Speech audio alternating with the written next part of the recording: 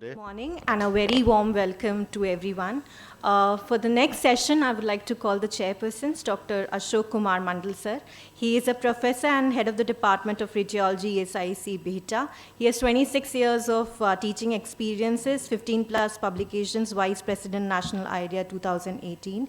And Sir is a great academician and he is our mentor and he always motivated to start this conference. Thank you so much, sir, for being here. Next, I would like to call Dr. Prem Kumar, sir, who is a Dean Research and Professor Head of the Department, AIIMS Patna. Sir has 28 years of experience and about 64 publications. Next, Usha Didwania ma'am. Ma'am is a consultant obstetrician and gynecologist, immediate past president, Patna Menopause Society. She has been patron of Patna Menopause Society, advisor Fetal Medicine Committee, POX. And ma'am has received Time Healthcare Achievers Award 2014, and she has been associated with various social organizations.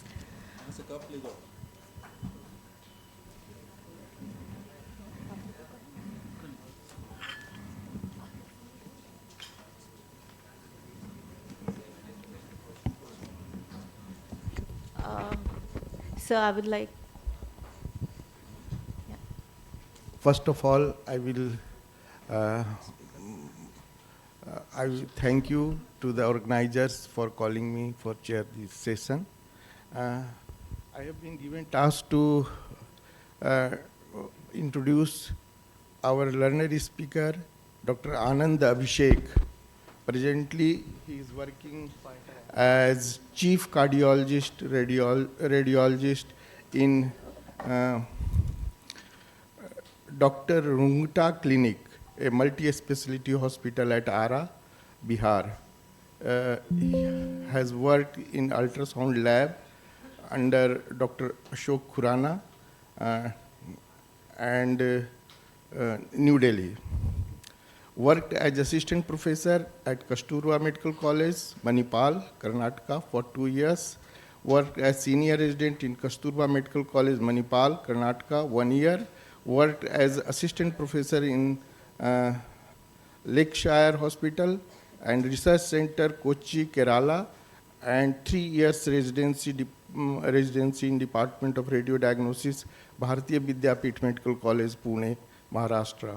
Presently a member of IRIA, member Society of Fetal Medicine, member of ISPR. I welcome Dr. Anand Abhishek on the dais.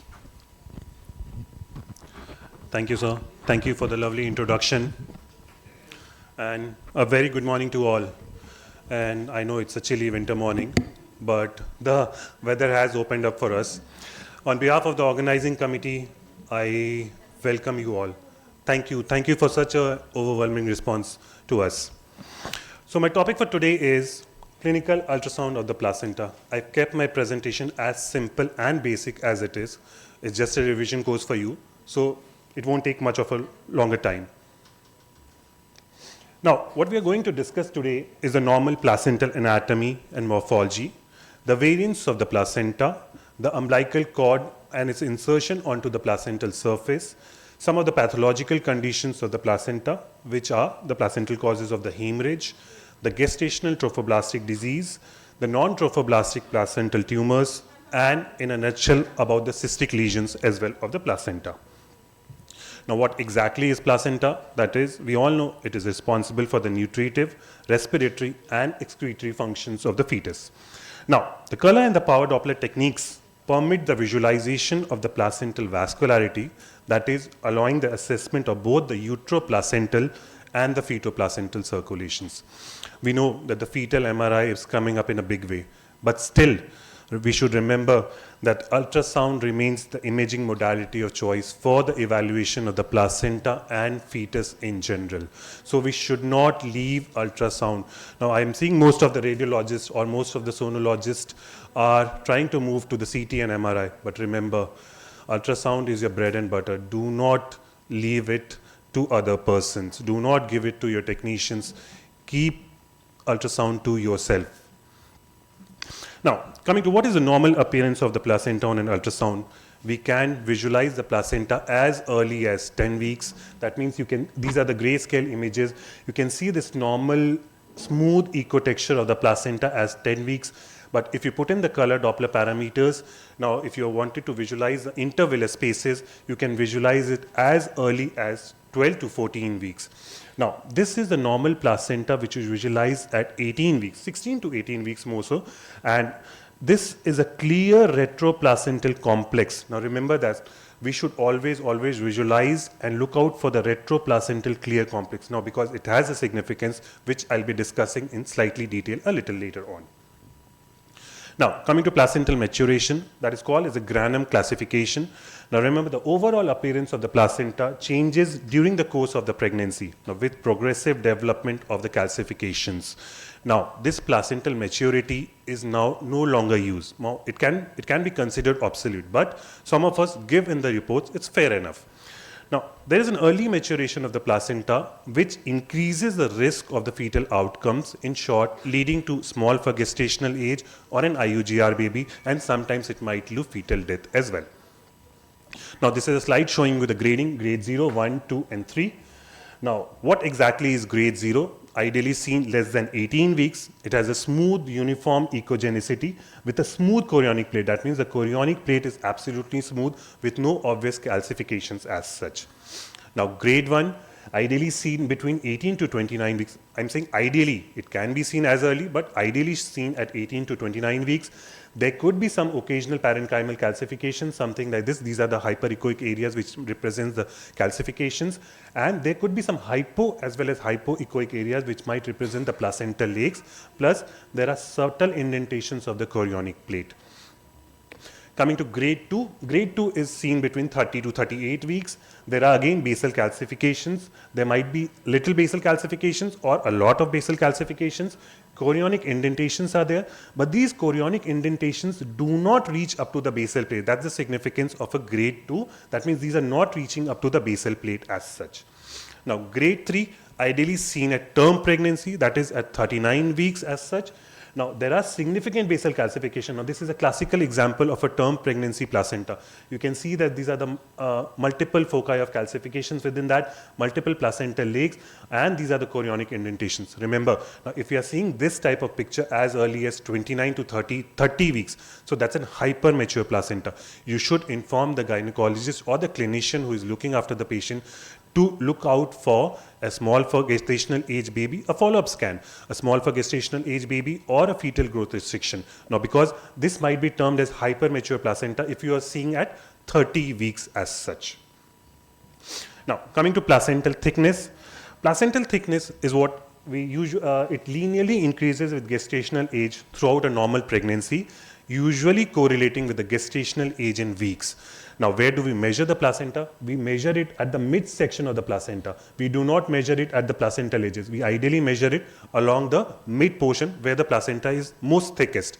Now, it should be ideally between 2 to 4 centimeters, but sometimes it might be very thinned out. It might lead to placental microinfarction, which might be seen in some systemic vascular or hematological diseases, which might result in microinfarctions of the placenta. But a more commoner entity is a thicker placenta or a placentomegaly, which you more often come across, which is seen in fetal hydrops, maternal diabetes, and some cases of maternal anemia, plus some of the torch infections. Now, the most commonest mimicker of a placentomegaly is myometrial contraction. If you are getting confused with a myometrial contraction, ask the patient to wait. You can ask the patient to wait for 30-40 minutes. Again, screen the patient. The myometrial contraction will go away while a placentomegaly will still remain. The other most commonest mimicker is uterine fibroid. Sometimes a uterine myoma may be isoechoic to the placental tissue. It becomes very, very difficult to differentiate a uterine myoma with a placentomegaly. The two criteria are, one, you can put in the Doppler parameters. In the Doppler parameters, sometimes all along the fibroid, the vessels might splay. That means the vessels might splay along the fibroid, while in a placentomegaly, the whole of the myometrium will be filled up with the vascular. But if it's an isoechoic fibroid, it sometimes becomes very difficult to differentiate a placentomegaly versus an isoechoic fibroid. Now, We know that the placenta is generally located along the anterior or the posterior uterine walls, sometimes extending along the lateral walls as well. But sometimes the placenta can have variable morphology, which might lead to a succinturate lobe, a bilobe placenta, a circumvallate placenta, and a more rarer entity known as the placenta membranacea or a diffusa. Now, coming to what exactly is a succinturate lobe, it is nothing, a placenta with a small accessory lobe. This is the main placenta, this is a small accessory lobe. Now, when these are two similar size, this is known as a bilobe placenta. When one smaller, that is the succinturate lobe. Remember that the umbilical cord inserts along the main placental tissue and not along the accessory lobe. Now, these two tissues are not separated by a placental tissue, so that means there is a gap in between. And sometimes what happens, the umbilical vessels might go and attach to that, which might lead to a vasa previa access. So that is why you need to inform the clinician that there is a possibility of a succinturate lobe as well. Now, when a delivery is being performed, sometimes the main of the placenta is out, but if there is an accessory lobe, it might remain within the placenta itself. It might lead to PPH. So PPH is a very catastrophic condition. Always help. We are here to help the gynecologists. We are not here to perform normal deliveries. We are just able to help them what exactly it is and what we should ideally do. Bilobe placenta, when the normal placenta is similar to the accessory lobe, so that's as simple as labeled as bilobe placenta. There is another entity known as a circumvallate placenta. Now, what is exactly a circumvallate placenta? Is nothing similar to a boat shaped. You have the central edges and you have the some projection out which is coming from the placental surface. Now remember, if the projection is coming out from the both surface, it goes into attach, that is. So this is a circumvallate placenta. Now if one of the placental tissue is communicating with a uterine wall, so that become a uterine synechiae or an amniotic band. So you need to differentiate an amniotic band, uterine synechiae versus a circumvallate placenta. Now remember, if these amniotic bands are communicating with the fetal parts, so that becomes an amniotic band syndrome. So amniotic band, amniotic shelf, and an amniotic band syndrome, when it is attached to the fetal parts, it might lead to limb amputation as well. So remember, you need to differentiate. Again, uterine synechiae, amniotic bands are more or less similar. One of the parts of the placenta attaching to the uterine wall. When both these are communicating with the placenta, it's a circumvallate placenta. Now, one of the rarest entity is known as a placenta membranacea or a diffusa. You won't come across more often, but what exactly it is? Now, this placenta is totally covering the chorion, so automatically it will cover the internal os, which might lead to a placenta previa. Now, placental cord insertion, that means the umbilical cord inserts generally at the center of the placenta, but sometimes it might lead to a marginal cord insertion, a velamentous cord insertion, and a much more important entity of a vasa previa. Marginal cord insertion is nothing when the umbilical cord inserts within 2 centimeters of the placental edge, but it does not hold of a significance, but just for the theoretical purpose, you should know a marginal cord insertion. But velamentous cord insertion, you should remember. You should know how to identify a velamentous cord insertion. It's because the umbilical cord inserts into and traverses through the membranes, that is, between the amnion and the chorion before entering the placental tissue. So sometimes it might lead to a low birth weight and an abnormal intrapartum fetal rate pattern. Because if the fetus is having bradycardia, you need to identify when to perform a C-section as such. So you need to identify a velamentous cord insertion. Vasa previa, you might be all aware of, very important to identify. Vasa previa is diagnosed when the umbilical vessels run through the fetal membranes, which are not supported by the placental tissue or Wharton's jelly, and which are very, very close to the internal cervical os and below the presenting part of the fetus. Now, this is a transvaginal image which is showing you an external os, the internal os. This is the presenting part, and you can see this cord-like structure. You put in the vascularity here, this will automatically pick up vascularity. So, this is a case of a vasa previa. Now, this is again showing you an example of a vasa previa, because if you are rupturing the vessels during a labor, it might cause risk of the fetal death. These are again examples of vasa previa, again showing you lots of vascularity along the internal os. Again, an example of that. Now, placental location. Very important to write in your reports the placental location, whether it's a low-lying placenta or not. Previously, there was 4 classifications, that is grade 1, 2, 3, and 4. But right now, the newer classification says that we should use only 3 terms. That is a normal placenta, that means the placental edge which is lying 2 centimeters from the internal os. Low-lying placenta, that means between 0 to 2 centimeters, and a placenta previa, that means the placenta is touching the internal os and covering the internal os. We should not just scare the patient कि placenta आपका नीचे है और आपको rest करना चाहिए. Tell the correct thing. Generally, in the early pregnancy, the placenta will automatically be low-lying. It will automatically shift up. Do not unnecessarily scare the patient. We should avoid the terms marginal or the partial placenta previa because it is deemed confusing nowadays. So just use 3 terms: normal, a low-lying placenta, and a placenta previa. Now, most of us are performing a transabdominal ultrasound. Remember, transabdominal ultrasound is very easy to do it and is a good screening tool to show the placenta more than 4 centimeters of the internal os. But if you have the modality to do a transvaginal scan, always do a transvaginal scan if you're suspecting a placenta previa. Now what happens? Now look at these images. Now these are the ultrasound. These are the transabdominal ultrasound. You can very well visualize that the placenta is totally covering the internal os and overlapping it. But can you see the edges here? These are faint edges, but these are not exact edges.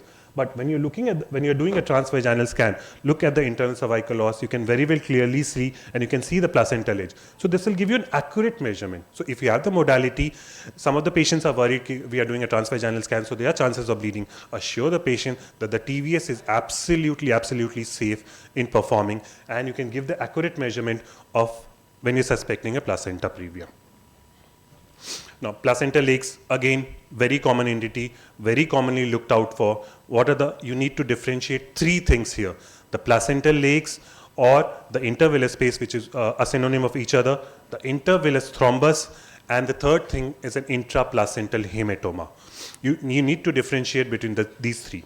Now, what are the placental lakes? Now, these are usually hypoechoic with swirling echoes. That means when you're performing a live ultrasound, cine images, you can see these fine moving internal echoes within the placenta. So that's a placental lakes. But if you're not seeing the placental lakes here, if you're not seeing the fine moving internal echoes, that means this is an intervillous thrombus. So 2 points of differentiation: placental lakes, you can see those moving echoes, you put in the pressure, there might be some vascularity. But an intervillous thrombus, there won't be any swirling echoes, plus even if you put in the pressure, it might not pick up vascularity. Third thing, an intraplacental hematoma.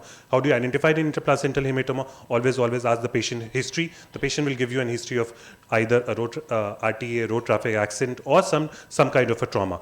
The placental hematoma will increase the placental volume.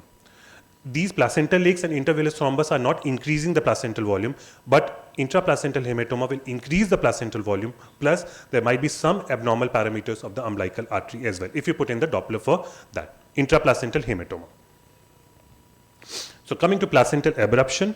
Now, placental abruption is defined as premature placental separation from the implantation site.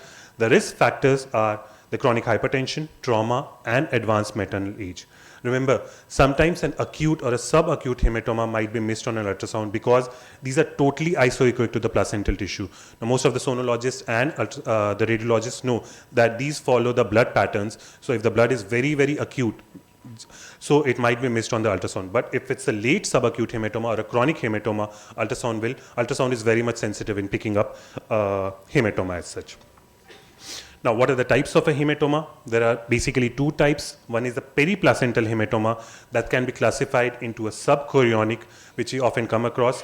Then there is a retroplacental hematoma, and placental, as already discussed, so that's an intraplacental hematoma. Now, subchorionic hemorrhage, very, very commonly encountered in cases of early pregnancy. When the patient is coming to you with pervaginal bleeding and you do a transvaginal scan, you can see this proper visualization of the gestational sac, the fetal pole, and the yolk sac. You can see this hypoechoic area well marked here. So that's a subchorionic hemorrhage. Patient with a pervaginal bleeding and sometimes coming with a spotting, so you can suspect a subchorionic hemorrhage. You just need to assure the patient that there is nothing else, just rest. Retroplacental hemorrhage. Now, I've already discussed previously that you should always look out for the clear space behind the placenta. If you are not if you are not finding any clear space behind the placenta, there is some pathology. So if there is a hematoma, it will automatically be more than 2 centimeters behind the placenta. Again, a pathology as such. Intraplacental hematoma discussed. When hematoma is following a blunt injury, it will automatically increase the placental volume, and in cases of intraplacental hematoma, the umbilical artery parameters might be dearranged. I'm not going into the detail of umbilical artery parameters, just a theoretical aspect. Now, a non-trophoblastic tumor, again you need to identify from the placental lake from a chorioangioma. Now, what exactly is a chorioangioma? It's a very benign vascular tumor. Most of the chorioangiomas are small. However, sometimes a minority of the chorioangiomas have unpredictable growth and can rapidly increase in size. Now, generally seen as well-circumscribed tumor with mixed echogenicity, which is different from the adjacent placental tissue and abundant vascularity. Now, these are the ultrasound images of chorioangioma. Now, you can see the placental ecotexture. You can very well see a well-defined circumscribed hypoechoic structure. You put in the vascularity, it will pick up intense vascularity. And these are the sepia image, which is showing an abundant vascularity in the case of chorioangioma. A gross image, gross pathology image, the placental surface, the chorioangioma. Absolutely, you can see it very well. One of my few last slided, the placenta accreta, percreta, increta spectrum, which the gynecologists are most of them worried about. Even we as a radiologist, sonologist are worried how to identify the placenta increta. Even I, to be truthful, I have even missed a placenta accreta. Most of the gynecologists call up and say that you have missed. Well, it's sometimes it becomes very difficult to identify a placenta accreta. What exactly it is? Now, during the process of a placental development and implantation, there is a defect in the normal decidua basalis from a prior surgery or instrumentation, which allows the abnormal adherence or penetration of the chorionic villi into the uterine wall. Sometimes when there is a superficial invasion, so that's a placenta accreta. When there is a deeper invasion, so that's called as a placenta increta. And when there is a much deeper invasion, that's called a placenta percreta.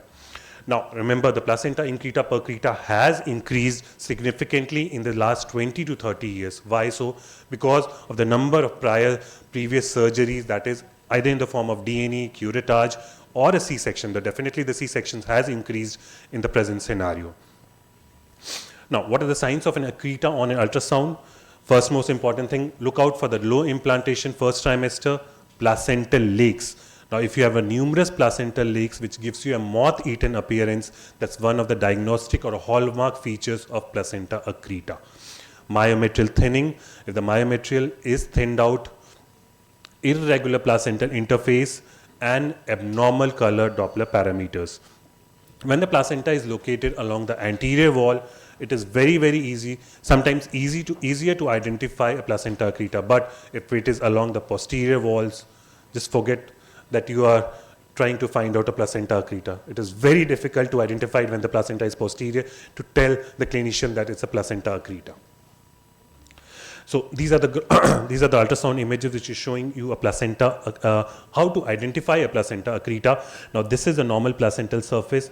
You should always include the bladder if you are suspecting a placenta increta. This is the cervix, and this is the normal serosa which you have to look out for. Now, what happens when you are including, when you are trying to identify a placenta increta percreta, always try to get two sections. One is the transabdominal, one is the transvaginal. Do not give a placenta increta on only one section. Just confirm with the transvaginal scan that you are labeling it rise as a placenta increta.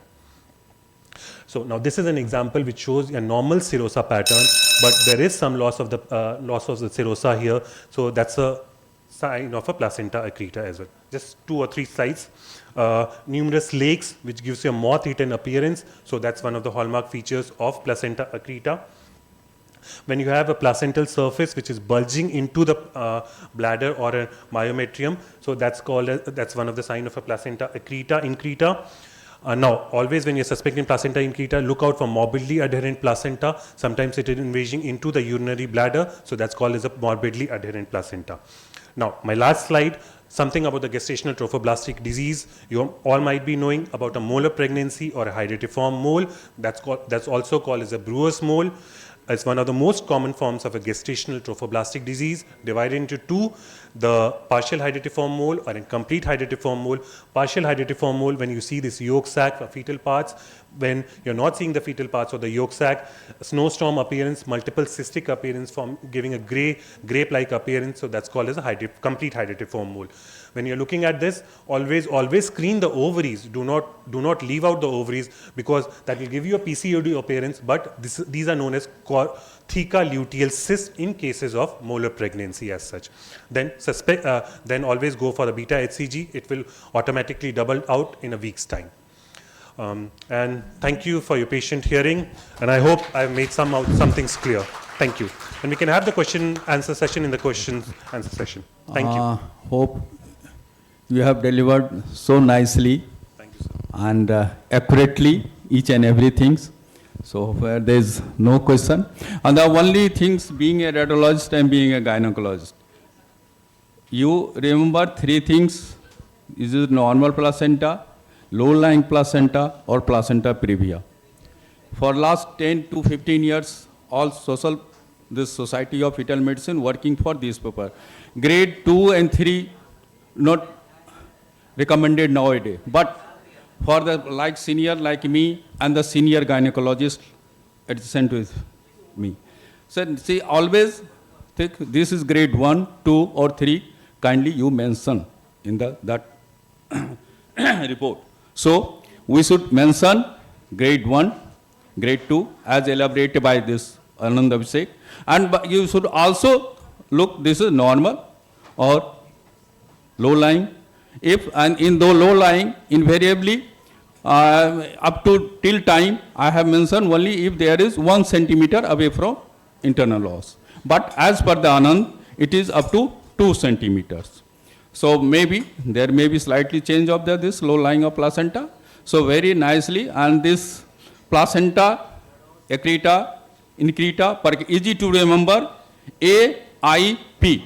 You alphabet letters, if you remember alphabet letters, very nice to remember accreta, increta and percreta. And hopefully very nicely it were many thanks to Anand. And now, Madam. Thank you for giving me the opportunity to chair this important session. And congratulations to Dr. Abhishek for a brilliant presentation. And I think you have covered all the aspects of placenta. And as an obstetrician, placenta is very important to know the position and invasion or morbid invasion or the location of placenta is very important for us to manage the case. And many a times we have come to on our nerves when we face a case of placenta, morbid adhered placenta, or sometimes placenta previa. And I must say sometimes I have encountered undiagnosed placenta previa case. And once in accreta with placenta previa also, and that becomes very difficult for us to manage. So it's very important to understand the ultrasound picture of the placental location and its adhesions for an obstetrician to manage the case. And if we know it from first trimester to second trimester, it's still better for us. Thank you very much again. Thanks, madam. Just a change of scenario. Initially, I have do trans-abdominal ultrasound, but nowadays transvaginal. Actually, what happens 20 years back, when I used the trans-TBS probe, the patient told, due to this probe, I have just aborted this fetus.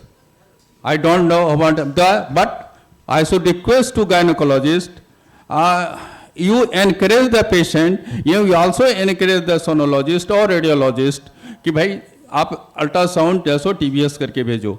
होता क्या है कि कुछ भी अगर उसको leaking हो रहा है कहेगा कि नहीं वो हमको आपने टीवीएस किया इसलिए हमरा ये 20 इयर्स मैं फेस किया हूँ, उसके बाद मैं छोड़ दिया हूँ कि भाई अब टीवीएस मैं करूँगा ही नहीं।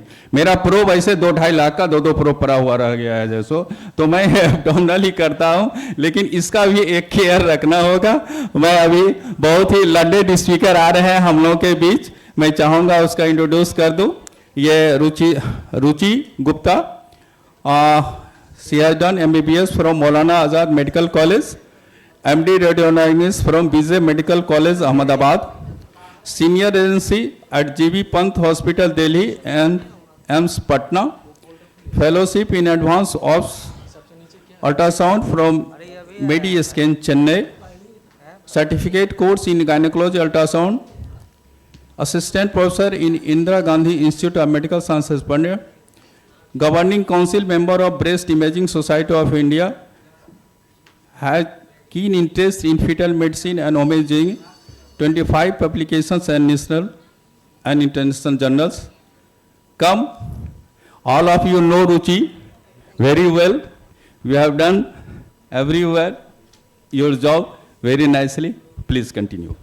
Thank you, sir.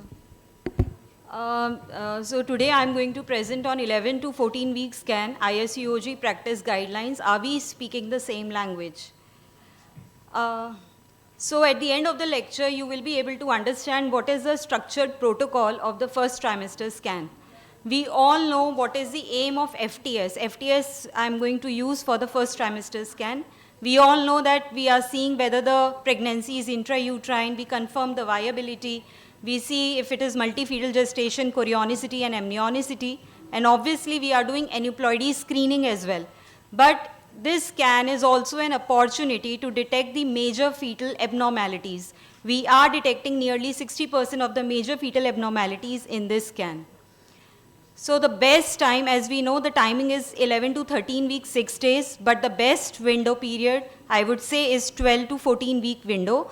And what is a good practice point is that the visualization of many anatomical details is best achieved at around 13 weeks of gestation.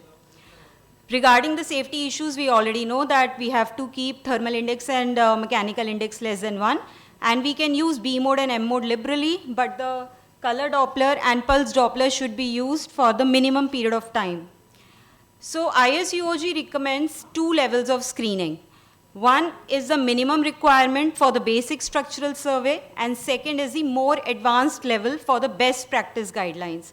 Please remember that the sonographers and the sonologists who are doing FTS, they should train themselves to reach this advanced level. And what is the minimum requirement? I will begin with this. The minimum requirement of the scan we all have to do. Everyone who is doing FTS has to at least do this minimum requirement of the scan. Let us go this one by one. As we begin the scan, first we have to do the survey. This 1 to 2 minute survey will tell us the number of the fetus, about the placenta, whether it is homogeneous or not, the position of the placenta, and we can also look the cord insertion into placenta. It is also telling me about the amniotic fluid, whether it is adequate or not. It should be a subjective evaluation. And also we can look for the uterine band, sine K, or the subchorionic hemorrhage. So like in multifetal gestation, we can, this is TCTA pregnancy, we can look at the chorionicity and amnionicity and the position of the placenta in relation to the cervix. Now the next, once we are done with the survey, the next step is to assess the gestational age. To assess the gestational age, we know that the time period is between 45 to 84 CRL, and CRL is the best way to assign a gestational age. So if there is a discrepancy of more than 7 days between LMP and CRL, we can assign through CRL. Remember, the fetus has to be in neutral position. Crown and rump should be adequately visualized. The ultrasound beam, as it is going, it should be perpendicular to the fetus, and there should be good amount of liquor between the chin and the thorax. And this is a 12-weeker fetus and it is a 13-weeker fetus, and we can see it is in perfect mid-sagittal section, and hence we can see the CRL. Remember, after 84 if we have to assign the gestational age, we should do it by head circumference and not by CRL. Once the gestational age has been assigned, now I will go with the aneuploidy markers. We all know there are 4 aneuploidy markers I am going to look at. One is NT, NB, ductus venosus and tricuspid regurgitation. Regarding NT, the most important thing is the magnification and the mid-sagittal view. This one section, when I talk about magnification, fetal head and upper thorax should be zoomed in the image, and it should be a mid-sagittal section, again a neutral position when some amount of liquor should be seen between the chin and the upper thorax. And starting from anterior to posterior, I have labeled the anatomy that I am looking at the shape of the forehead, the double line sign where I am seeing the fetal skin, the nasal bone and the tip of the skin. Remember, nasal bone should be more echogenic than the overlying nasal skin. If it is less echogenic or it is not seen, then I can easily classify it into unossified nasal bone. I am looking at the rectangular shape of the palate. This is the vomer bone, this is the palate, and this is the dot which I am seeing is the mandible. Remember, this is dash, dash, dot appearance. If I am getting this dash, dash, dot appearance, I am in the perfect mid-sagittal section. Also look behind. What I am seeing here is the echogenic falx. This is the thalamus, and it is the brainstem. The 3 hypoechoic structure which I am going to see from anterior to posterior. This is the brainstem, this is IT, intracranial translucency, this is cisterna magna. The 2 echogenic lines which are separating them, this is the posterior surface of the brainstem, and this is the choroid plexus. Then comes the occipital bone, then comes the skin, and between them is the nuchal fluid, the NT, which I am going to measure, and please see for the caliper, right caliper placement to measure the NT. This one section is giving me a lot of details. First, it is telling me about the 3 hypoechoic structures. So yes, if the brainstem, if the IT is obliterated, I might be dealing with open spina bifida. If it is dilated, then I might be dealing with posterior fossa cyst in the 2nd trimester. If the nasal bone is hypoplastic, or if it is less echogenic than the skin, I might be dealing with hypoplastic nasal bone. If there is a cleft in the palate, I can see. So this one section is absolutely mandatory and should be documented. Remember, if there is cord behind the neck, remember to take one section above and one below and take the mean NT. Don't take single NT, take the mean NT. Now I will come to the ductus venosus and tricuspid regurgitation. We all know how to take it. The magnification is important. Thorax and abdomen should be zoomed. And umbilical vein, it continues at DV, DV drains into IVC. And this aliasing which I am seeing, it is a vein. So once I am dealing with vein, remember the wall filter has to be set low. It should be 50 to 70. Sample volume or the sample gauge should be kept as low as possible, which is around 1 mm. And the insonation angle in all these markers we have to keep less than 30 degrees. And remember, the number of waveform on the screen should not be more than 5 to 6. So that, how do I control with that? I will control it with the sweep speed button on my machine, and it should be kept at 2 to 3 centimeters per second. And what I am getting is the SDA waveform. If there is reversal of A wave, or if there is very high resistance DV, I might be dealing with any underlying cardiac malformation or with the aneuploidy. Next comes the tricuspid waveform. In this, remember to get the 4-chamber view. If I am getting this 4-chamber view, again on the right-sided chamber across the tricuspid valve, the gate has to be placed, and it should be as parallel to the interventricular septum as possible. And this is E and A waveform, and what I get is this portion between the 2 waveform is the ventricular systole. Now the waveform which I am getting below is actually the outflow tract. The PSV of the outflow tract will be up to 50 centimeters per second. Anything beyond 60 will be considered as regurgitation, and for regurgitation it should be more than 50% of the ventricular systole. After I am done with the aneuploidy markers, I am talking about the minimum requirement of the scan. After I am done with the aneuploidy markers, I will go ahead with the biometry. Like we do in 2nd trimester, we are supposed to do it in 1st trimester as well. Look at the fetal head, abdomen and the femur length.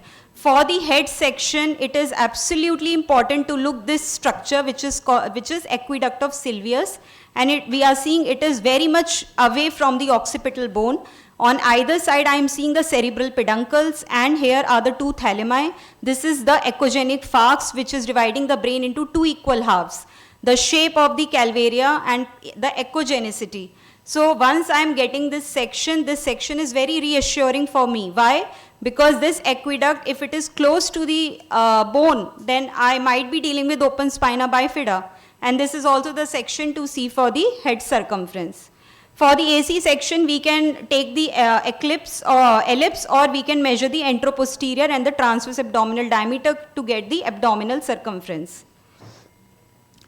Now, coming to the, after biometry is done, now I will go to the basic anatomical assessment which is required for the minimum requirement of the scan. Remember, for the head section, only axial sections I am doing. From the top to bottom, I am going, remember the first section which I will get is the butterfly sign of both the choroid plexus, which is filling both the lateral ventricles. Cerebral mantle is very thin. This is the falx which I am seeing. This section is very important. We need to document it. And the calvaria is oval and it is very well calcified. Then as we go distally, we'll get this section of BPD plane which I have discussed. Here what I am seeing is the aqueduct of Sylvius, which I have already talked about. And below that, if I'll go, I'll be seeing the posterior fossa. So what two sections I am supposed to document is the bilateral choroid plexus and the section of head circumference. Coming to the chest, what I need to document in the minimum requirement of the scan is that the heart should be inside the chest and it should be contracting regularly. That is only required for the minimum requirement of the scan. Regarding now from the chest, we will come to the abdomen, and here we see the axial section. First the AC section will come showing the stomach, then the cord insertion. In this video, bladder is not seen, but then the axial section of bladder will come. Documentation of AC, cord insertion, and the bladder is done in the abdomen. Cord insertion section is telling me that the anterior abdominal wall is intact. Bladder is telling me that the longitudinal diameter is less than 7 mm, which is reassuring. If it is more than that, I might be dealing with aneuploidy. And this AC section is telling me that stomach is inside the abdomen and not inside the chest. Then coming to the extremities, it has to be done in all the pregnancies. There are 4 limbs. In each limb, 3 segments have to be documented. In upper limb, humerus, the 2 bones in the forearm, and luckily we get usually open hand in the first trimester, so we can easily rule out ectrodactyly, syndactyly, any polydactyly we can rule out in the first trimester itself. Look both the limbs and document them. Similarly for lower limb, document that 3 segments are present. So till now I was dealing only with what was requirement for all the sonographers who are doing the scan, but now I will talk about what the detailed anatomical assessment which we are supposed to do as a sonologist who are getting the first trimester scans. So first trimester scan is nothing but it is it is now become close to the anomaly scans. We are even devoting more time what we do it in anomaly scans. So I have already explained about the 2 sections which we need to document. The third section is more caudally. It is nothing but the NT section. If I rotate my probe 90 degree, I will get this section. Here I will see the brainstem, IT and cisterna magna. Outside is the occipital bone, then the nuchal space, and then the skin.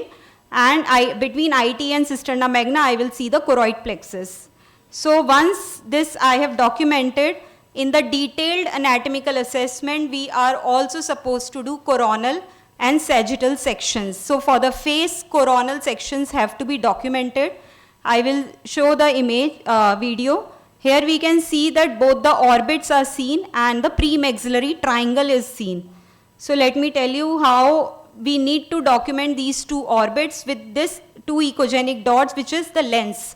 This we need to document in all the FTS patients along with this premaxillary triangle section. This premaxillary triangle section is an excellent section because it is telling me about the premaxilla, the 2 dots of the nasal bone, the maxillary processes, and the 2 dots of mandible. This is called the normal mandibular gap sign. So what information I'm getting from this section? First, I'm not dealing with any aphakia. The orbits are present. There is no cleft of premaxilla. Nasal bone is present. And if mandibular gap sign is not seen, I might be dealing with the micrognathia or retrognathia. Once I am done with the face, I will come to the chest and I will document the 4-chamber view. This I have taken with the high resolution 9L probe. So look at the contractility of the heart and the position and the shape of the heart. Once we start with the chest, one image of abdomen is necessary because I should document that stomach and heart are on the same side. That means the situs should be normal. The other thing to see is the axis of the heart. If I draw a line from the spine to the sternum, the axis should be near to close to 45 degrees, plus the position of the heart. Both lungs are echogenic and symmetrical, 1/3 of each lung and 1/3 of the heart, and plus 2/3 of the heart is on the left side and 1/3 on the right side. So all this information I have already got from my 4-chamber view. After that, what is required is to switch on the color Doppler. With this color Doppler, the 2 inflows have to be documented, and then the just cranial tilt of the transducer will give me the 3-vessel trachea view. This is the ductal arch and the aortic arch, and the tip of this arch, it should be towards the left of the spine, so that I know it is a left-sided arch. Once this is done, then I will go to the abdomen. Already the sections I have told in the basic assessment, but in detailed assessment, one has to document the 3-vessel cord as well, because it will rule out the single umbilical artery. Now turn your probe 90 degrees and get the coronal section of the abdomen. What coronal section, how it will help me? Just see that first I will get the stomach bladder section. This stomach bladder section, and this is a normal small bowel. This section is telling me that the stomach is inside the abdomen, and there is no other cyst. Apart from these 2 cysts, there is no other cyst in the abdomen. And then go behind, look at the spine, which is perfectly normal. There is no hemivertebra. And just scrolling the video, we can see that we are seeing the 2 kidneys, mildly echogenic with the central pelvis, and these are the 2 hypoechoic adrenals which I am seeing. So documenting these images is important. The bladder, the stomach bladder in the coronal section, and the 2 kidneys in the coronal section. Then for the spine, take the sagittal spine. As we are doing in the second trimester, we are supposed to document the anterior vertebral bodies, posterior arches, and then the overlying skin. And the extremities that we document, we have to document in the same way. Once this detailed anatomical assessment has been done, then I will switch on the color Doppler and will take both the uterine arteries. Please remember, the angle should be as close to 0 degrees. PSV, remember, it should be more than 60 centimeters per second, and document both the uterine artery PIs and take the mean PI. So, using this detailed anatomical assessment in the first trimester, I am able to detect so many abnormalities, the major structural malformation in the first trimester itself. And we can counsel them, and they can get the results or invasive testing in the first trimester itself. But some of the anomalies, there is 0% detection rate, and that can be detected only in anomaly scans.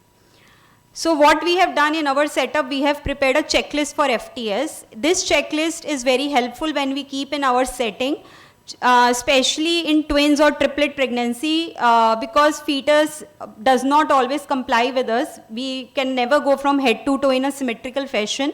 So whatever sections fetus is showing me, I will just tick it. So once this checklist is completely ticked, I know that my job is done for this patient. And I will also take the opportunity to tell that this is a free FMF software which is available. We have kept the printout of these sheets, and as the patient enters into the ultrasound room, already this sheet is filled with the history, the mean arterial pressure, and fetal CRL and mean arterial pressure we enter once the scan is done, and then we calculate the preeclampsia risk. Those who ever come screen positive, we advise them to undergo placental growth factor and PAPE and incorporate into the extended first trimester screening. The best practice guidelines is to include maternal factors and the measurement of mean uterine artery PI, placental growth factor and mean arterial pressure with a cutoff of 1 in 100 to define screen positivity. So first trimester scan, detailed anatomical assessment we have done, preeclampsia screening we have done, and we all know it is a scan for the common aneuploidy screening, and we are doing it in 2 ways, by doing combined first trimester screening, what we say as a dual marker, and second is the cell-free DNA, which is NIPT or NIPS. Never offer NIPT or combined first trimester screening if there is structural malformation, if there is increased NT or there is a presence of combination of aneuploidy markers. In that case, direct resort to invasive testing. We all know with the combined first trimester screening which we are doing, we are almost achieving 90% detection rate. And with NIPT, the detection rate is very, very close to 97 to 99.7%, but never resort as a standalone test. Few patients come and they get NIPT and then they get FTS done. That is a wrong practice. First should always resort to first trimester scan with the detailed anatomical assessment followed by NIPT, and it is now currently a second tier screening following combined FTS. So this is the selected first trimester screening strategy which has been recommended in this ICOG guidelines. And also first trimester scan is an opportunity where we can see where the sac is implanted. If it is a lower sac close to cervix, we might be dealing with the scar pregnancy, or we might be dealing with future placenta accreta. Also, please remember, do not report placenta previa in first trimester unless placenta is good covering the os. Then don't report, because all low-lying placentas usually move upwards. And last is, it is always better to resort to TVS and do one TVS cervix in all FTS patients, because in the first trimester, women who are likely to give birth prematurely tend to have shorter cervix compared to those who will give birth at term. So this is like a transvaginal cervix image. These are the 2 uterine contractions, and here is the placenta. This image will actually very helpful in ruling out the short cervix. And obviously in the survey, I have already documented that any uterine septa, biconvate uterus, anything we have to document. These are my references. Thank you.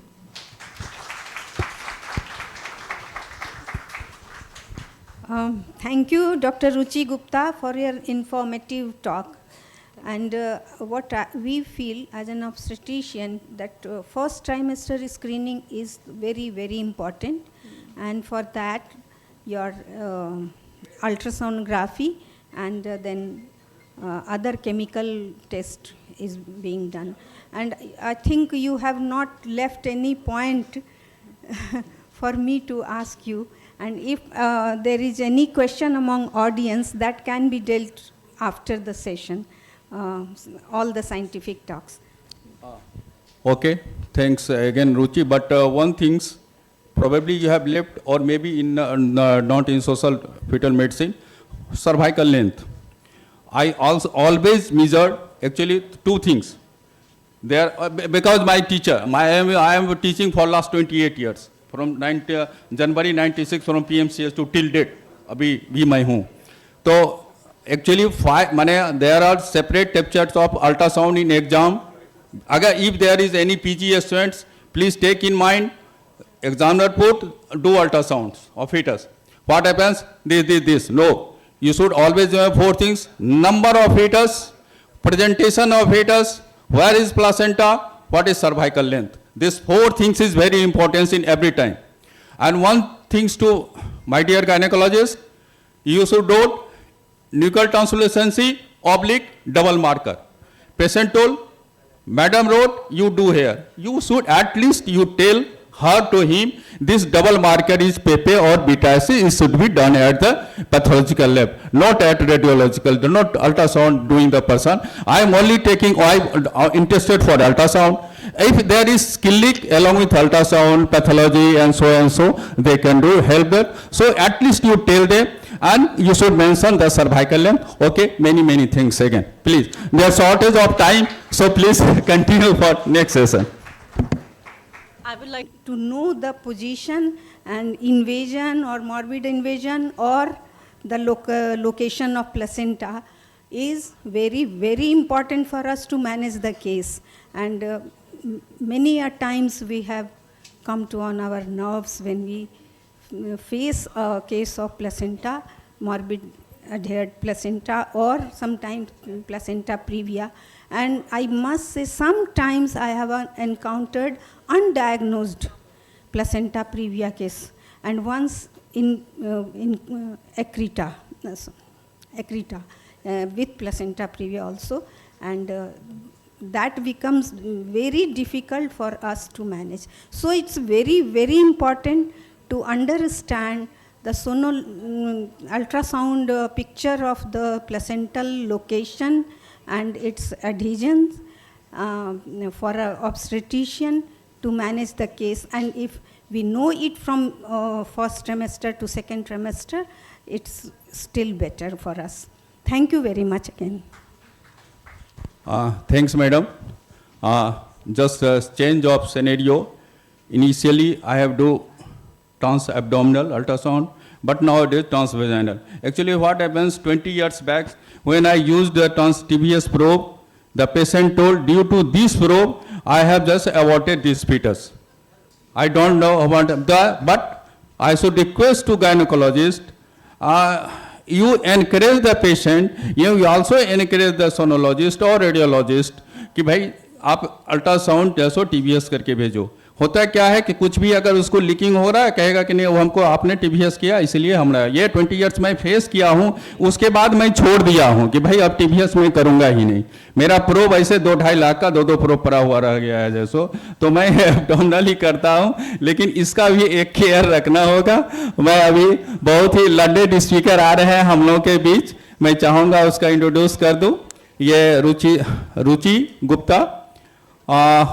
She has done MBBS from Maulana Azad Medical College, MD Radiology from BJ Medical College, Ahmedabad, Senior Residency at GB Pant Hospital, Delhi and AIIMS Patna, Fellowship in Advanced Ops Ultrasound from Mediscan, Chennai, Certificate Course in Gynecology Ultrasound, Assistant Professor in Indira Gandhi Institute of Medical Sciences, Pune, Governing Council member of Breast Imaging Society of India, has keen interest in fetal medicine and imaging, 25 publications and national and international journals.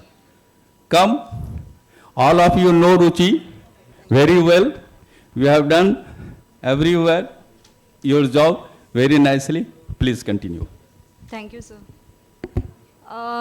So today I'm going to present on 11 to 14 week scan ISUOG practice guidelines. Are we speaking the same language? So at the end of the lecture, you will be able to understand what is the structured protocol of the first trimester scan. We all know what is the aim of FTS. FTS I'm going to use for the first trimester scan.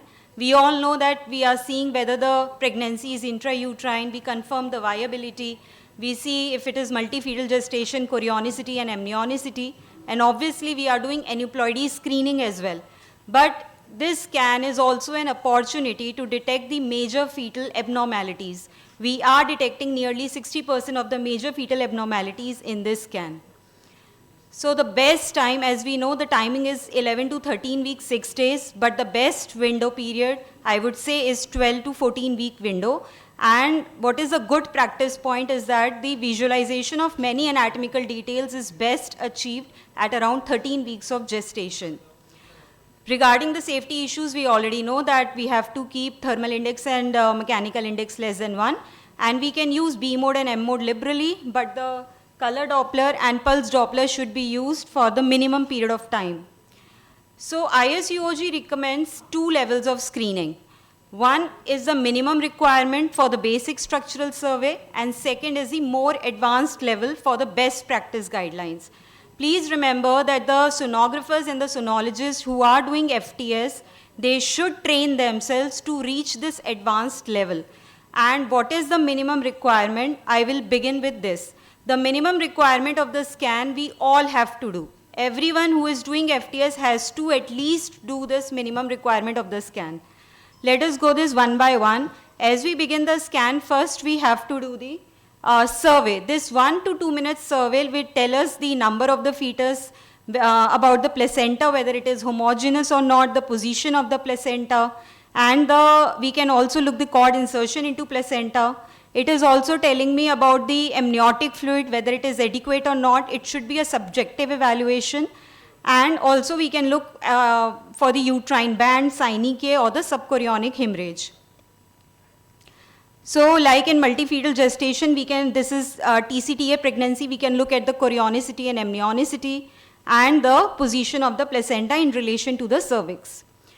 Now once we are done with the survey, the next step is to assess the gestational age.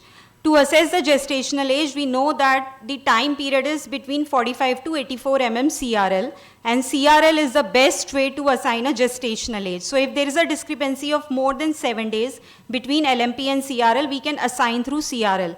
Remember, the fetus has to be in neutral position. Crown and rump should be adequately visualized.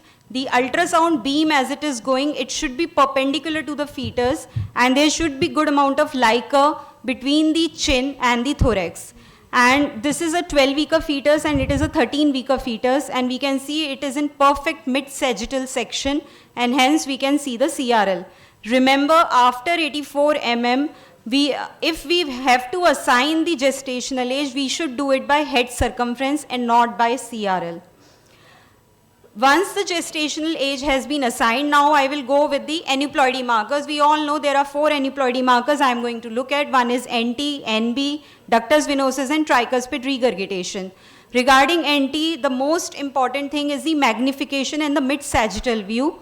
This one section, when I talk about magnification, fetal head and upper thorax should be zoomed in the image, and it should be a mid-sagittal section, again a neutral position when some amount of liquor should be seen between the chin and the upper thorax. And starting from anterior to posterior, I have labeled the anatomy that I am looking at the shape of the forehead, the double line sign where I am seeing the fetal skin, the nasal bone and the tip of the skin. Remember, nasal bone should be more echogenic than the overlying nasal skin. If it is less echogenic or it is not seen, then I can easily classify it into unossified nasal bone. I am looking at the rectangular shape of the palate. This is the vomer bone, this is the palate, and this is the dot which I am seeing is the mandible. Remember, this is dash, dash, dot appearance. If I am getting this dash, dash, dot appearance, I am in the perfect mid-sagittal section. Also look behind. What I am seeing here is the echogenic falx. This is the thalamus, and it is the brainstem. The 3 hypoechoic structure which I am going to see from anterior to posterior. This is the brainstem, this is IT, intracranial translucency, this is cisterna magna. The 2 echogenic lines which are separating them, this is the posterior surface of the brainstem, and this is the choroid plexus. Then comes the occipital bone, then comes the skin, and between them is the nuchal fluid, the NT, which I am going to measure, and please see for the caliper, right caliper placement to measure the NT. This one section is giving me a lot of details. First, it is telling me about the 3 hypoechoic structures. So yes, if the brainstem, if the IT is obliterated, I might be dealing with open spina bifida. If it is dilated, then I might be dealing with posterior fossa cyst in the 2nd trimester. If the nasal bone is hypoplastic, or if it is less echogenic than the skin, I might be dealing with hypoplastic nasal bone. If there is a cleft in the palate, I can see. So this one section is absolutely mandatory and should be documented. Remember, if there is cord behind the neck, remember to take one section above and one below and take the mean NT. Don't take single NT, take the mean NT. Now I will come to the ductus venosus and tricuspid regurgitation. We all know how to take it. The magnification is important. Thorax and abdomen should be zoomed. And umbilical vein, it continues at DV drains into IVC. And this aliasing which I am seeing, it is a vein. So once I'm dealing with vein, remember the wall filter has to be set low. It should be 50 to 70. Sample volume or the sample gauge should be kept as low as possible, which is around 1 mm, and the insonation angle in all these markers we have to keep less than 30 degrees. And remember, the number of waveform on the screen should not be more than 5 to 6. So that, how do I control with that? I will control it with the sweep speed button on my machine, and it should be kept at 2 to 3 centimeters per second.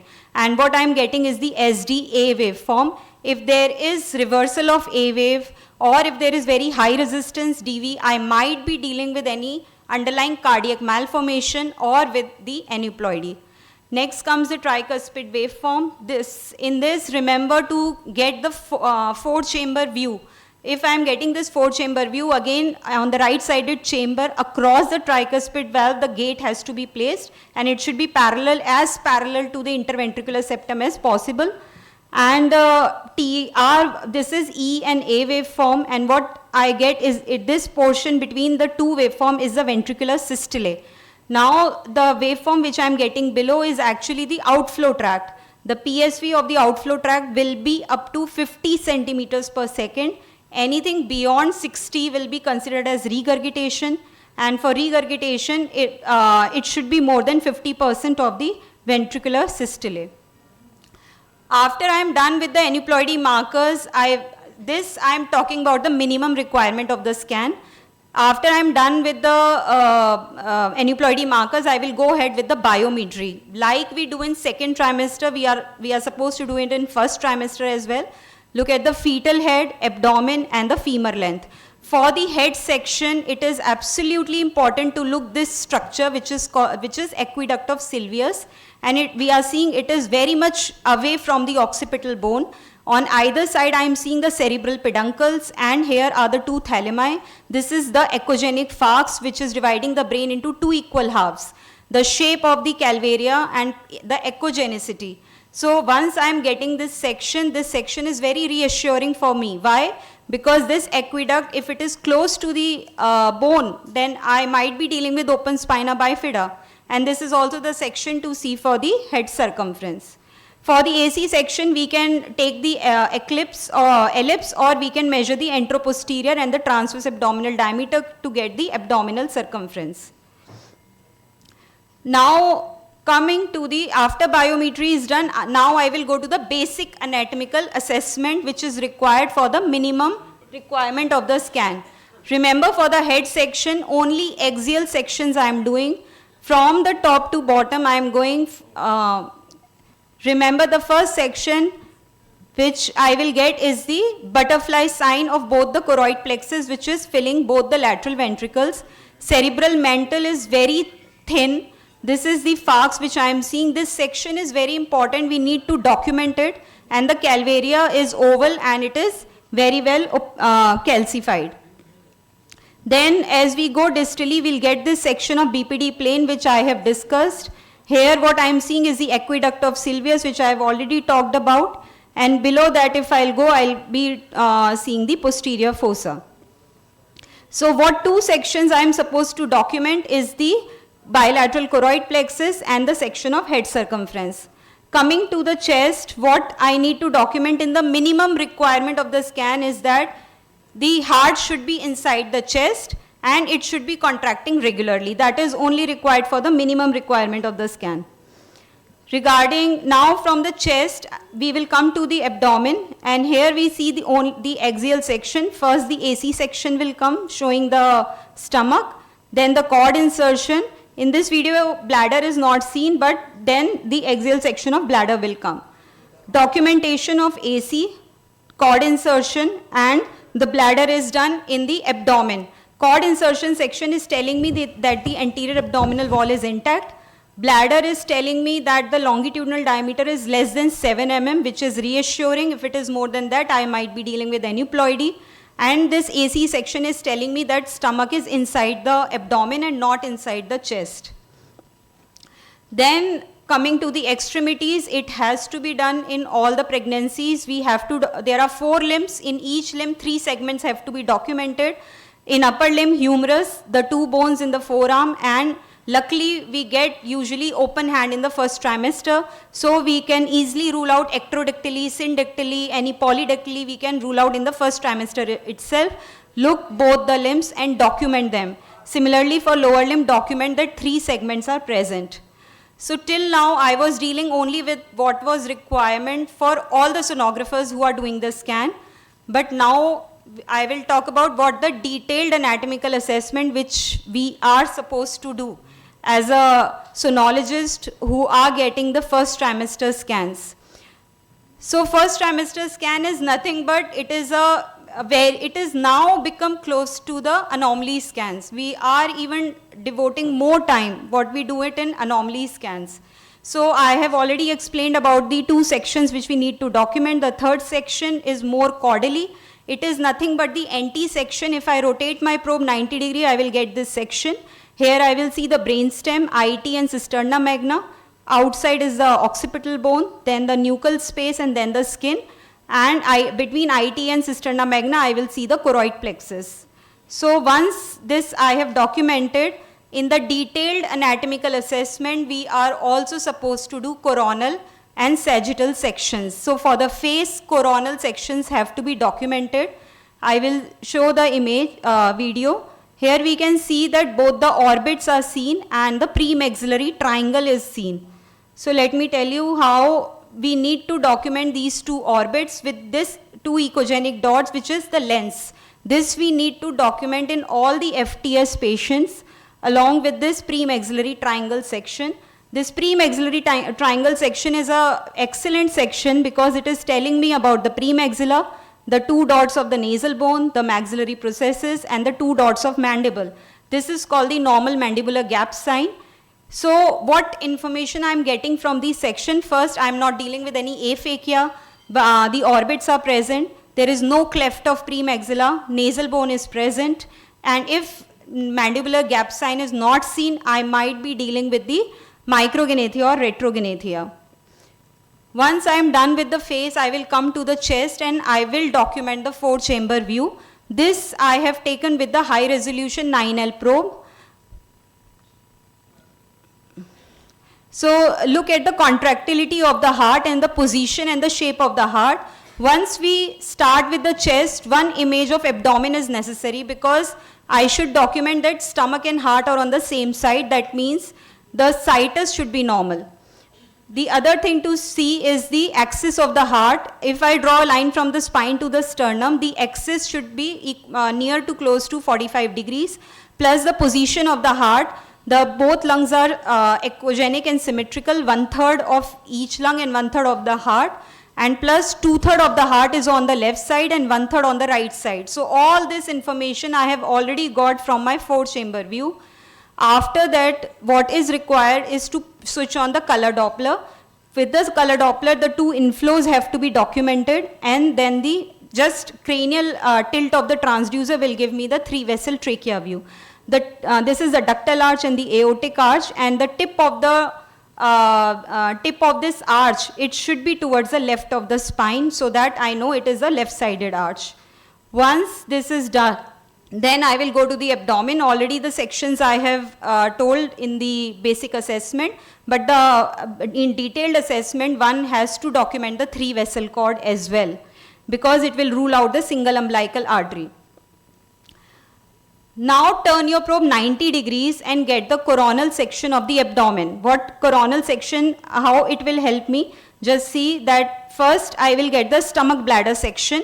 This stomach bladder section, and this is a normal small bowel.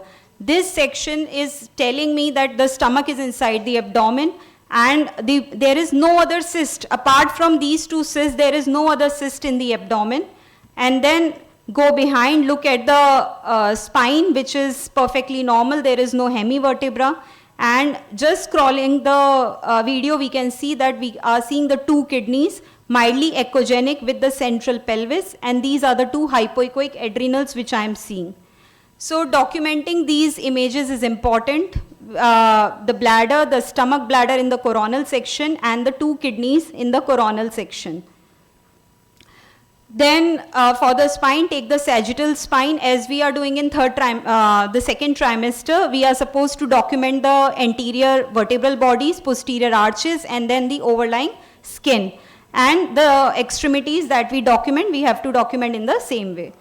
Once this detailed anatomical assessment has been done, then I will switch on the color Doppler and will take both the uterine arteries. Please remember, the angle should be as close to 0 degrees. PSV, remember, it should be more than 60 centimeters per second, and document both the uterine artery PIs and take the mean PI. So, using this detailed anatomical assessment in the first trimester, I am able to detect so many abnormalities, the major structural malformation in the first trimester itself. And we can counsel them, and they can get the results or invasive testing in the first trimester itself. But some of the anomalies, there is 0% detection rate, and that can be detected only in anomaly scans. So what we have done in our setup, we have prepared a checklist for FTS. This checklist is very helpful when we keep in our setting, especially in twins or triplet pregnancy, because fetus does not always comply with us. We can never go from head to toe in a symmetrical fashion. So whatever sections fetus is showing me, I will just tick it. So once this checklist is completely ticked, I know that my job is done for this patient. And I will also take the opportunity to tell that this is a free FMF software which is available. We have kept the printout of these sheets, and as the patient enters into the ultrasound room, already this sheet is filled with the history, the mean arterial pressure, and fetal CRL and mean arterial pressure we enter once the scan is done, and then we calculate the preeclampsia risk. Those who ever come screen positive, we advise them to undergo placental growth factor and PAPE and incorporate into the extended first trimester screening. The best practice guidelines is to include maternal factors and the measurement of mean uterine artery PI, placental growth factor, and mean arterial pressure with a cutoff of 1 in 100 to define screen positivity. So first trimester scan, detailed anatomical assessment we have done, preeclampsia screening we have done, and we all know it is a scan for the common aneuploidy screening, and we are doing it in 2 ways, by doing combined first trimester screening, what we say as a dual marker, and second is the cell-free DNA, which is NIPT or NIPS. Never offer NIPT or combined first trimester screening if there is structural malformation, if there is increased NT, or there is a presence of combination of aneuploidy markers. In that case, direct resort to invasive testing. We all know with the combined first trimester screening which we are doing, we are almost achieving 90% detection rate. And with NIPT, the detection rate is very, very close to 97 to 99.7%, but never resort as a standalone test. Few patients come and they get NIPT and then they get FTS done. That is a wrong practice. First should always resort to first trimester scan with the detailed anatomical assessment followed by NIPT, and it is now currently a second tier screening following combined FTS. So this is the selected first trimester screening strategy which has been recommended in this ICOG guidelines.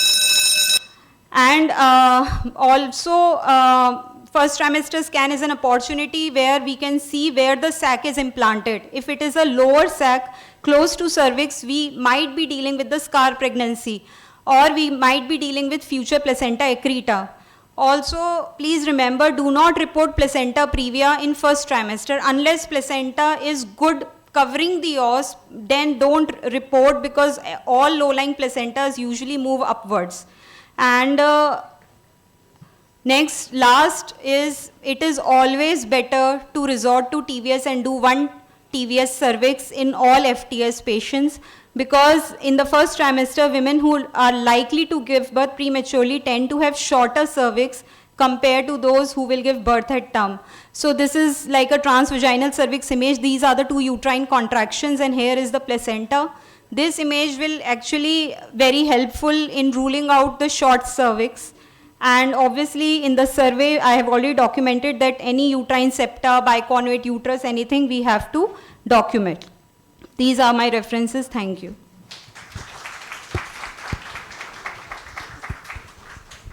Thank you, Dr. Ruchi Gupta, for your informative talk.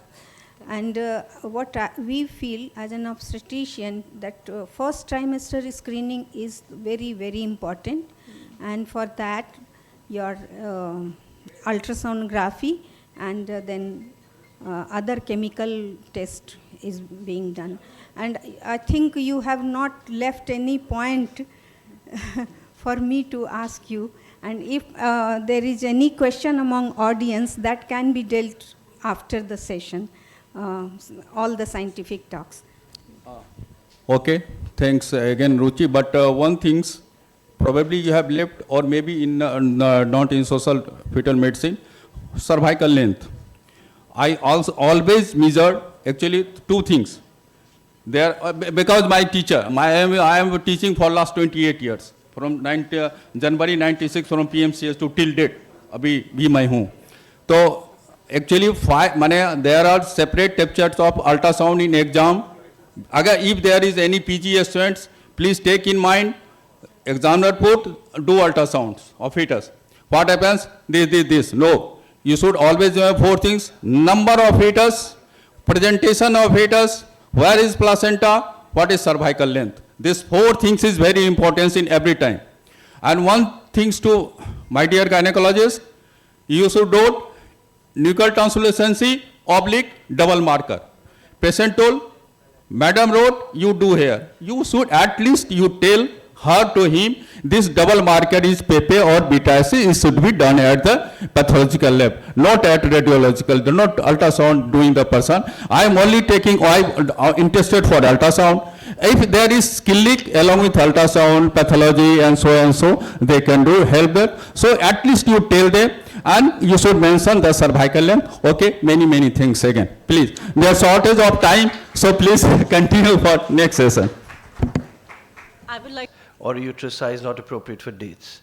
Of course, this scan is routinely used for IVF and ART pregnancies, and increasingly we are using it in high resource settings to allay anxiety, and also because patients feel very reassured, they stop smoking, they stop alcohol, and this family starts having a better relationship, and our poor little girls don't have to first clean and cook and swab and do everything else that two staff members are supposed to do. In the future, of course, we'll be doing all of this and recording it for medical legal considerations, but when I'm putting my talk together, I'm not going to use a show-off showcase, no, but I'll discuss the components of an optimal examination, protocols and guidelines, more of this kind of stuff, which is 2D, which is the essence of examination, the role of 3D in problem solving, normal embryonic development and pattern recognition, and of course some of the disordered development that you and me should be aware of as early as this. There will of course all along be clinical implications of these ultrasound findings and how to handle and follow up variants and disordered development. There is no doubt that all of this requires technology. Even if it's a simple thing like confirming an ectopic gestation, as you see here, we do understand, this middle video here, we do understand that we have to realize that we have to see whether there's heartbeat or not, because that's going to decide whether we're going to use methotrexate or not use methotrexate, whether we're even going to offer non-surgical treatment and so on. We are going to identify Mullerian abnormalities because this girl will have to come back, as you see in the last image on the right, with either a miscarriage or 2 miscarriages or 3 miscarriages, and we must guide her from the beginning. And we can't say, look, go back to your village and cook for your mother-in-law and do whatever you have to. No, she's going to have to be taking some care. But these last 3 images is not what we have to do routinely. This is problem solving when we spot a problem, or there is a family history, or there is a genetic problem, or there's a history of miscarriages, and so on. And therefore, we actually have an agenda that we like to cover up. And that agenda is this, that we have to make sure that we confirm that the pregnancy is intrauterine, and if it's extrauterine, we have to assess that in detail. Most importantly, to date a pregnancy, which is the crux of what I'm going to be speaking today, we cannot do that without knowing the number of embryos and, of course, the heartbeats. And then in that case, as early as possible, we will try and assess the chorionicity and amnionicity in multiple pregnancies. We will then go on to do the advanced stuff, which is embryomorphology, and the very basic stuff of maternal pelvic pathology, which includes dermoids, fibroids, and Mullerian abnormalities. The whole idea really at this stage is two. One, that every patient must have a strategy for what she needs to do when. By government rulings and the legislation that we have, the only routine scan that we are supposed to offer anybody in pregnancy is the 20-week scan. That rule is now 8 years old, and for the past 2 years, we've been working at the Ministry of Health in New Delhi to decide that no, that is no longer true, and we must offer more scans. In the United Kingdom, for instance, they have realized that between the 20 and the 36-week scan, which now they've been doing routinely, there are certain groups that need more care, and that is people who have African race origin and South Asians, which is Bangladeshis, Pakistanis, and Desis. So we are entitled over there to a free NHS scan because our placentas are different and we're more prone to growth restriction and preeclampsia. We're also more prone to abruption of our placentas. Therefore, you and me have to offer that scan to whoever can afford it, and in the government we're working towards this. The plan for the next 5 to 10 years is to privatize maternal and child health. The government of India will privatize maternal and child health, hand it over to private agencies which will work under supervision of the government, and therefore this topic becomes very important. That if I'm going to offer my patients high risk and low risk, and my routine risk is going to receive additional scans, I must use that money judiciously and divide it accordingly. The health budget will go up from 1.5% to 6%, which is a lot, and 50% of that budget will come from maternal and child health. So that is a responsibility that you and me are going to have for at least the next 5 years, until we have changes of government. Now, we have to strategize and call the patient back at 12 weeks, as you heard the previous speaker say, and Ruchi told us very clearly that anatomy is not visible before 12, and therefore we will do a 12 weeks plus scan, including the NT. We will do our anatomy scans at 21 weeks preferably, because anatomy shows up 30% better compared to an 18-week scan. So again, my 19-week scan is no longer good. If you miss something, like a corpus callosum or an abnormality of the posterior cranial fossa, then you will be liable. So if you're liable, we may as well shift it to at least where we can pick up 70%. 70% is picked up at 21 weeks. We have all the way till 24 weeks without any interference from either a medical board or the court, and therefore that still gives us 3 weeks for genetics. And of course, even after 24 weeks, as you know, we can have a medical board which now sits in every civil hospital. It's not a permanent board. The medical superintendent is supposed to make that. But all of this can happen provided they get to us between 21 and 22. So there again, the need for a dating scan. And then, of course, when we reach later in pregnancy, and we're going to be delivering patients prematurely because of growth restriction, preeclampsia, or any other problems, then we must date them correctly, because you know and I know that 34 weeks is different from 35, 35 is different from 37, and 37 is quite different from 38 weeks and 3 days. This is something that you and me face every day, and we do find bronchopulmonary dysplasias manifesting themselves as uncomfortable babies needing CPAP or more at 38.5 weeks, when you thought that it was 13.5 weeks. But we never dated that pregnancy, and that 38.5 weeker is actually a 34.5 weeker. And to complicate this, we do understand that 50% of our population today is polycystic ovaries. 50% of girls with polycystic ovaries have irregular cycles and will conceive you never know when, which also means that they will conceive you never know when, without whichever folic acid, which also means that we will have bad placentas because the placenta is central to folic acid availability. Therefore, we do need and always need and can never do without a viability scan, at which time we will date every patient and then schedule them accordingly. We will, of course, pick up other things as well, which we will discuss as we go along. Is this expensive? We used to think it was, but we've realized that we have to look at this by this very important piece of information here, that at the point of first care, you and me must give that patient enough information to tell her whether she is safe in the environment that she lives in, or she needs not to move away from a place where tertiary medical care is available. And therefore we need technology. Because if she's born with if that fetus is born with a congenital diaphragmatic hernia, and it's born in the middle of nowhere, that baby will certainly go straight upwards. We don't want that, because babies with a congenital diaphragmatic hernia will need to do this correctly. The cost of this kind of technology today has fallen tenfold. Pieces of equipment which were available for like 1,40,000 or a lakh and 40,000 never used to show us anything. Today, 10 to 12 lakhs gives us a basic machine including color Doppler, and 20 to 30 lakhs gives us a basic machine which includes a fair amount of 3D and 4D, which means that for the cost of inflation, we're actually looking at technology that is really cheap. Therefore, we must offer this to our patients. Of course, the patient should be aware of what we're doing. We must have at least one good high-frequency transducer, transvaginal, to be able to do a lot of this work.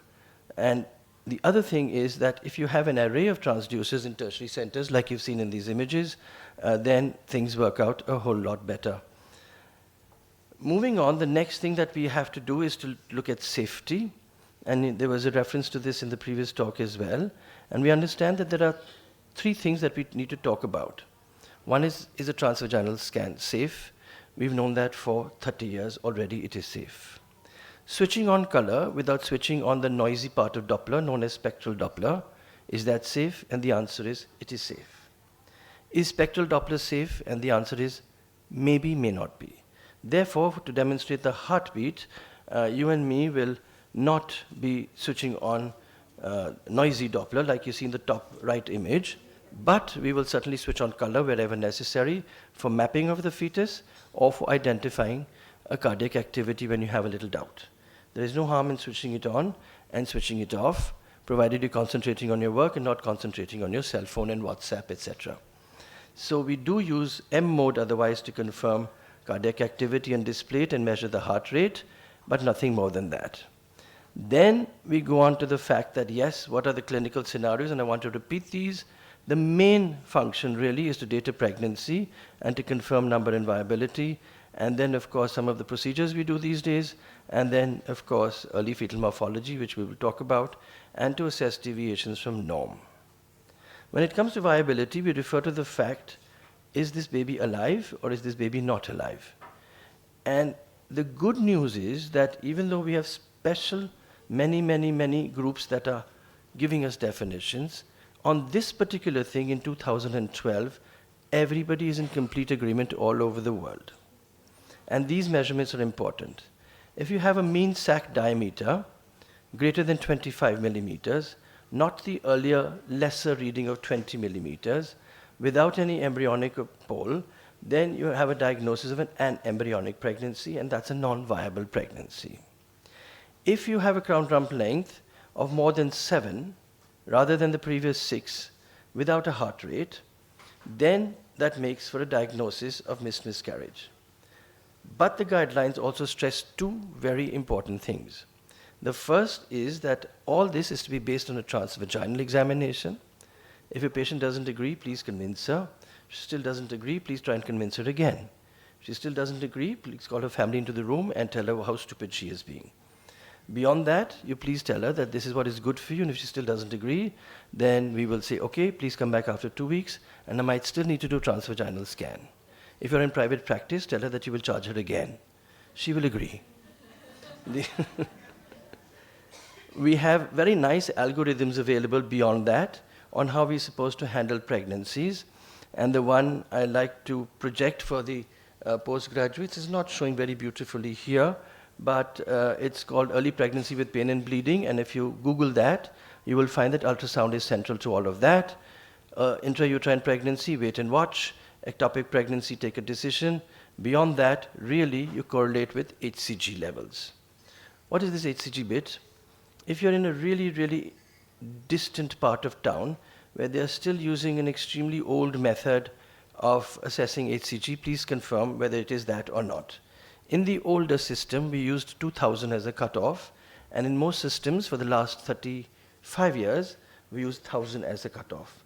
The newer HCG is always something that we refer to as the second international standards, and therefore ask the laboratory technician whether they're using the SI method or not. If they say SI yes, then you use 1000, and beyond 1000 MIU, milli international units per ml of maternal serum, you must see a gestational sac inside the uterus.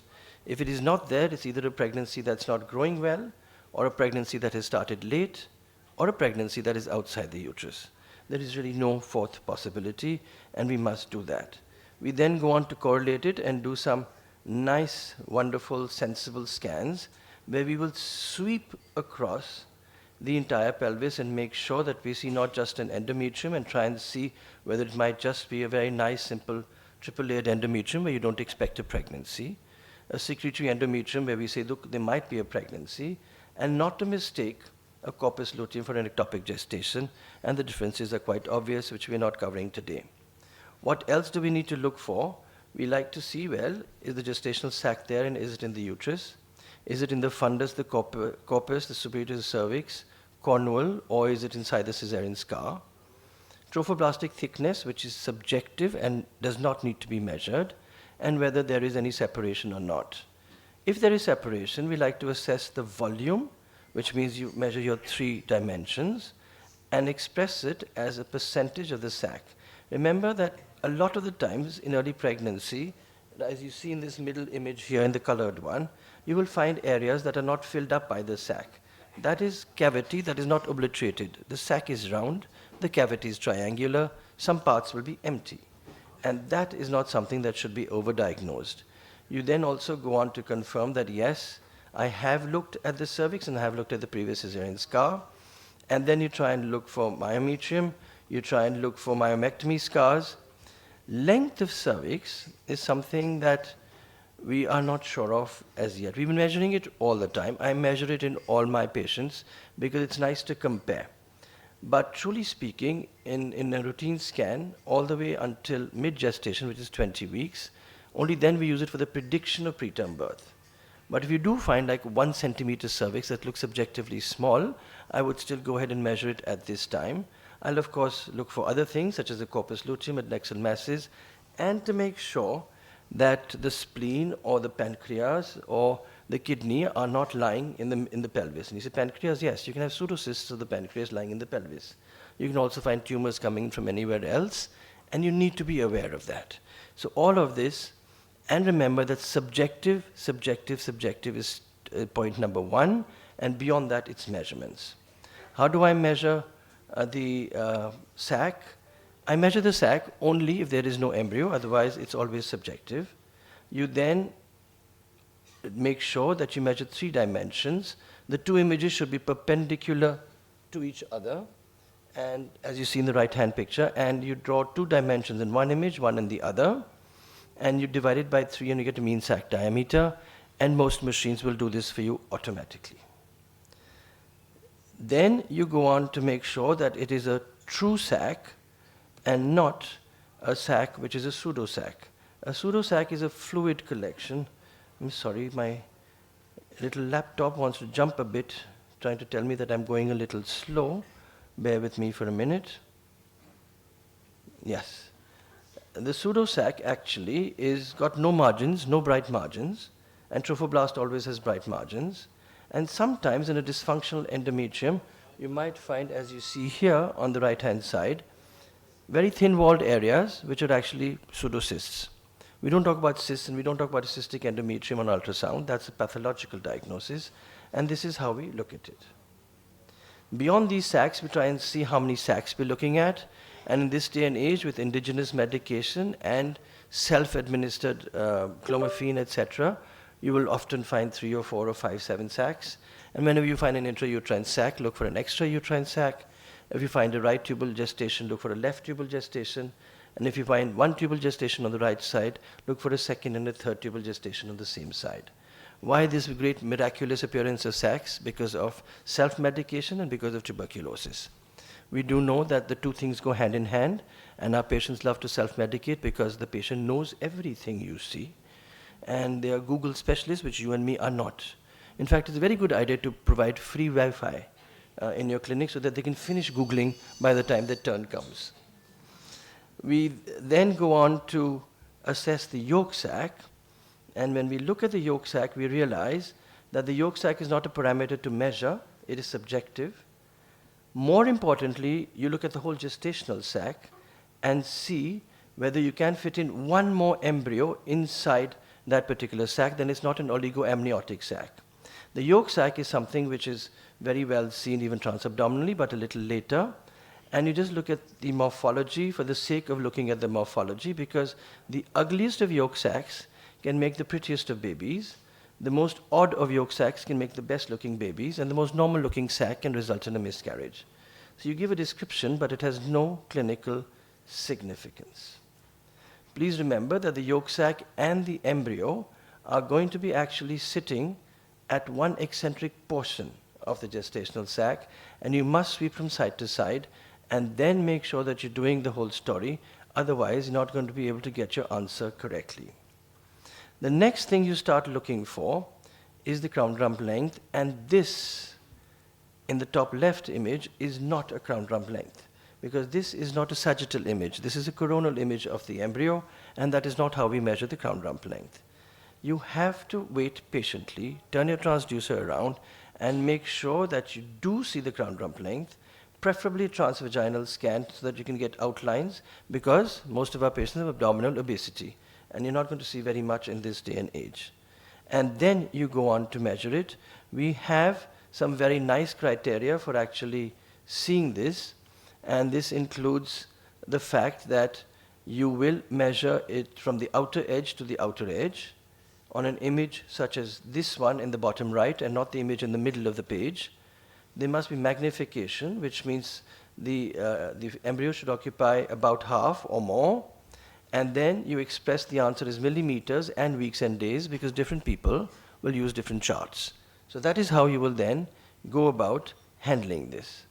Please do remember that a dating scan between 7 and 13 weeks is the most accurate way of dating a pregnancy, even better than embryo transfer these days, because you never know whether we used a blastocyst or we did not, whether there was a frozen embryo transfer or there was not, and how many embryos were transferred and on which day, because people in infertility today do exactly what they feel like from what they heard at the previous conference without any evidence.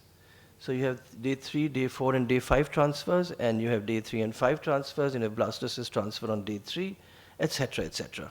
And of course, you don't have a day 3 because we were on leave at the AICOG, and so there were no embryos transferred between the 5th and the 9th of January.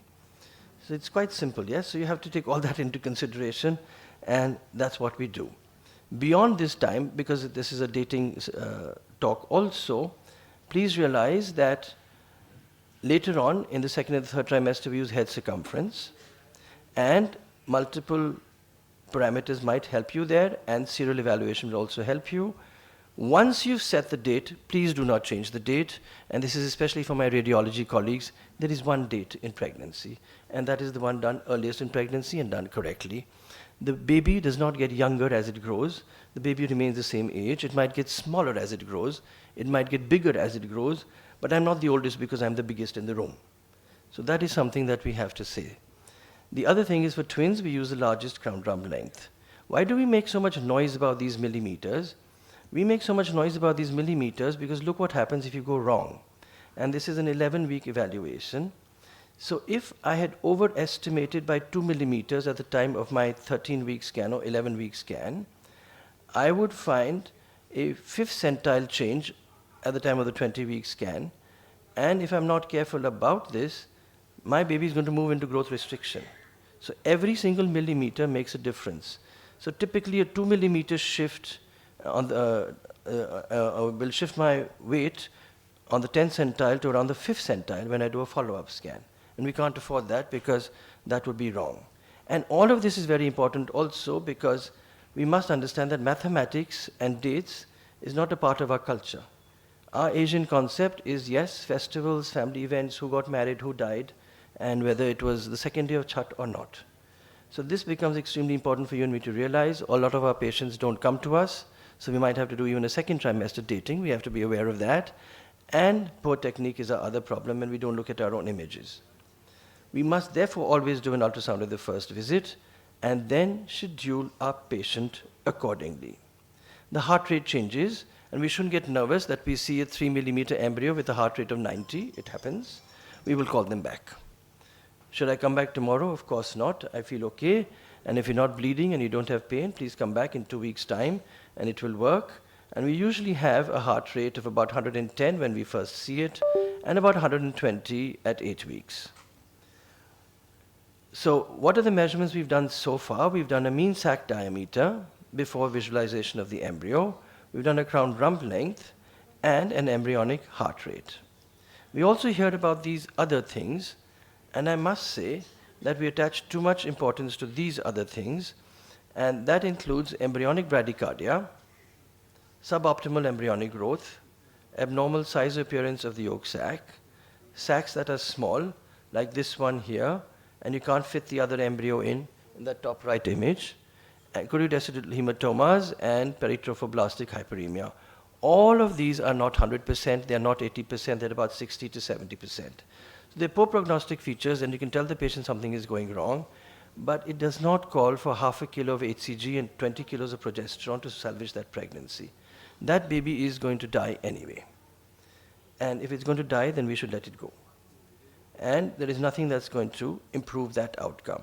So that is something that you and me have to realize. The other thing we have to realize is that we have started looking at the morphology of the embryo, and most babies by about 9 weeks will actually have arms, legs, etc. Shows a little better on 3D, but the more you see on 3D, the more you will see on 2D. And of course, if you want to impress your patient and prove that you have the best, then you can do images like this, because some of these can lead to definitive management, such as an acrania or an anencephaly, and it's okay enough to do that diagnosis then, or that you can have a huge abnormality of the lower end of the fetus, a caudal regression, and you will pick it up, and so on. And then sometimes you find a problem where you might want to screen the parents right away genetically, and you might initiate that as well. And the next thing, of course, is that a patient will say, why didn't you see it at 7.5 weeks? Well, first of all, you tell them we don't see these at 7.5 weeks. And beyond that, you tell them that, look, it's like this. There is this problem. And then everyone says, you're making everybody anxious. My patient's getting anxious. My patient's going to miscarry because of anxiety. It doesn't happen. The patient will accuse you of not doing what you were supposed to do, because everybody makes that mistake. The patient will always find a reason to accuse you. If you did it, why did you do it? If you didn't do it, why didn't you do it? Therefore, the best is to do it. So we follow Nike and we do it. For instance, very, very simple things, even with a dead embryo, I now look very, very carefully at dead embryos. This is a dead embryo. This lower end in my second picture, where I see a bit of tail coming off, has to be the umbilical cord, and that has to be the caudal end. Therefore, the wider end of this embryo is the bottom end, and the narrow end is the upper end. Nothing was done about a similar morphology in the previous pregnancy. This time when she came back with this acrania, because it's obviously an acrania, we sent her for genetic testing, and we did discover that this was something that the parents were carrying, one of those unusual things that you see on genetic reports. And then all we did after this was to give her an ovum donation, and she conceived and had a nice baby. But she didn't have to go through 7 miscarriages before we discovered that. So really speaking, we're looking at this even then. The last of the warning notes I want to tell you about is about holes in the placenta. Some of these are very exotic looking, one single hole. Some of these are many holes. If you're really, really thinking of a hydatidiform hole, most of them don't happen until much later in pregnancy. Yes, some of the digyneic triploides do, but in those, the babies are demised already. So what do we do in this? We wait and watch, and we can do an HCG correlation if you're really worried. Otherwise, a lot of babies with a lot of holes in the placenta will live forever. The last thing again is something that we heard in the previous talk, and that is we don't talk about low placentas, however low they might seem. Because there is no placenta at this stage. So let me summarize by doing my last bit, which is one, that we see much better with transvaginal scans, and we should use them liberally. We should use technology liberally, and it's becoming cheaper. We must tune the mind to embryonic morphology and use it more and more, and we should follow a protocol. The points that we must cover is in the report, is a pregnancy intrauterine or not, the dating and the estimation of gestational age and EDD, then confirm number and viability and chorionicity and amnionicity, and look for maternal pathology such as Mullerian abnormalities, fibroids, and dermoids. And thank you so much for your attention.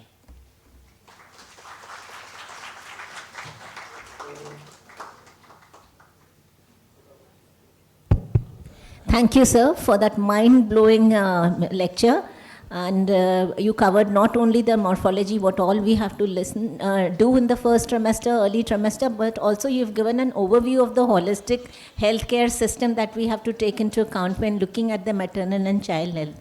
Thank you so much, sir. It always is a treat to listen to you. I think we'll have the question answers later. At the end, And yes. yeah. So may I invite another stalwart in this field, Dr. Sita Ramamurthy, a friend of mine as well. She's consultant fetal medicine and in obstetrics, Apollo Multi-Speciality Hospital. And we all do know that she's the chairperson, Genetics and Fetal Medicine Committee of FOXI, 2023 to 25. Thank you, Dr. Meena. Thank you for the kind words. After that mesmerizing talk of the legend himself, it's a daunting task for me to talk. And I'm going to be talking as we move ahead in the first trimester. We heard a wonderful talk by Dr. Ruchi Gupta about what we need to see. I'm going to concentrate on the preeclampsia screening bit, which becomes a very important aspect of our care for all our mothers and the fetuses who get affected by the same. Sorry for that small technical glitch. Yeah. Thank you so much, and and thank you to all my friends here at Bihar. It's like coming home, but a wonderful arrangement. So we stayed going off to the talk. It's basically, we all know preeclampsia is a great challenge for us, and as FIGO is trying to make us aware and the entire country aware as to what is the big challenge, because preeclampsia is still one of the leading causes of maternal and perinatal morbidity, and of course prevention and treatment saves lives here. And what happens is, because of preeclampsia and the iatrogenic prematurity, globally we have almost about 500,000 newborn deaths that are caused by preeclampsia each year. So when you see globally, there are, a life expectancy of a woman who develops preterm preeclampsia and delivers less than 37 weeks is almost reduced by 10 years. And this happens to be the most common cause of iatrogenic prematurity, which puts a big load on the neonatal unit as well as for the family and the community as well. So now with the revised classification, we all know that hypertension is defined as systolic of more than 140 and diastolic of more than 90. And we all know it's a multi-systemic disorder. So that is why one particular test is not important in screening or diagnosing it. And it originates early in pregnancy. And that is why the importance of doing the screening tests much early and triaging them as we learn about the inverted pyramid of antenatal care. And this is very interesting that we all tend to localize or concentrate on screening for Down syndrome, but when you compare the two conditions, Down syndrome is around 1 in 1200, whereas preeclampsia is 1 in 20. It's grossly staring at us, and it affects both the mother and fetus. And here we have something that can be screened and prevented effectively, and so that is why we need to do this effect. And with the revised classification of the ISSHP, as we can see, they have included, we all know about the other ones, but what they have also included is a uteroplacental dysfunction, where there is growth restriction, there is abnormal Dopplers. So that itself forms a part of the definition of preeclampsia. It is not just the hypertension or proteinuria or other complications that the mother will have. And of course, there are women who have superimposed conditions if they already have chronic hypertension. So typically, when we clinically classify them, it is something that is early, which develops before 34 weeks rather, or late onset after 34 weeks. But it is the importance of diagnosing, screening and diagnosing them early, which is what we are going to concentrate upon. And as I said, this is basically a disease of the vascular endothelium. So it requires a baseline hyperstimulation state, which the pregnancy provides, because it is a hyper maternal predisposition. And then if you have added insults on that because of abnormal placentation, other risk factors that will increase your risk. So the root cause is basically a maldevelopment of the placental vasculature, pressure and its consequences, and that is why there is a growing body of evidence from the UK group that the maternal cardiovascular system may itself have a significant contribution to the disorder, and not just the placenta itself, the mother's hemodynamics which predisposes her to have this problem should also be taken into consideration. So that is why, as we said, a combination of tests and patient characteristics will work better, not a single test, and now we are progressing as to early as well as mid-trimester screening, as we've learned and seen in these wonderful papers that have been presented this morning. And so what strategies do we have in place? We have, when a patient comes to our room, clinical history and maternal characteristics still forms the basis of all screening, because we tend to forget that and jump on to the other markers, but taking a detailed history still forms a basis. And then you add on your biophysical, biochemical markers, whatever is available in your setting, whatever skills are there, put them all together, but we will see what is ideal and what can be done in low resource settings. So preeclampsia screening has come a long way. I don't know if you can see, it's a busy slide, but it has started off with the combined first trimester prediction models in 2009, and now we have the latest FMF guidelines with their triple test, as we will see how it has been evolved. So when we look at risk factors, there is a high risk factors, like typically the most important risk factor is the history of preeclampsia. A lot of times we tend to forget to ask if the mother has had a previous adverse obstetric outcome. We tend to forget to ask what the weight of the baby was, whether it was growth restricted, whether there was any contributing factor to that growth restriction which might be missed. And then there are other usual factors that we look at, like pre-existing medical conditions, or in this pregnancy, if this was an assisted reproduction or a multifetal pregnancy, which itself put the whole pregnancy at high risk. But when we look at maternal characteristics alone, we all know that it is an insufficient tool for effective prediction. It might be a good for triaging, but effective screening and prediction, it performs quite poorly. And NICE has clearly said that for a false positive rate of 10%, it detects only 40% of early preeclampsia. And we've all said that for screening tests to be effective, it has to be more than 70%. So anything less, performing less than that is really not very effective or practically used. Of course, we have in our low resource settings the HTB digesterosis score, which the digesterosis group has come. So again, this becomes a very effective screening method in low resource settings, where we look at different history factors, and we allot them a score of 1, 2, or 3. It's a dynamic scoring, so it does perform well, but by itself, it may not be able to prevent as much as we can, but definitely use in triaging these patients. So when a total score of more than 3 is there, pregnant women are marked as at risk, and it's a dynamic scoring, so it allows points to be blank, and then it also gives an indication for prophylaxis, and it is available on the net if you download. It's just a simple sheet to cover and score it accordingly. Proteinuria, we've learned from our history, from our college days, that it is very effective, but we all know now that it is not, again, very effective. You have to do a more robust protein creatinine ratio, where we don't tend to do, or a 24-hour creatinine ratio, and no proteinuria does not rule out preeclampsia, so don't rely on this. But of course, a definite 1-point tool test in our clinics to assess the severity of preeclampsia, and not necessarily in screening aspects. Mean arterial pressure, we all do our arterial pressures in our OPD settings, but how effective is that, or how properly we do it? Especially when you're using at a screening method, you have to use the proper criteria, use an automated BP device in sitting position, and there are other criteria that the mother should be calm, quiet, should not talk for about 15 minutes with anyone, which is quite difficult. But whatever settings you have, you must make sure you use it properly, and use average of 2 measurements taken on each arms, and it is converted to moms. Just don't go by what the measurement is. To be effective in screening, it has to be converted to the moms, put it in the calculators, and see what is the ultimate risk that is available. So importantly, in our obese women, make sure you use an appropriate sized cuff, and make sure you're using the right method. So you have to have staff, you have to train them to see the measurements properly and do it in a proper manner. Now, again, when you compare history and maternal arterial pressure, they do, to a good extent, increase the detection rate to about 76%, or 10% false positive rate. But mind you, all this that is done is mainly for prediction of early onset preeclampsia, and not late onset, which we still are trying, and we have effective methods now in our armamentarium.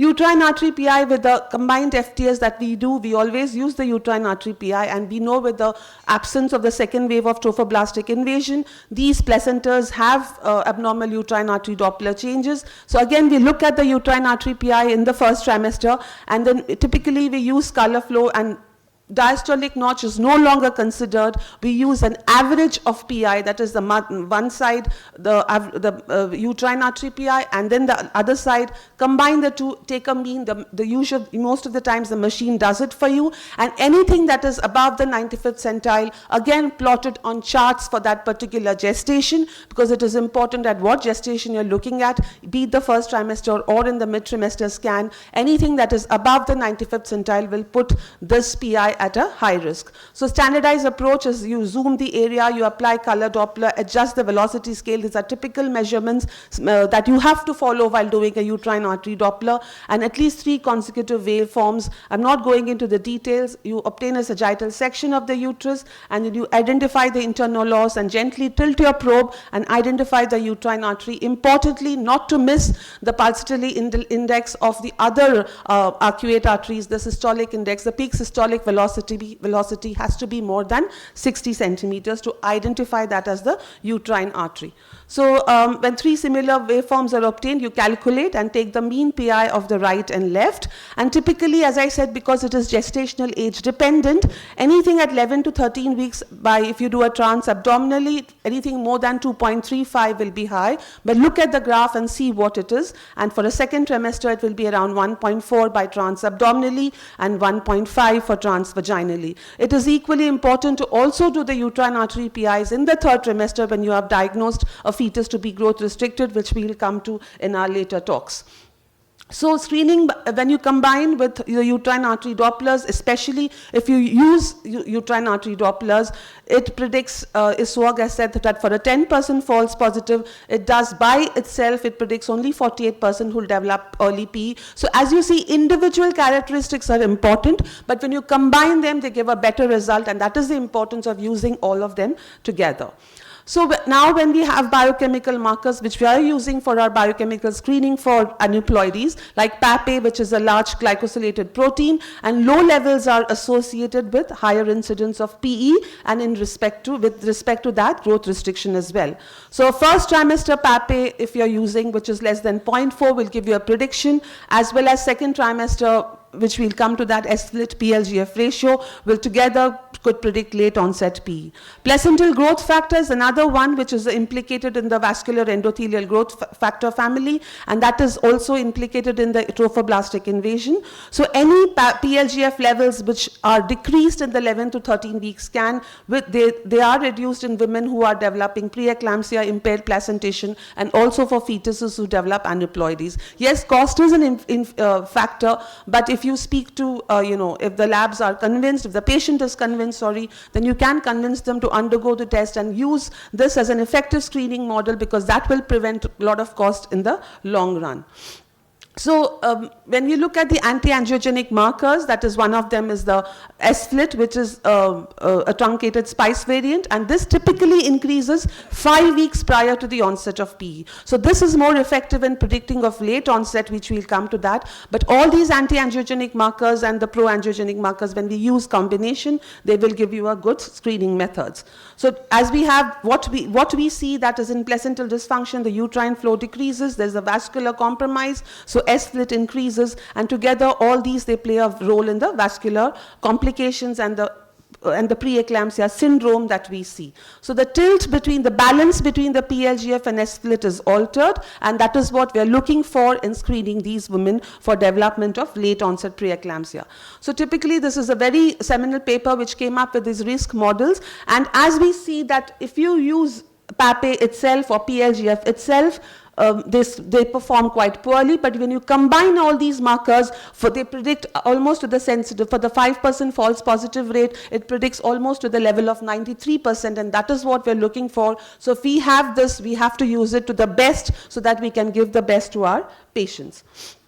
So the performance, this was a study as well, which said that comparison of diagnostic accuracy of early screening for preeclampsia by NICE guidelines, and this was the results of this pre-trial where they said that if you use only by NICE guidelines, the compliance is low, and that is if you use maternal factors with biomarkers, same thing, reiterating that your efficiency and the screening detection rate increases quite a lot to 94%. So you combine all this, typically you take the maternal characteristics, you use the uterine artery Dopplers, use the mean arterial pressure, take the blood for PLGF, and then send it to your appropriate labs who will do it properly, and then get an effective screening method. And this is the first trimester prediction model where they have said that if you use the mean arterial pressure, uterine artery PI, and PLGF, which they have typically said they have not added PAPE, for them that FMF triple marker, this is including the PLGF, it performs very well up to 90% for predicting early onset preeclampsia.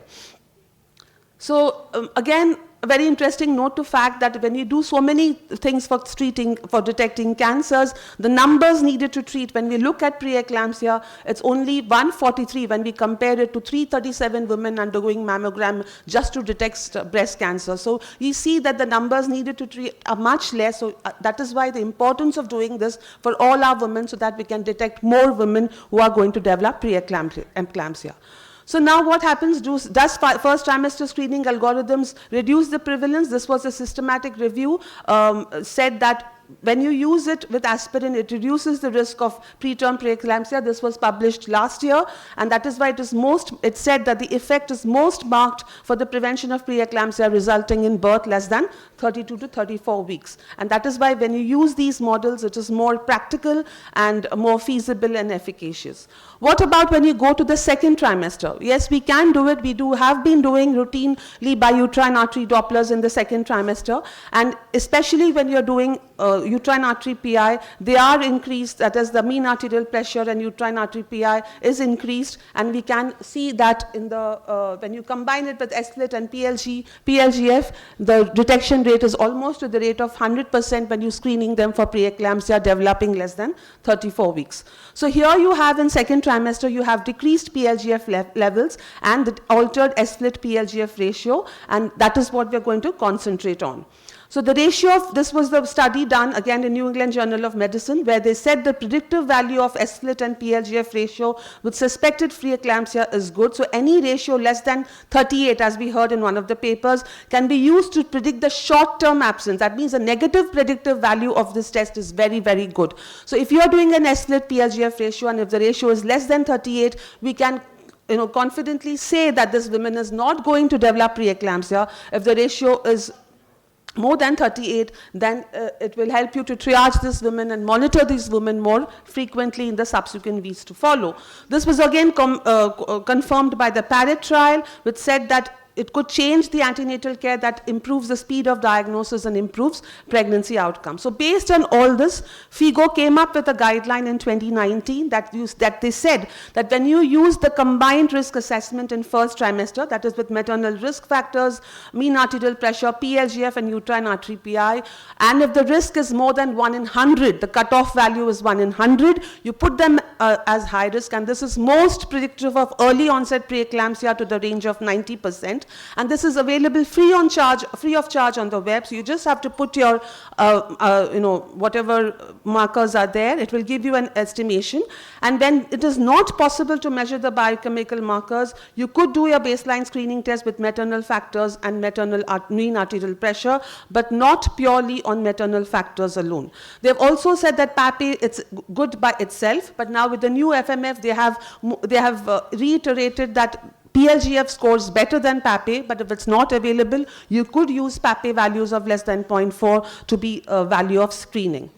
And in terms of low resource settings, they have suggested a two-stage screening strategy where you first take them as a first stage in which the whole population undergoes by maternal factors and mean arterial pressure. And then if they are high risk on that, you screen them for an intermediate risk which undergoes second stage screening by uterine artery PI and PLGF. So you don't have to, if you don't have the facilities, you could refer them to centers or labs which are able to do that and give them a better risk assessment. So as I said, this is the FMF calculator, you put in the variables, get in a risk, and this risk is there for every gestation that is at 11 weeks, mid-trimester, or even in the late trimester. What about the recent ones is the ophthalmic artery Doppler is what we are seeing, that we know of that this is the maternal ophthalmic artery Dopplers we are looking at to look at prediction of preeclampsia in the later trimesters. So when we know that ophthalmic artery is the first branch of the internal carotid, and it has been seen that in pregnancies with preeclampsia, there's a decrease in PI and increase in the velocities of the ophthalmic artery. So this was the paper in 2020 by the Kypris Nicolaides group, which said that recording of maternal demographic characters and medical history from the maternal ophthalmic artery gives a good prediction. So what they do is they obtain the waveforms in each eye from the right, left, again from the right, left, and then you take an average of the 4 measurements and you look at these peak systolic, the first systolic wave, the second systolic wave, and the second diastolic wave. And you look at the first peak, second peak, and the ratio of the second to first peak of systolic velocity, which is the PSV ratio. And they found that for a 10% false positive rate, the detection rate was almost about 50% when 4 measurements were used.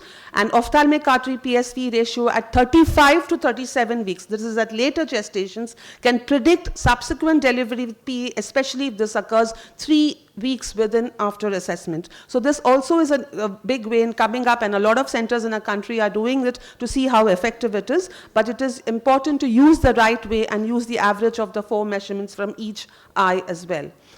So with all this, the ISHHP, the Pregnancy Hypertension Group, has suggested that for recommendations for the S-split PLGF ratio, that women who present without clinical features of preeclampsia should not generally be tested. It's only for those who have high risk for preeclampsia should have the S-split PLGF ratio, and those who have clinical features suggestive, a ratio of less than 38 would rule out preeclampsia.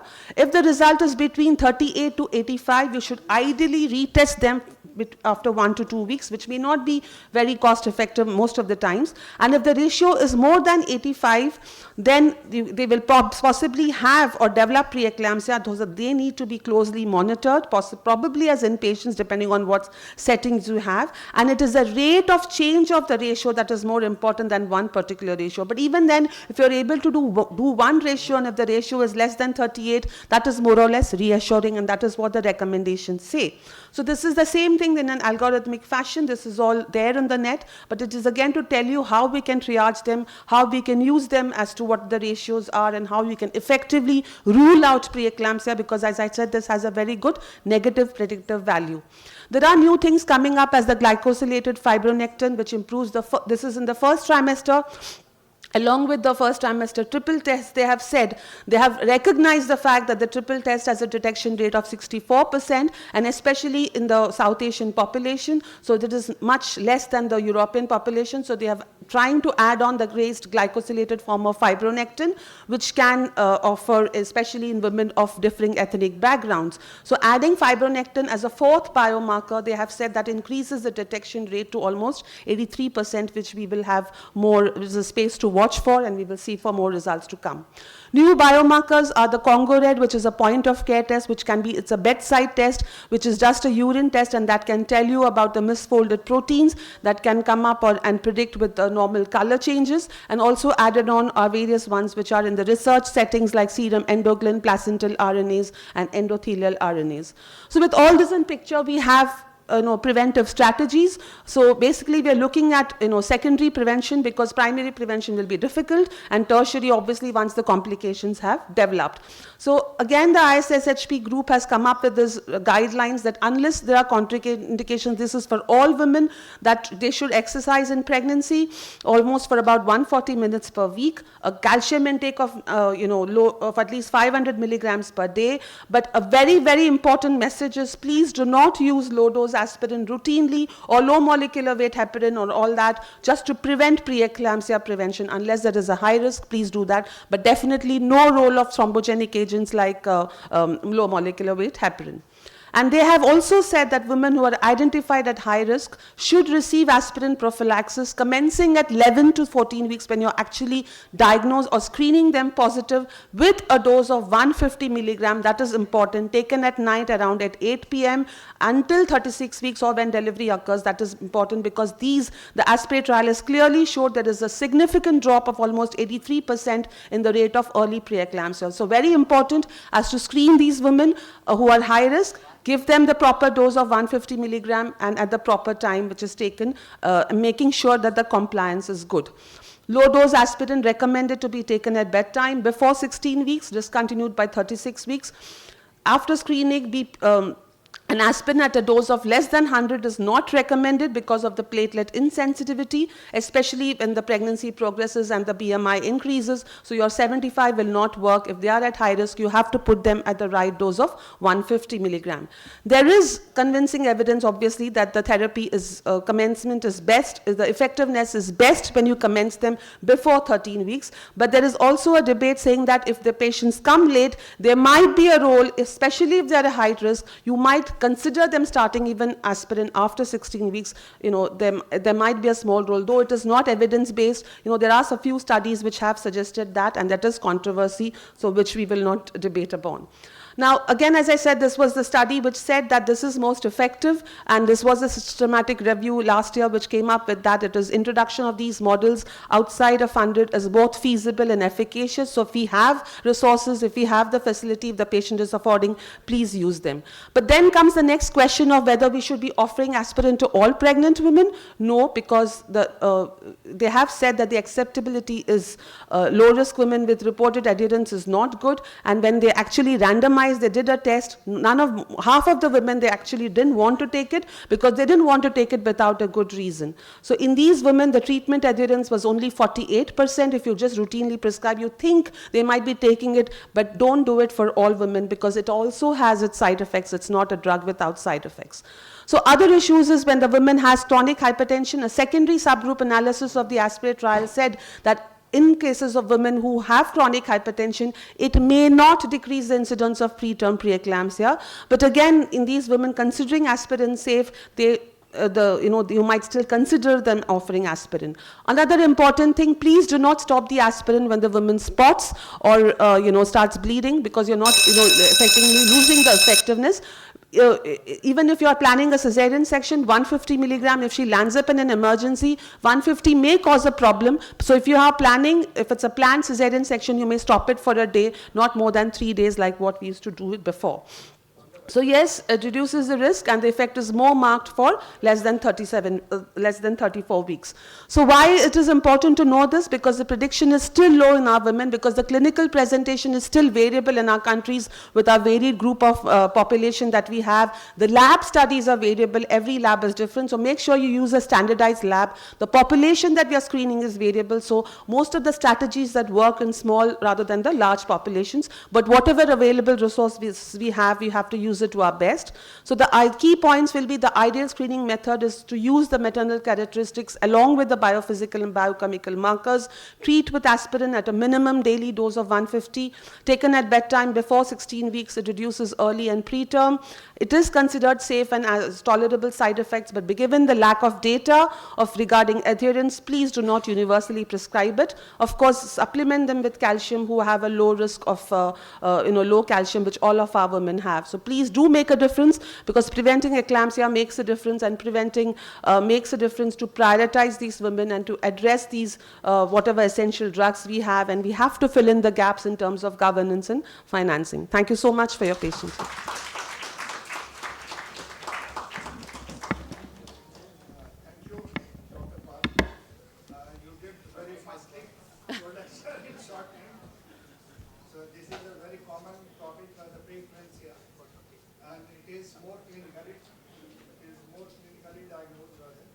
And our help as a radiologist, yes, color Doppler is very together important. We have to yes. do it. It's a combined approach that we liaise with it is very important. clinicians and take the way forward. Yes, the support of radiologists is very important. Absolutely. From your side. So any questions from the audience side? Later on, question answer series, we will do it. Okay, thank you very much once again. I would request Madam to please stay on the stage for felicitation of our chairpersons.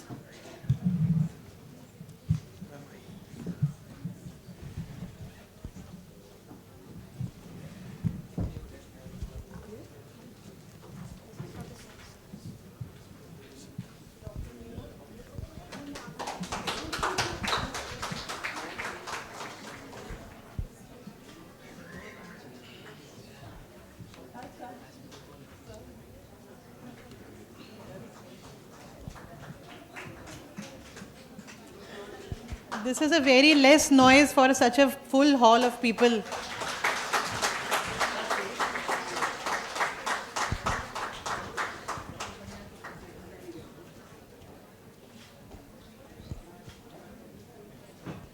Now we have the next 10 minutes for audience interaction or any questions on the previous sessions.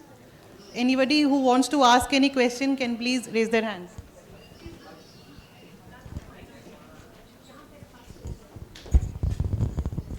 Excuse, And if there is a single line, it will say it's negative, and there are 2 lines, it's positive. it's like a dipstick test Like a for dipstick proteinuria. test, absolutely. It's same, it's detecting protein only. No, it doesn't exactly detect protein. It's mismatched proteins, they call it. Acha. But it proves it has a better efficacy rather than just the proteinuria. So that it's we a do. Screening test, na ma'am? Yes, it's a screening, bedside screening Okay, test. thank you, ma'am. Another one question, like suppose this PLGF and SLFT is the ratio I've done in first trimester. It is normal, less than 38. But should I repeat it again? Yes, ideally the efficacy of S-split PLG ratio is mainly seen in the second and the third trimester. Okay. So we should be repeating it then at that point if we are considering this women at high risk, not for routinely for all women. And then if you find the ratio accordingly, we triage them and take it forward. So first in first trimester, normal, then repeat in the... If you are doing your routine first trimester screening, you don't need to do the ratio in that first trimester. It's Acha. mainly for the second and third trimester screening. Acha, thank you, ma'am. Any more doubt? We'll reassemble here and we will restart at sharp 11:35.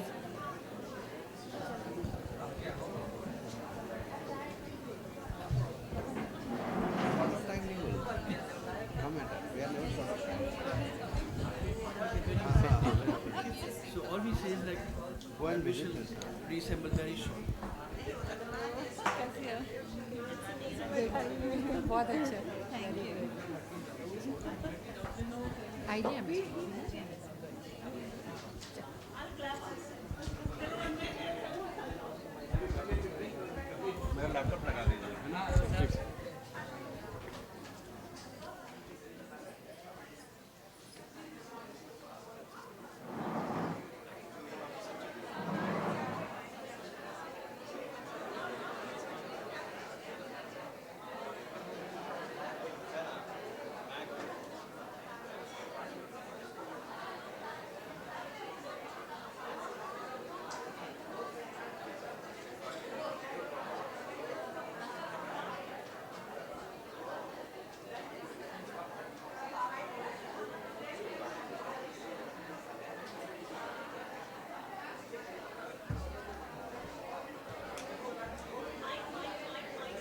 ले जाए madam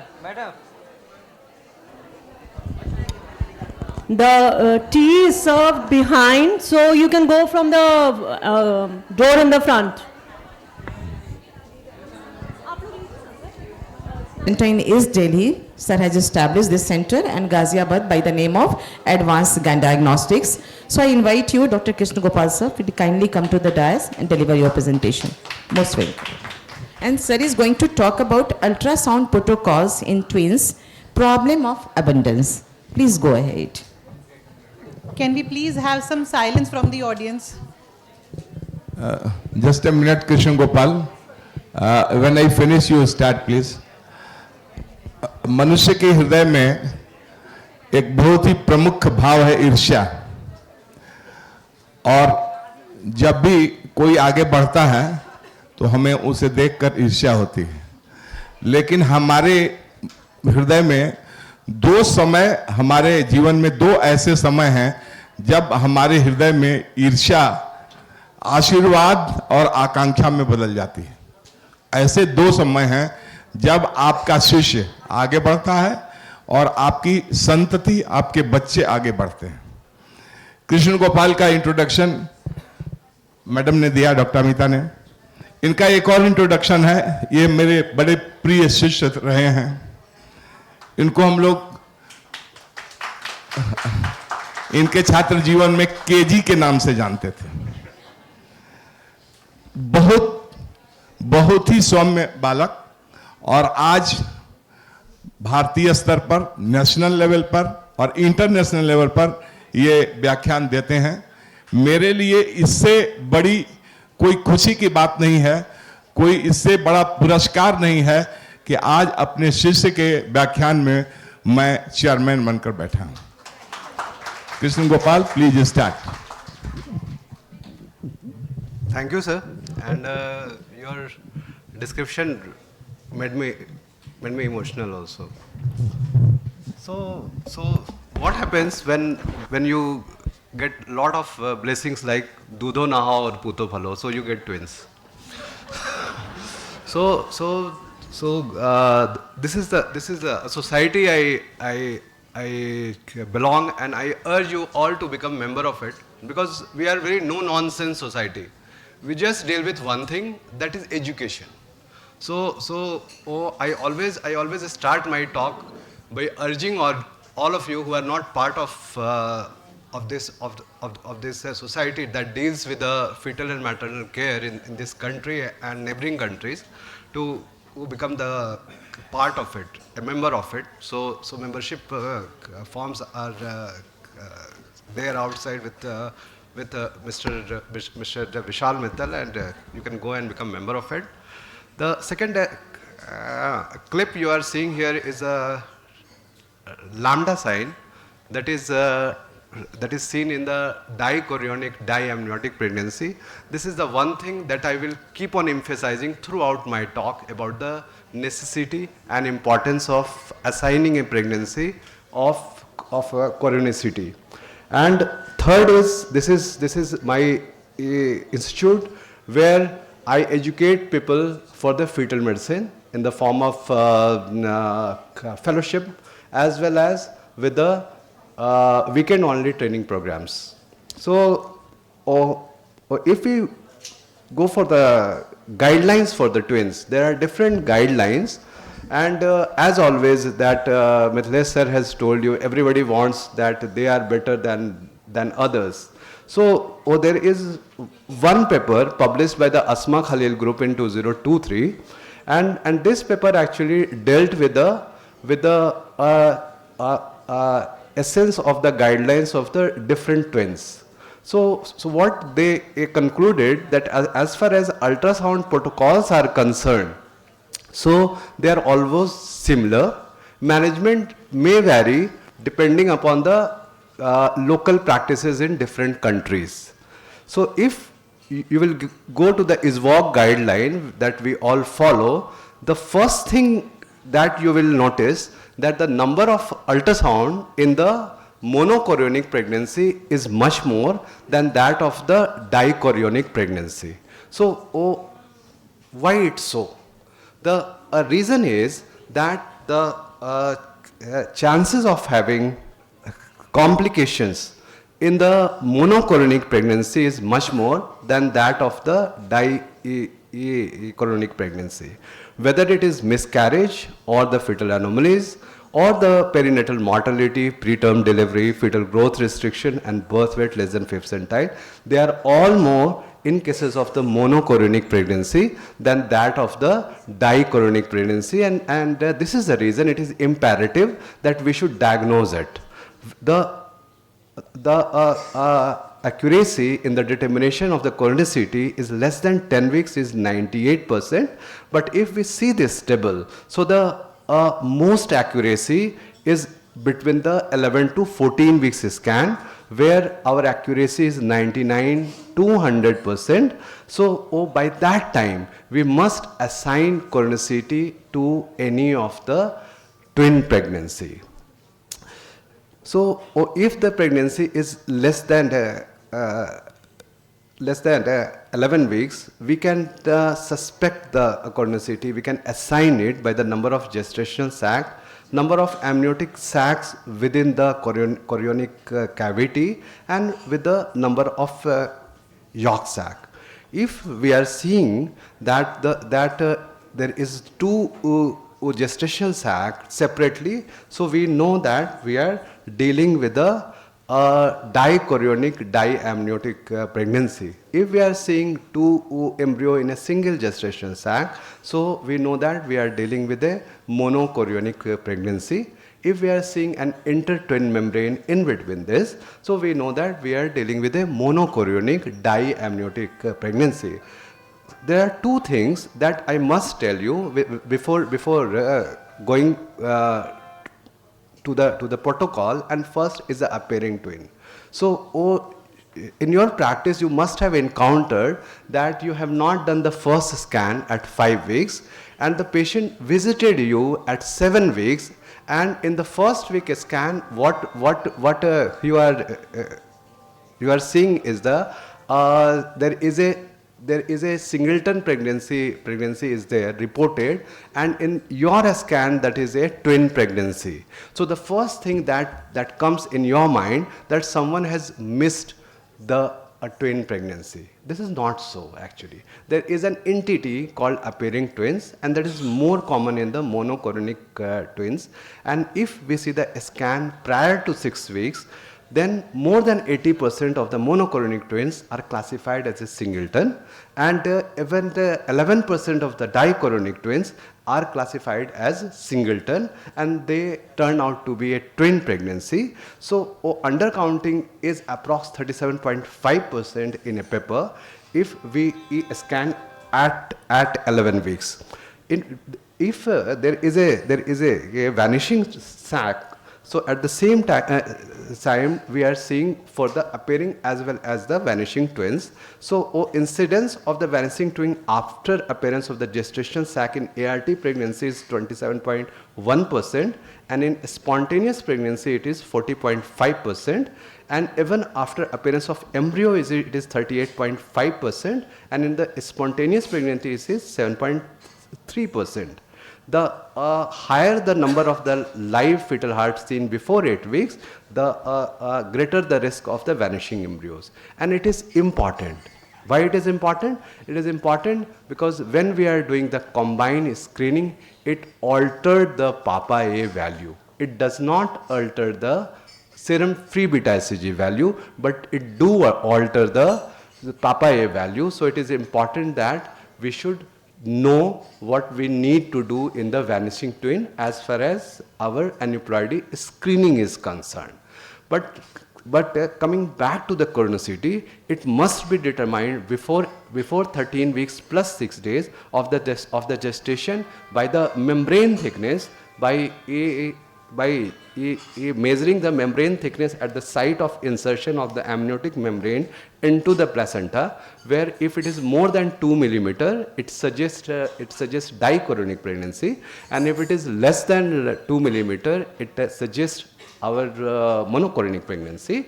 And if we are seeing two separate placental masses like this, so we know that we are dealing with a dichorionic pregnancy. The T sign signifies the monochorionic pregnancy, where we are seeing that the chorion has not traveled to the intertwin membrane from both the side, and it is not forming the lambda sign as we see in the dichorionic pregnancy. If we see the dating and leveling of the twins, in the twins, the larger of the two CRL should be used to estimate the gestational age. In IVF pregnancy, oocyte retrieval date or embryonic age from the fertilization should be taken account for the dating of the twins. Leveling, you should use as many features as possible in order to enable other operator to identify them accurately and document them clearly in the women's note, and also present the twins' relative position diagrammatically into the notes.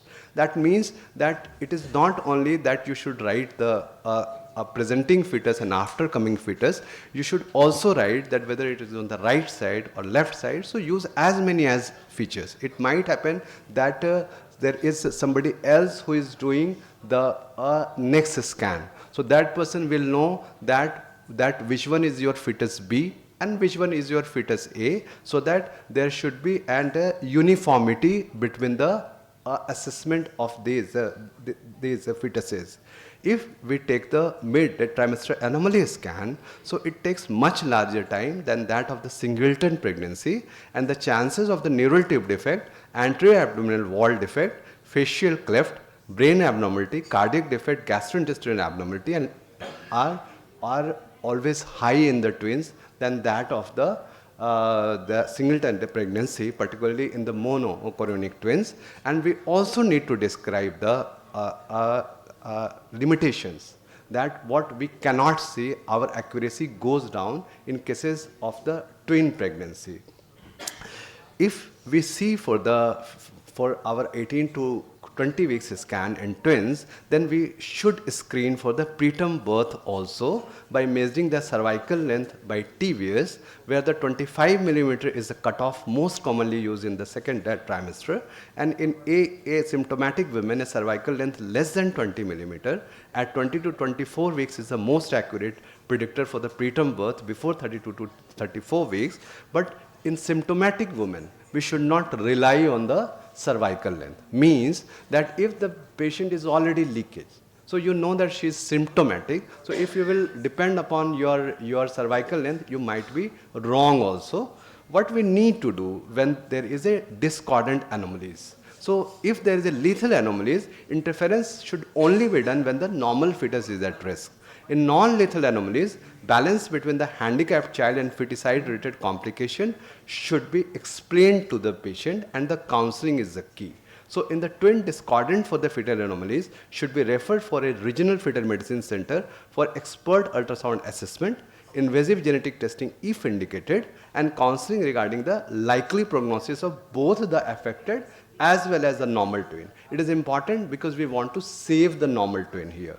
So for conditions those are lethal and carry a high risk of intrauterine demise, we should go for conservative management in cases of the dichorionic pregnancy, because there are two separate placenta, and for active intervention in the monochorionic twins, because we know that there is a single placenta. So we will go for here, but the most important thing is communication as well as the counseling. So it is ultimately the parent's choice. So we should leave it to the patient option only. They should opt for what they want for. You need to counsel them both in verbal as well as in the written. If we see the ISWAG guideline, so as I have just told you that there are more ultrasound in the monochorionic pregnancy than in the dichorionic pregnancy. If we see for our 11 to 14 weeks scan, this is almost similar in both monochorionic as well as the dichorionic pregnancy. But between our 11 to 14 weeks scan and 20 to 22 weeks scan, we have two more scans here in the form of 16 weeks and 18 weeks, where we need to see for the fetal growth, deepest vertical pocket diameter and umbilical artery PI. And similarly, if we go after 20 weeks, so in cases of dichorionic pregnancy, we need to do for the assessment of the fetal growth, amniotic fluid volume and fetal Doppler every 4 weeks. Where in the monochorionic pregnancy, because we know the chances of complications are more, we will go for the more frequent ultrasound for every 2 weeks itself. But why this all has been made? Because they has been made because we want to diagnose 3 major anomalies. First is the twin-to-twin transfusion syndrome. Second is twin anemia polycythemia syndrome. And third is the selective FGR. So in twin-to-twin transfusion syndrome, one baby is under-perfused and second one is over-perfused, and both are dangerous for the baby. So how we can diagnose it? So in our 11 to 14 weeks scan, we will go to see the discordance in the size of amniotic fluid and more than 20% discordance in the fetal NT. It is imperative for me to say that here NT shows more towards the twin-to-twin transfusion rather than the aneuploidy. So if in monochronic pregnancy, if you are seeing that one of the NT is more than 20%, then please suspect twin-to-twin transfusion syndrome. It is also seen that in the fetus with higher NT, you will see the absent or reversed end diastolic flow in the ductus venosus as well. In more than 15 weeks, you will see the oligohydramnios, deepest vertical pocket diameter less than 2 centimeter in the donor fetus, and the polyhydramnios in the recipient fetus. How we will diagnose? In the 15 to 17 weeks, it should be more than 6 centimeter. In 18 to 20 weeks, it is more than 8 centimeter, and in more than 20 weeks, it should be more than 10 centimeter. If we go to different conferences, every time we learn about the new staging system for the TTTS. But still our good old Quintero staging system holds very, very, very good, and we are still using it for our management purposes. So the stage 1 is Oli-Poly syndrome, where we see the oligohydramnios in one of the fetus and the polyhydramnios in the co-twin. In stage 2, we see the bladder in the twin is not visible because of it is the next phase of the oligohydramnios. In stage 3, we started seeing the Doppler finding in the form of absent or reversed umbilical artery diastolic flow, reverse ductus venosus A flow, and pulsatile umbilical venous flow in either twins. In stage 4, we will see hydrops, and in stage 5, we will see the death of both the twins. So why it is important? Staging is important because laser ablation is a treatment of choice for TTTS for Quintero stage 2 and above, and conservative management with close surveillance or laser ablation can be considered for Quintero stage 1. I always promise to give you tips in between. So my tip is, if you see this kind of fetuses, where one fetus is moving here and another fetus is just not moving. It is close to the wall and it remains so for very long time. So this is our stuck twin. And a stuck twin is a hallmark of twin-to-twin transfusion. So why it happens? Because what we are seeing here, that there is a just negligible or no amniotic fluid, and this fetus is stuck to the placenta because intertwin membrane is adhered here, and this is causing it not to move and just stuck to the wall or to the placenta. Selective FGR is diagnosed when we see that one of the fetus is less than 10 centile and intertwin effective fetal discordance is more than 25%, and we need to go for detailed anomaly scan and screening for the viral infections, and amniocentesis is also required to exclude the chromosomal abnormality as a cause of FGR. And here also there is no staging, but there are types. So type 1 is when we see the normal blood flow, there is a normal end diastolic flow in umbilical artery. Type 2 is absent or reversed end diastolic flow in umbilical artery. And type 3 is intermittent, absent or reversed end diastolic flow. So what the guidelines say? Guidelines say that it is imperative that discordance in estimated fetal weight should be calculated and documented in each scan from 20 weeks. And for that you need not to put one paper and pen for this discordance. You have just go to your machine, and if you see in the comparative, there is fetal A and fetus B, and there is already discordance given. Like in this case, there is a 47% discordance of the fetus B itself. You need to do the close follow-up, particularly in the dichronic pregnancy every 2 weeks, and in monochronic pregnancy because of the inherent risk of complications every week. And if there is a substantial risk of the fetal demise of one co-twin before 26 weeks, selective termination may be considered. And presence of more than 25% effective fetal discordance, we should also suspect that there is a twin-to-twin transfusion superimposed with the selective FGR. Our protocol is devised to diagnose twin anemia polycythemia syndrome. As the name suggests, it is actually one fetus is anemic and another is polycythemic. And why it happens? It happens because of the slow transfusion of the blood from the donor to the recipient through a very tiny arteriovenous vascular anastomosis, which lead to the high discordant hemoglobin level. Because this is very tiny, so there is a leakage. So it gives time to the buildup of the hemoglobin. So one of the fetus become polycythemic and another become anemic slowly. So it also has 5 stages. Stage 1 is where the peak systolic velocity of MCA is more than 1.5 and another is less than 1. Stage 2 is MCA more than 1.7 and less than 0.8. Stage 3, critical Doppler abnormality, either or both. And stage 4 is signs of hydrops. And stage 5 is death of one or both fetuses. But remember, we are the imaging people also. So we have to look for other signs. Like beside MCA PSV that I have just discussed, we look for the bulky placenta, that is thick or hyperechogenic placenta. In polycythemia, there will be thin or translucent placenta. In anemic fetus, because of the load, after load, dilated heart and tricuspid regurgitation and ascites. Liver of the polycythemic fetus is like hypoechoic with a increased brightness of the portal venule, as you are seeing here, like the starry sky appearance. And investigation is again detailed ultrasound, echocardiography to assess the cardiac failure, that is cardiac function, and measurement of the MCA PSV to predict the degree of anemia and polycythemia. Treatment is conservative management, early delivery, laser ablation, and selective cord coagulation, IUT or IUT with exchange transfusion. Now, please raise your hand. How many of you have not understand so far? Oh. So for those people who are shy away to not raise their hand and have not understood, there is an algorithm. So this is, you have to just see for the amniotic fluid. And if there is a normal or mildly reduced amniotic fluid and MCA PSV is more than 1.5 mom. So what it could be? MCA PSV more than 1.5 mom? TAPS.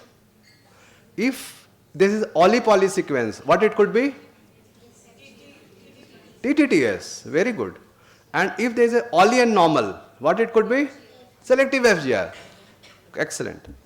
So now I am satisfied. Now I will move to the another complication. So this is the twin reverse arterial perfusion syndrome.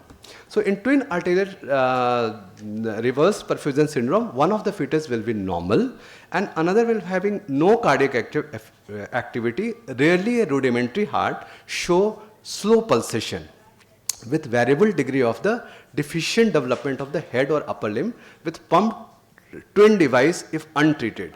So what you will see here, that there is a reverse pulsatile flow from umbilical arterioarterial anastomosis and venous return to the pump twin via the veno-venous anastomosis. So this is the acardiac twin. There is no cardiac activity, but what you are seeing a pulsations here. So this is a hallmark of to diagnose the twin reverse arterial perfusion syndrome, that we call TRAP. Treatment is with a minimally invasive technique, that is a cord coagulation, cord ligation, infrared method, preferably before 16 weeks. Monoamniotic twins is when there is an absence of the intertwin membrane. Color Doppler demonstrates the cord entanglement in most cases, which does not contribute to the morbidity and mortality. So why this cord entanglement happens? Because there is no intertwin membrane. So what you are seeing, the two umbilical cord insert close to each other with large caliber anastomosis behind the two fetal circulation, and color Doppler demonstrate cord entanglement in most cases, and this is usually present from the first trimester of the pregnancy. But the most important thing, cord entanglement does not contribute to fetal death or the brain damage. So, and in this, what we recommend is the delivery by cesarean section at 32 to 34 weeks. And what happens when there is a co-twin demise? So co-twin demise, there is a chances of the increased risk of to the co-twin because of the transfer of the thrombotic material. So there is a loss of twin in first trimester does not impair the development of the surviving twin. But because of the chances of transfer of the thrombotic material, there is a chances of neurodevelopmental delay also in the surviving co-twin, and these children needs the postterm follow-up as well. So the take-home message of my talk is that we should confirm chronicity is the first trimester. If you say about twin talk, chronicity, chronicity, chronicity. So you need to assign chronicity if you are a clinician does not accept a report in which chronicity has not been assigned. Rule out congenital anomalies because the chances of congenital anomalies are high in the monochronic twins. Give them limitations also that your accuracy goes down in cases of the twins because of the overcrowding. Early diagnosis of complications, if you will follow the ultrasound protocols that is described in the guideline, you will diagnose the complication early so these fetuses can be saved. And if variations detected, try to look for the variations, that is poly, growth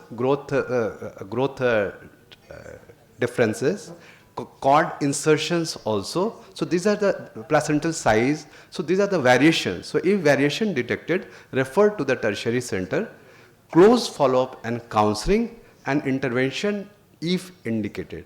Together we can save many of these babies. And in the last slide, again I will urge you to become the member of Society for Fetal Medicine if you are not. Thank you so much for all your attention. Thank you, Dr. Krishna Gopal, for your brilliant presentation. You made it so simpler. We all know that there are lots of problems in monochorionic twins, but today we become more wiser by your algorithm of amniotic fluid. Thank you so much. Thank you. I think queries will be solved later on, in between, either during lunch time maybe, or they have allotted some time. So our next speaker is Dr. Pooja Kumari. She'll be talking on mid-trimester anomaly scan, SFM guidelines. Dr. Pooja, she is consultant fetal medicine and fertility scan at, she is practicing at Patna only, and she is well known among all of us. So welcome Pooja, stage is yours. Please start your talk.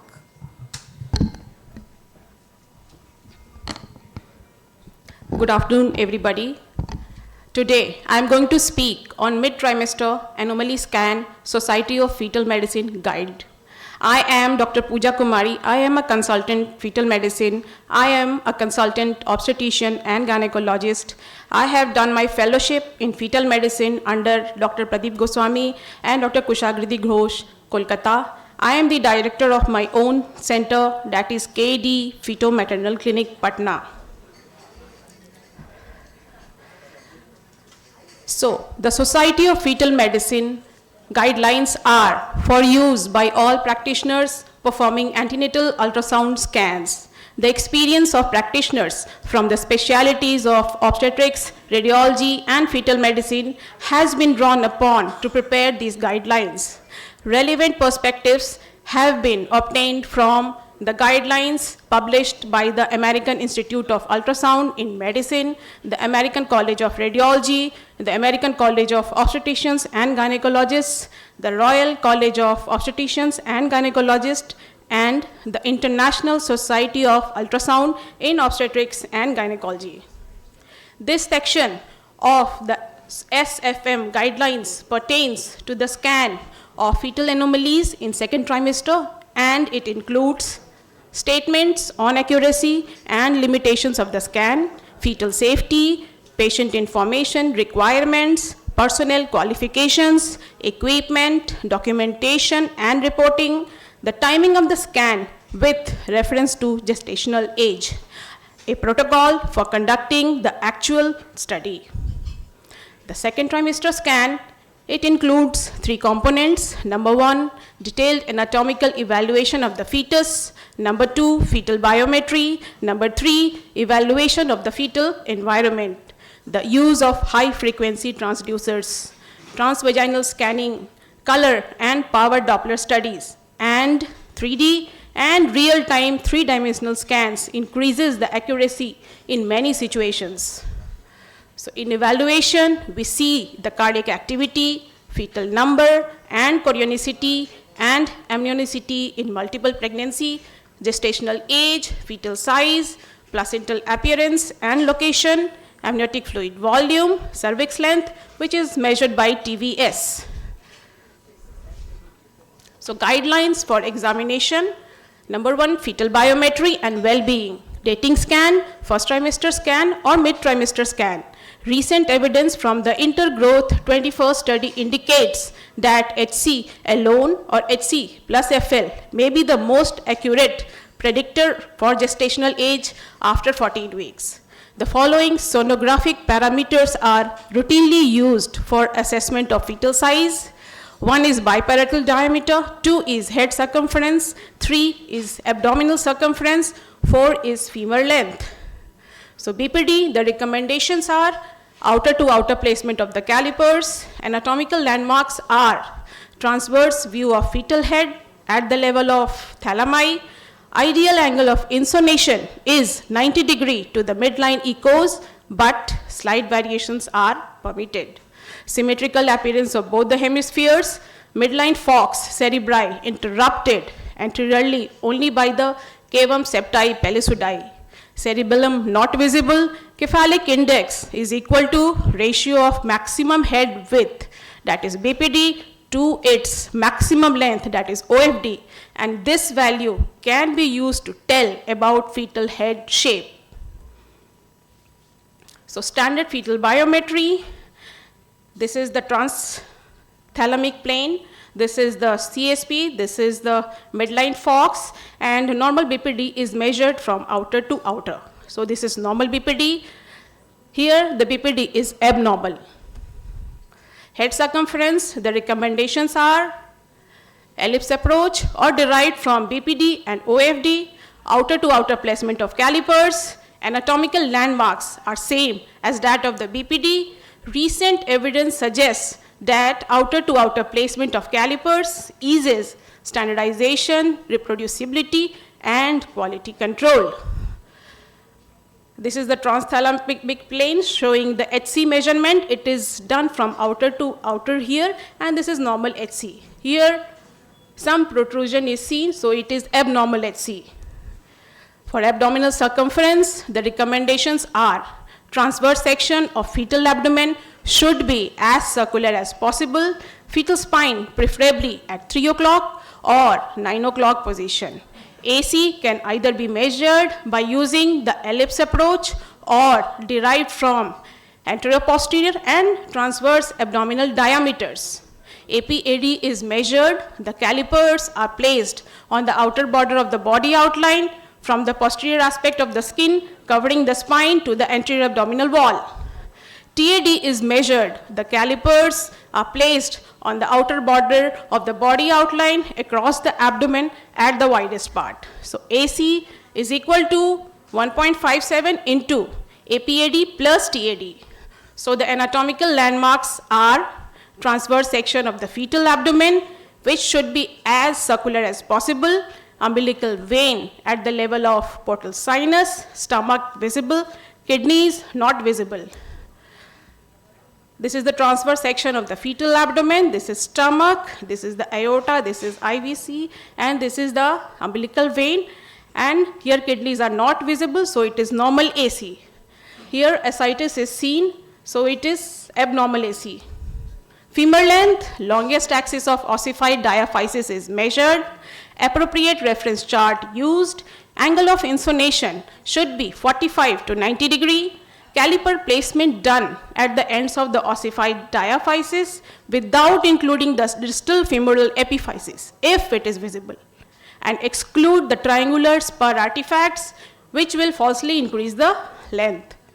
So this is the picture showing the femur length. It is measured from here to here. It is normal FL.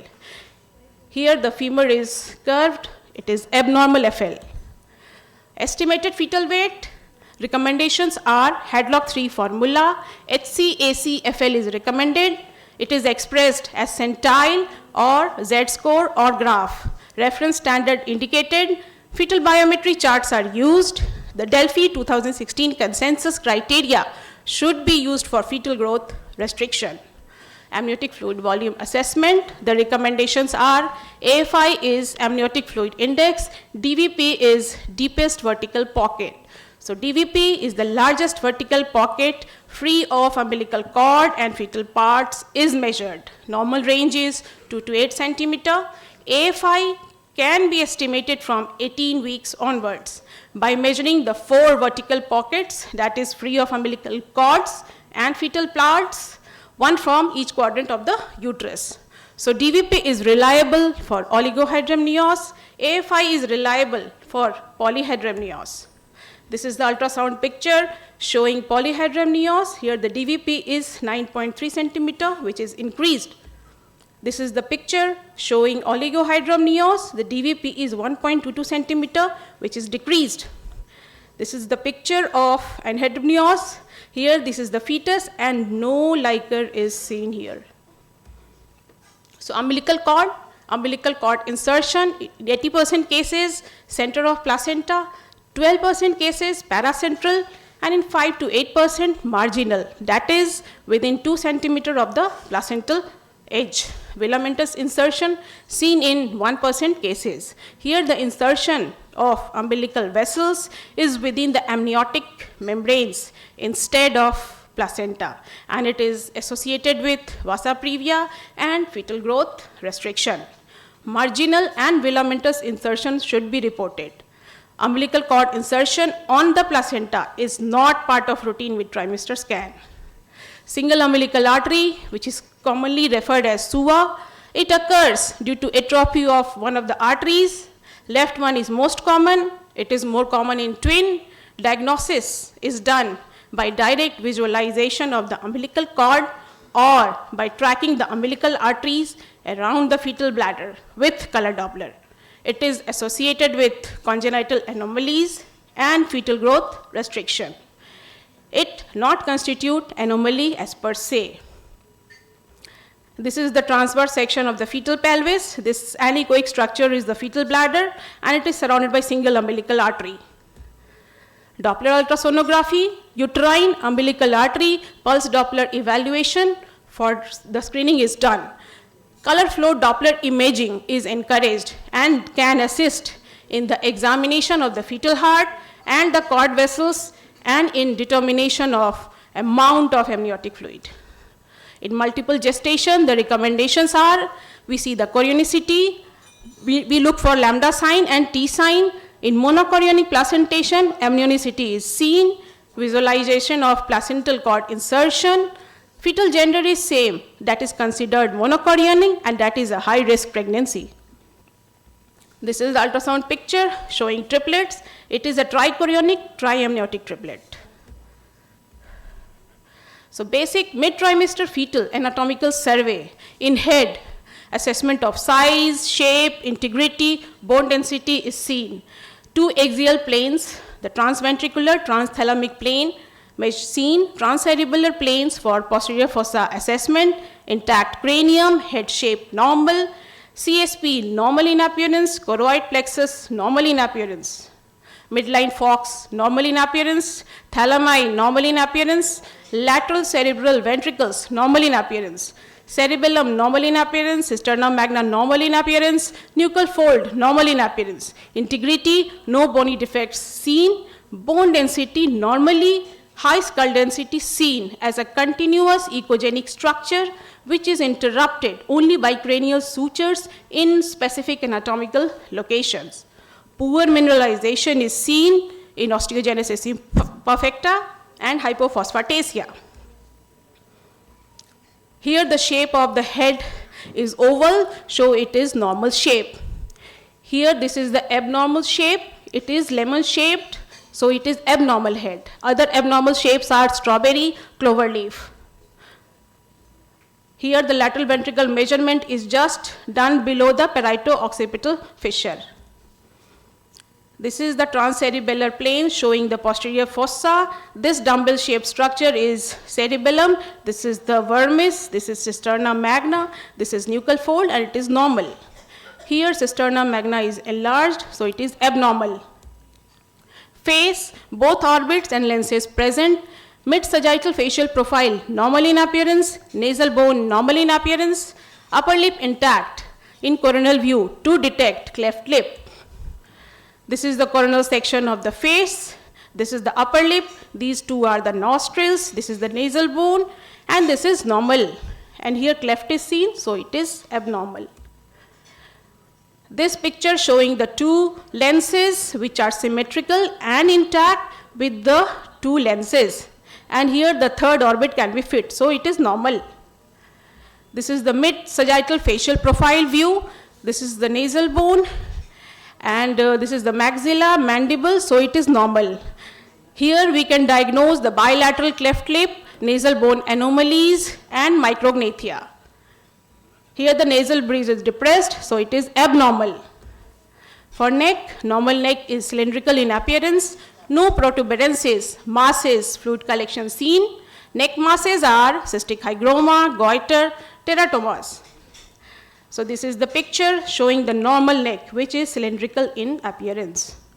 For thorax, shape regular with smooth transition to the abdomen, ribs normal in curvature without deformity, both lungs homogeneous, without masses, without mediastinal shift, and visualization of diaphragm. The diaphragmatic interface is seen as a hypoechoic dividing line between the thoracic and the abdominal content, that is between the heart and stomach and lung or liver. This is the transverse section of fetal thorax. This is the 4-chamber heart, and it occupies 1/3 of it, and these two are the lungs, which is normal. Here, hyperechogenic structure is seen, which is abnormal. For heart, heart activity present, 4-chamber view of the heart in normal position, left chambers on the left side. Aortic and pulmonary outflow tracts, relative size and their relationship normal. LVOT view, 3-vessel view, and 3-vessel trachea view normal. No evidence of diaphragmatic hernia. We do the assessment of situs, axis, rhythm. The anatomical landmarks, we see the 4-chamber view, outflow tract views, 3-vessel view. It helps in detection of congenital heart disease. The normal fetal heart rate is 120 to 160 beats per minute. The axis deviation, normally it is 45 plus minus 20 degree towards the left side of the fetus. This is the transverse section of fetal thorax. It is showing the 4-chamber heart. This is the moderator band. This is right ventricle. This is left ventricle. This is left atria.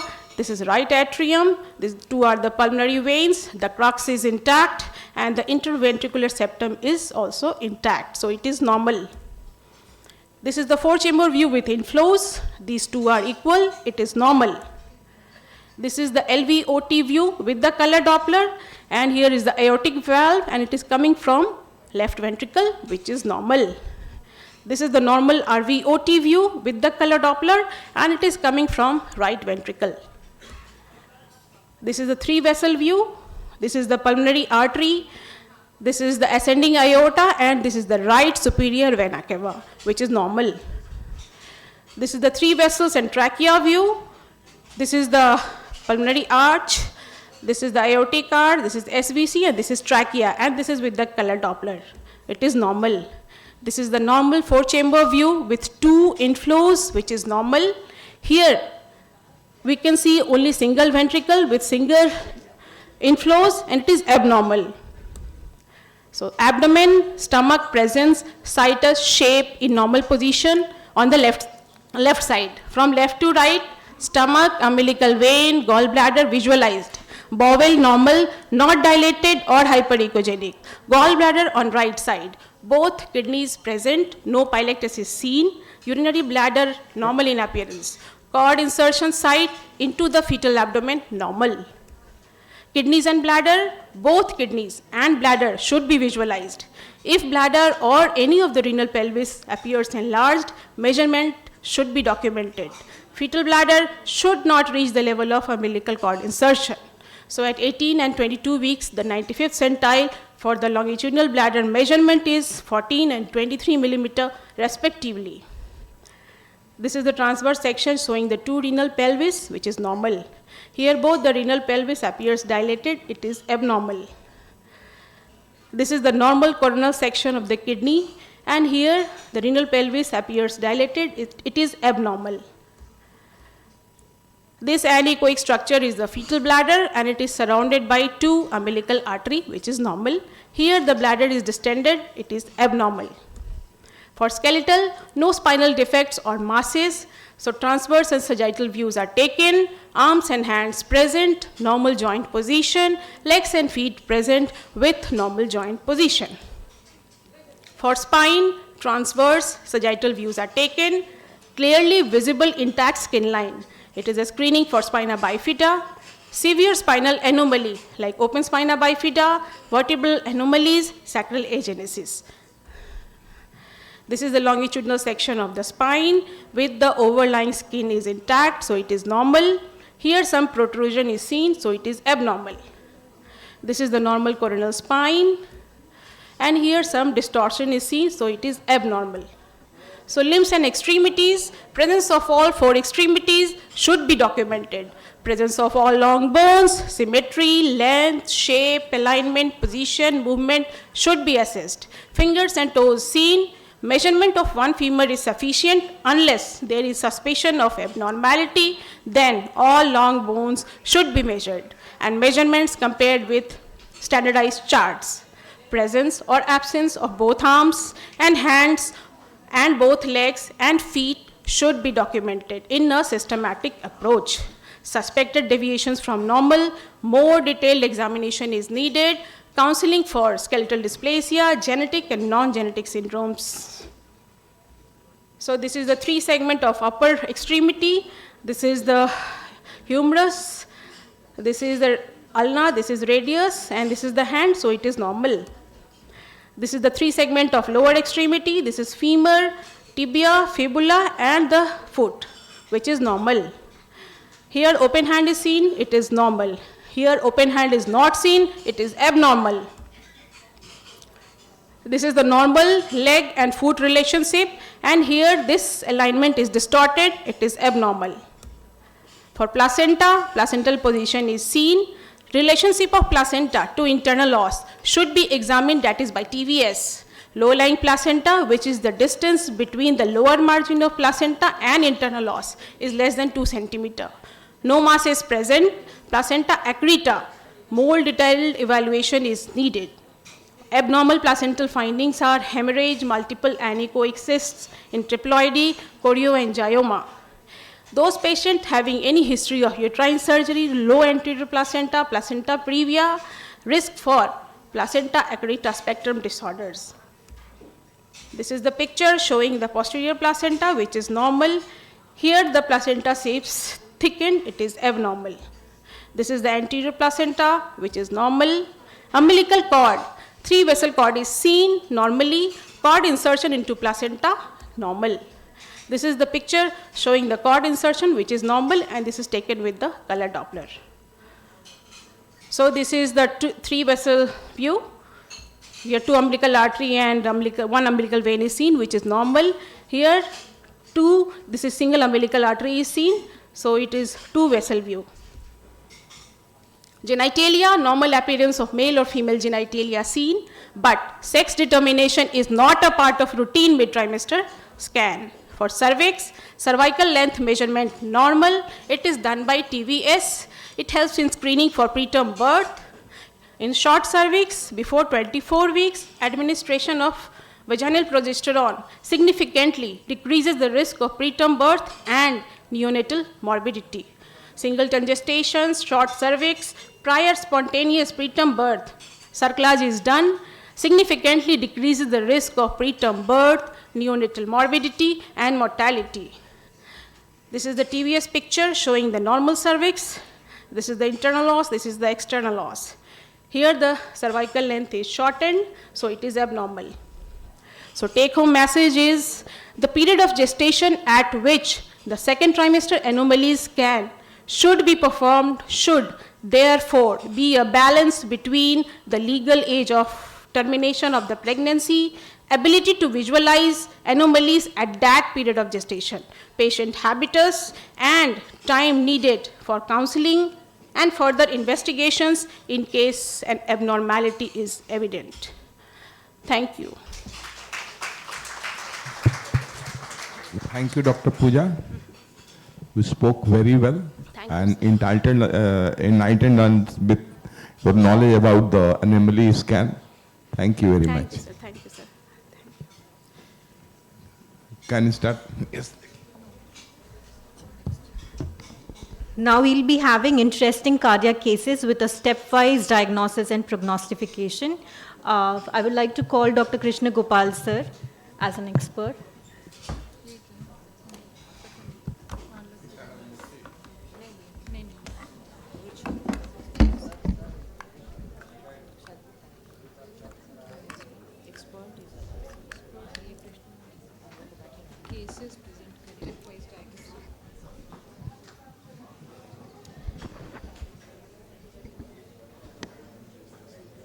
So this is an interesting session.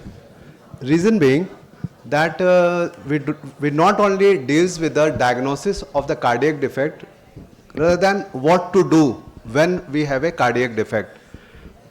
But the question is that why cardiac defects? Why not limb defect? Why not other defects? So basically cardiac defects are very common and the second most common after the neural tube defect, one. And second is, if we can diagnose the cardiac defect correctly and can prognosticate it, we can save 50% of these fetuses. Because 50% of these fetuses approx need surgery at correct time and delivery in a specialized center, and if we do so, then we can save these fetuses. So, prognostication is a part of the fetal echocardiography. Prognostication should be a multidisciplinary team approach. Initial, the prognostication is done by the fetal medicine specialist, imaging specialist, and after initial counseling, these patients must be referred to the pediatric cardiologist who decide the postnatal management and outcome, and obstetricians should be given counseling regarding place, time and delivery route of these patients. So what are the poor prognostic factors of CSD? So these are basically presence of cardiac failure that can be seen by the pericardial effusion or the other signs of the fetal high drops. If there are the presence of extra cardiac abnormalities that is present in 30 to 50%, then it is also a poor prognostic factors, because risk is increased even in the presence of the normal karyotype. The risk is dependent upon the specific fetal malformations. Abnormality detected in more than one organ increases the risk and also of the concomitant chromosomal abnormalities, and non-immune hydrops in the fetus is frequently associated with the congenital heart defects. So the extra cardiac abnormality is in the tune of 70% in cases of the CNS abnormality, 20% in cases of the genital abnormality, 75% with the renal abnormality, almost 50% with the skeletal abnormality, and respiratory, gastrointestinal and craniofacial approx 30 to 40%. So if there is a presence of associated aneuploidy and other genetic diseases also, these are also poor prognostic factors, because a chromosomal defect in the fetuses with CSD is in the tune of 30 to 40%, and in the infant it is in the tune of 5 to 15%, because half of these fetuses die in utero as such. So, but what we need to teach you here is that there are ultrasound findings also there for the prognostications that we do in our day-to-day practice. So there are some good findings like that we see in the Hollywood movies like Joker and the Batman, that is the poor and bad prognostic factors. So what are those good or bad prognostic factors? So the good ones are normal ventricular size and function, normal size of the outflow tracts, a small pulmonary artery, and not duct dependent lesions. Whereas the bad prognostic, poor prognostic factors are either ventricle is hypoplastic or poorly functioning, either outflow tract is stenotic or atretic. If there is a small aorta, or if there is a duct dependent lesion. So how this helps us in the prognostication?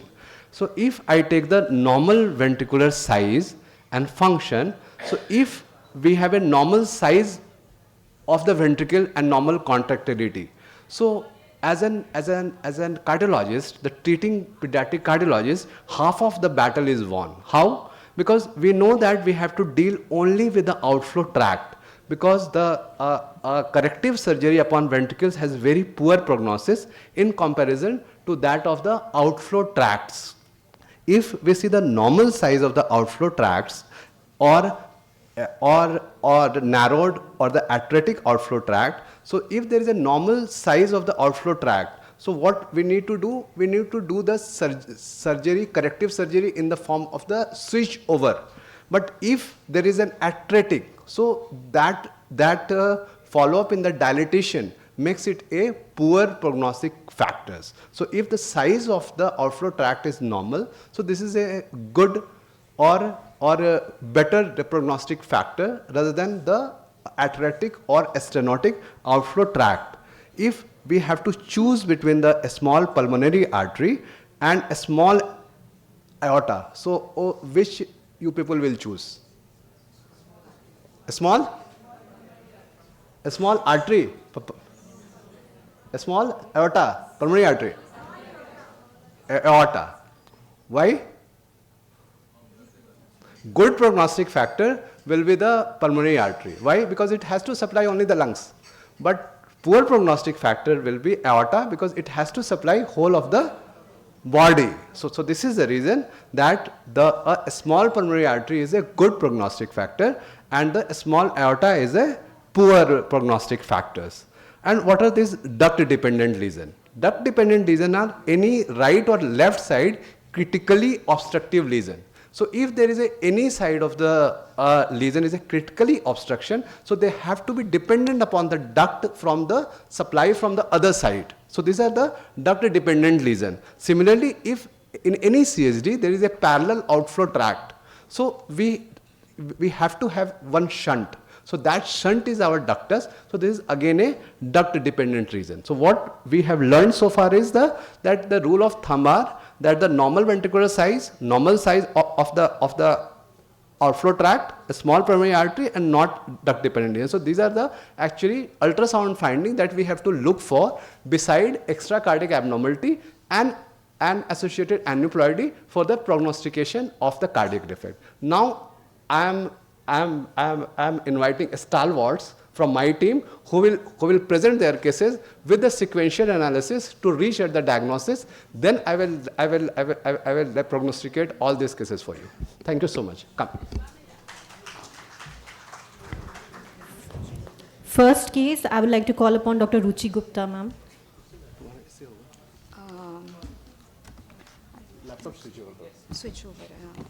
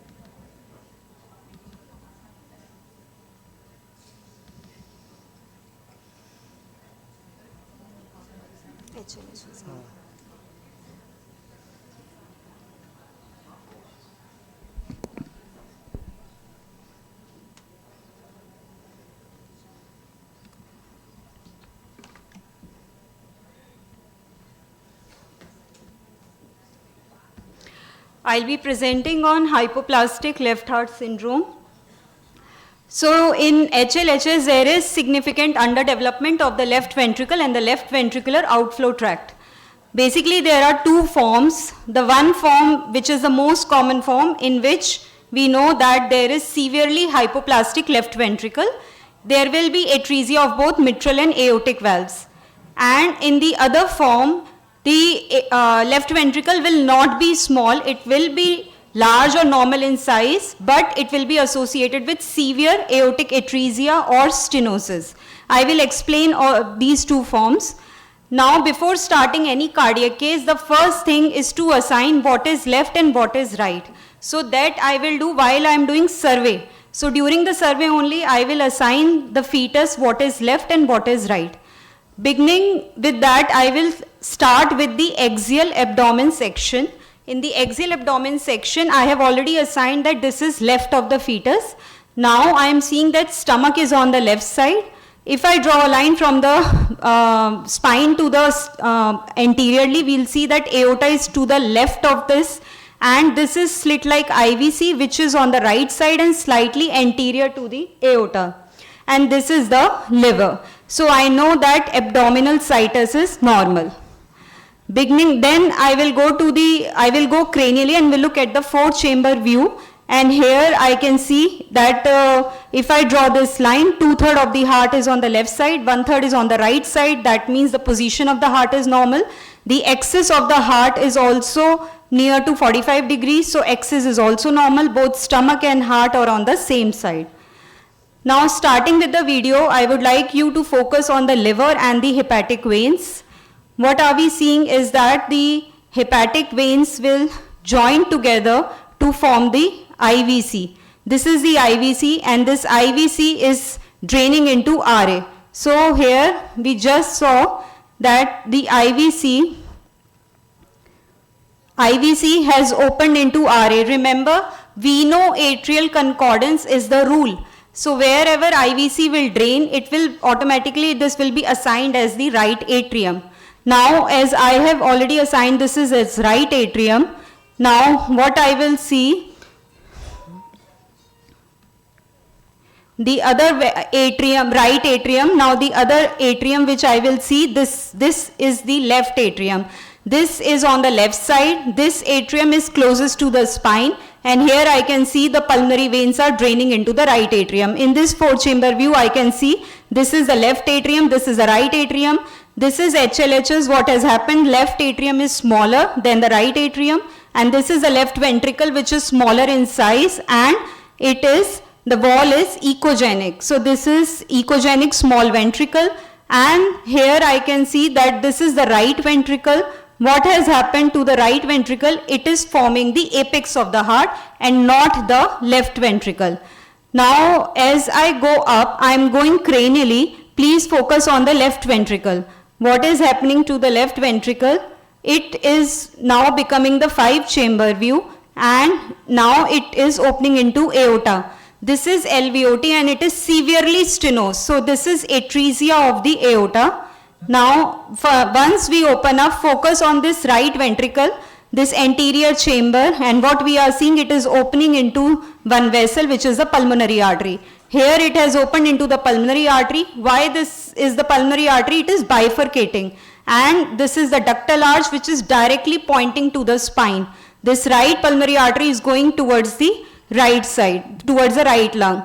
So here as I go further up, what it will open, becomes the 3-vessel trachea view, in which dilated pulmonary artery seen, SVC seen on the right side. This is the trachea. And what is practically seen between the two is actually should have been the aortic arch, which is not seen in this view. So this is the 4-chamber view, just reiterating. This is the left, the heart is on the left side. LV is small and wall is echogenic. RV, right ventricle, is forming the apex of the heart, and foramen ovale is opening towards the left side. And now we will see the color video. Now switching on the color Doppler, we can see practically there is only single inflow. From the right atrium, blood is going into right ventricle, and there is just a trickle of flow into the left ventricle. And what is happening to the actually in normal fetus, what happens is when the blood comes in the right atrium, it goes towards the left atrium. But in HLHS, because LV is very small, so what has happened, there is obligatory left to right shunt. So what are we seeing here is the flow of the blood from the LA to the RA because it is red color. So blood is moving towards the probe. So it is red in color. There is left to right shunting. And this is a single inflow. And as we are going up, we can see the dilated pulmonary artery, and what is seen in the 3 vessel trachea view, only a single outflow is seen, and there is reversal in the aortic arch. It is a very thin aorta which is seen only on the color Doppler. This reversal means it is a duct dependent circulation. This is another case. It was a 21 weeker, it is a 22 weeker, practically absolutely similar case. Aorta is very small.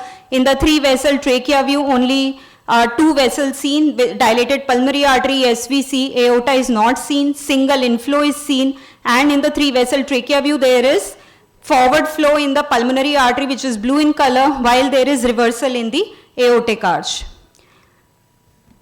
Another similar case, exactly similar case, just it is 13 weeker scan, it is taken through transvaginal scan.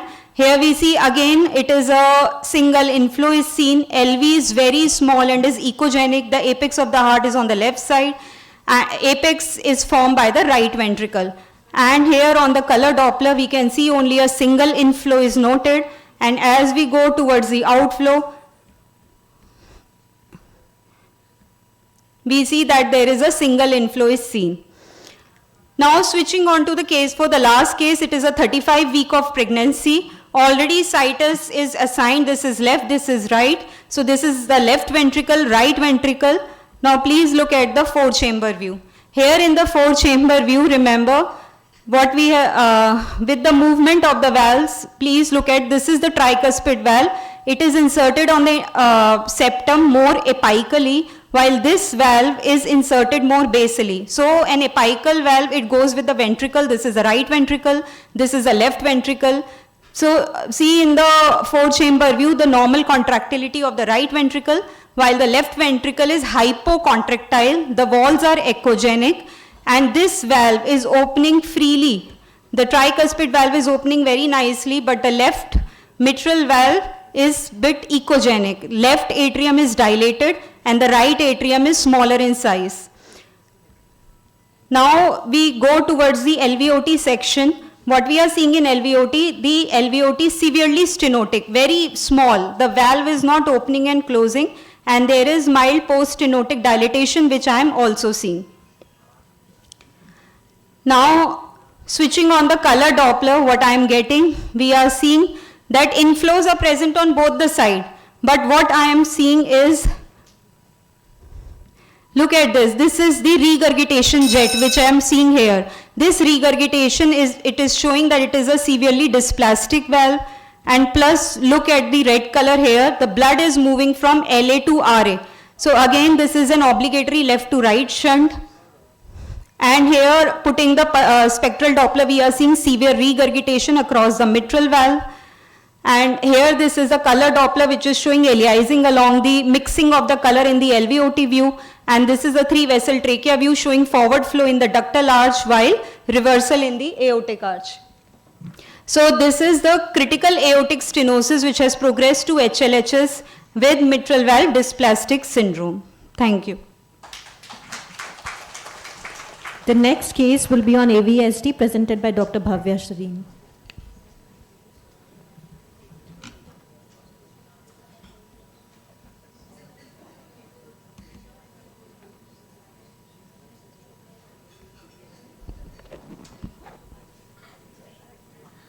Good afternoon, everyone. The second case is of a 25-year-old primigravida who came for a growth scan. She was an unbooked patient with no previous reports. There is no significant past family or obstetric history.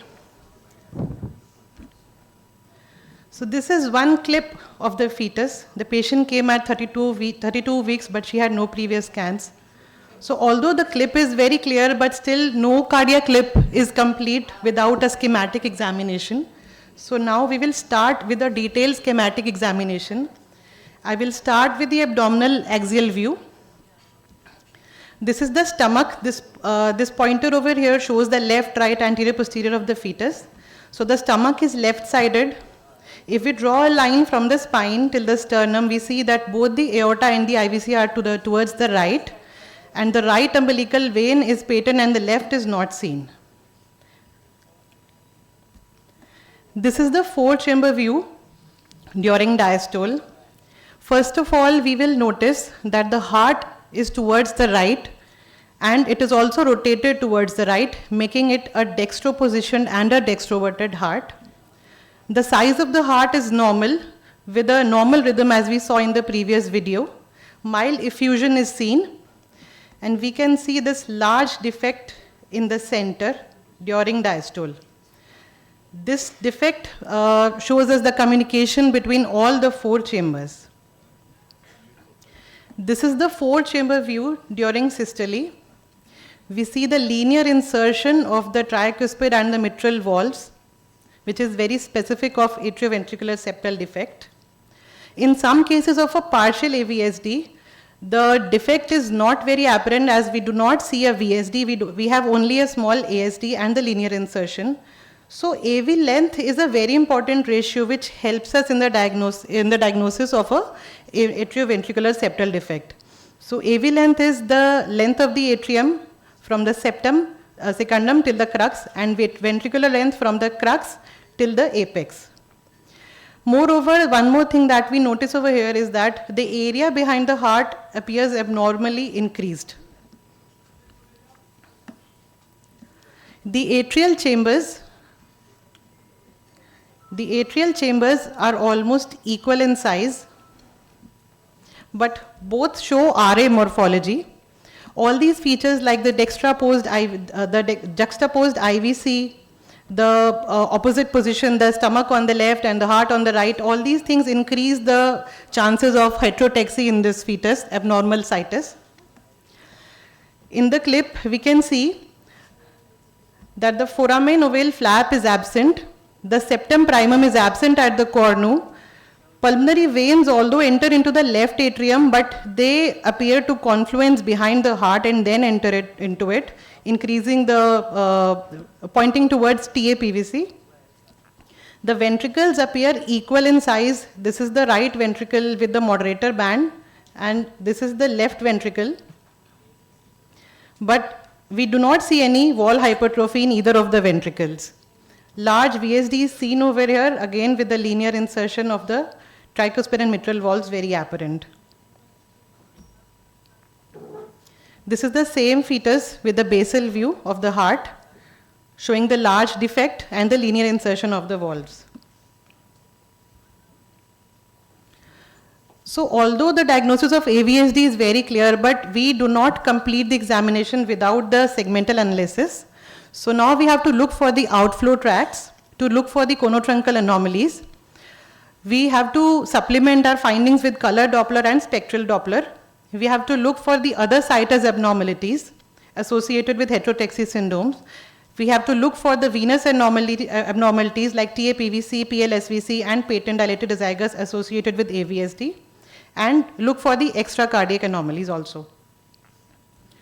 So this is the outflow tract. In this patient, we had a single outflow.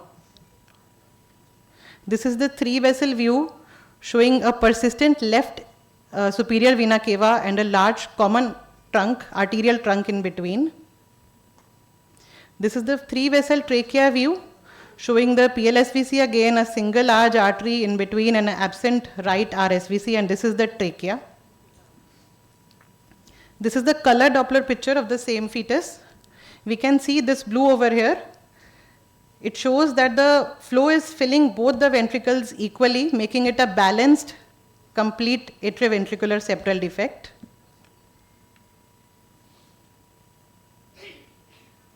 If it is a partial defect, then one of the ventricles fills up preferentially. But there is no significant regurgitation as we see in this pulse wave Doppler. This is a flow showing flow. This is a picture showing flow in the ductus arteriosus. This is abnormal pulmonary vein flow pattern of TA-PVC. We should also supplement our findings with sagittal views. So my diagnosis in this case will be heterotexy syndrome. dextrocardia, dextroversion, left-sided stomach with right atrial isomerism with a balanced complete AVSD with TAPVC and common arterial trunk. So, as an overview, a complete atrioventricular septal defect will have a large ASD, a large VSD, a common AV valve where all the 4 cardiac chambers are connected, a defect in the endocardial cushion which leads to the presence of primitive common AV canal, and the incidence of AVSD is 1 to 5% of all congenital cardiac malformations and is one of the most common defects diagnosed prenatally. This we are talking about the complete AVSD. The partial AVSD is very difficult to diagnose antenatally. Thank you.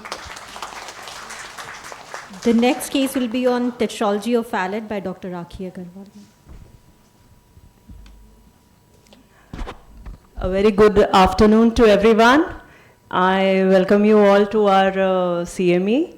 So I guess cardiac is a little difficult and some of you must have gone to sleep, but I totally feel that you are all fetal imaging enthusiasts to be here on a Sunday and to keep listening to us. Thank you for being here.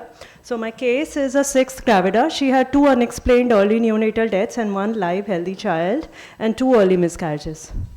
Okay, when I'm looking at a trans-abdominal scan, the stomach is seen on the live. I need the pointer, please.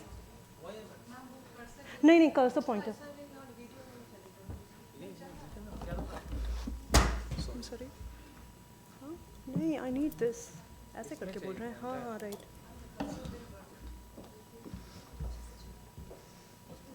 I'm sorry, pointer options. Laser. ठीक है, छोड़िए. Thank you. I don't need that. Yeah, so you can all see my pointer, right? So the stomach is on the left, the aorta is slightly to the left of the midline, and the IVC is to the anterior, slightly anterior and to the right. So this is normal abdominal situs. And when we go to the slightly above to the 4-chamber view, the cardiac axis is fine. There's a normal cardiac axis. The apex of the heart is pointing to the left, so it's a normal pointing of the cardiac apex. When we look at the 4-chamber view, so this is a 4-chamber view. The aorta is on the left of the spine. The left-sided atrium has the pulmonary veins draining, so this is the left atrium. And when we look at the insertion of the valves, the right-sided valve shows apical insertion. So this is the tricuspid valve, and we have equal-sized ventricles as well as atrium. So mostly the 4-chamber view appears normal, except for this gap. But even in normal hearts, this is a very common finding due to echo dropout. Many a times you feel there is a gap here, but this indeed is a gap, and you confirm it on the other views. You turn your probe this way and that way to get a non-apical view.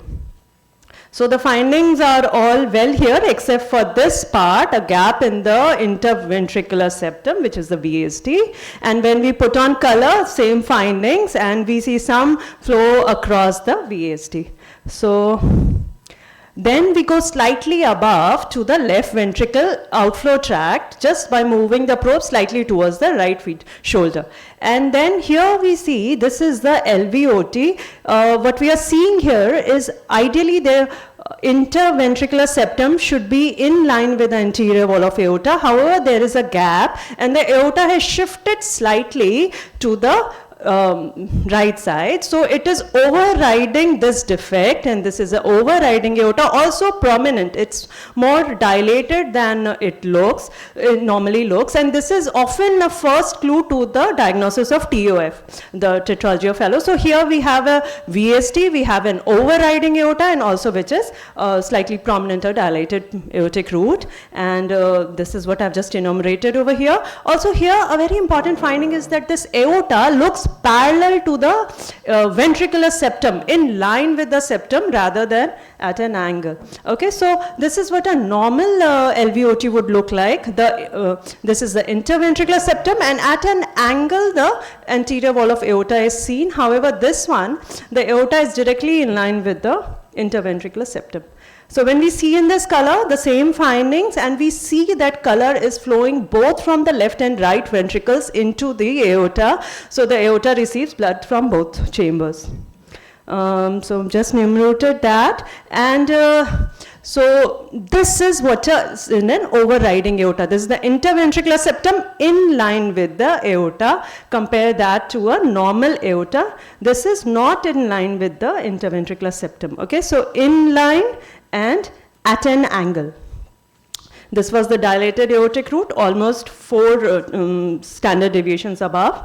And when we come above, by turning the probe slightly to the left, the RVOT comes into the view. We see the division, and we can see that this is seen well, but definitely it is narrower than the aorta. This finding is more prominently seen in grayscale rather than when you put in color. So a small MPA in comparison to the aorta, small main pulmonary artery. Same thing when we put in color. See here you cannot make out the discrepancy so well. It's better seen on the grayscale. Okay, and here you will make out that this is the right pulmonary artery, left pulmonary artery, and you will see one more vessel joining the aorta. Here, this one went. That was the ductus arteriosus. It should normally be seen above this in the 3-vessel view, but here in the 3-vessel view, we are only seeing the aorta because the pulmonary artery being smaller is slightly under the aortic arch and is not seen in the 3-vessel view. So here only the aortic arch is seen. This is the SVC and the trachea. The ductal branch was small and underneath the aorta, and the aortic arch is to the left. Right-sided aortic arches are commonly involved with tricuspid with tetralogy fellow and should be looked for. And in the color, the same findings. We are not seeing the ductal branch because it's slightly underneath the aorta. And the usual pattern actually for the 3-vessel trachea view is that instead of normal attachment of the ductus arch and the aortic arch in the form of the V near the spine, the ductal arch attaches to the side of the aortic arch in a Y-like pattern, okay, instead of the normal V-like pattern.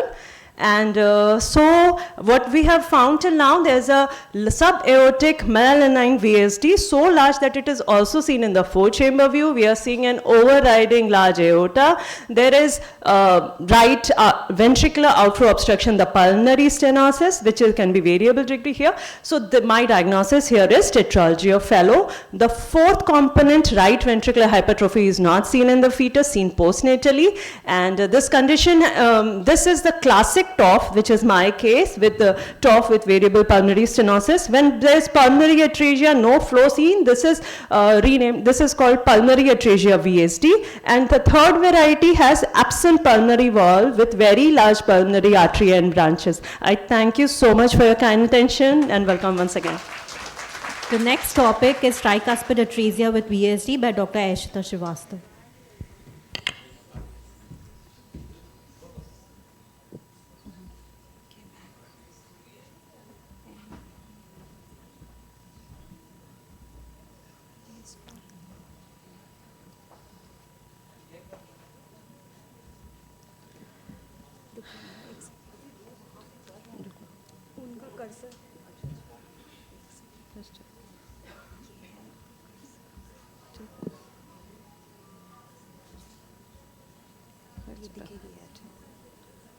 Good afternoon, respected teachers and colleagues. Today I am going to present you the 4th case of this cardiac anomaly series. Mrs. SK, 25-year-old, second gravida patient, para 1+0, referred to my center at 23 weeks of gestational age in view of chamber discrepancy noted in fetal heart in level 2 scan done outside. Her past medical and surgical history, family history were non-relevant. Her drug history was not relevant. There was no exposure to any teratogenic drug, and previous child was normal. After taking proper written consent, her ultrasound examination was conducted. Examination of the heart starts not from the heart itself. It starts from the upper section of the abdomen. So in upper axial section of the abdomen, what we can see, that stomach is on the left side, aorta is left to the spine, inferior vena cava is anterior and right to the aorta, and umbilical veil is turning to the right side. Situs is normal, the baby was in breech presentation, stomach was on the left side, and the cardiac apex is pointing on the left side. So abdominal situs and fetal situs is normal. Now, when I move my probe cranially to see the 4-chamber view, What caught my attention immediately? The chamber discrepancy. Right ventricle was apparently very small. Tricuspid valve was not opening during ventricular diastole. Contractility was normal. But here I will like to take a pause. Whenever we see such an obvious anomaly, what is our normal tendency? That with our whole effort, whole attention goes on that particular abnormality. And in this whole process, we miss the entire picture. And here comes the role of segmental examination, sequential segmental examination. To derive a whole picture, we must go sequentially and try to join these dots to get the most probable diagnosis in that particular case.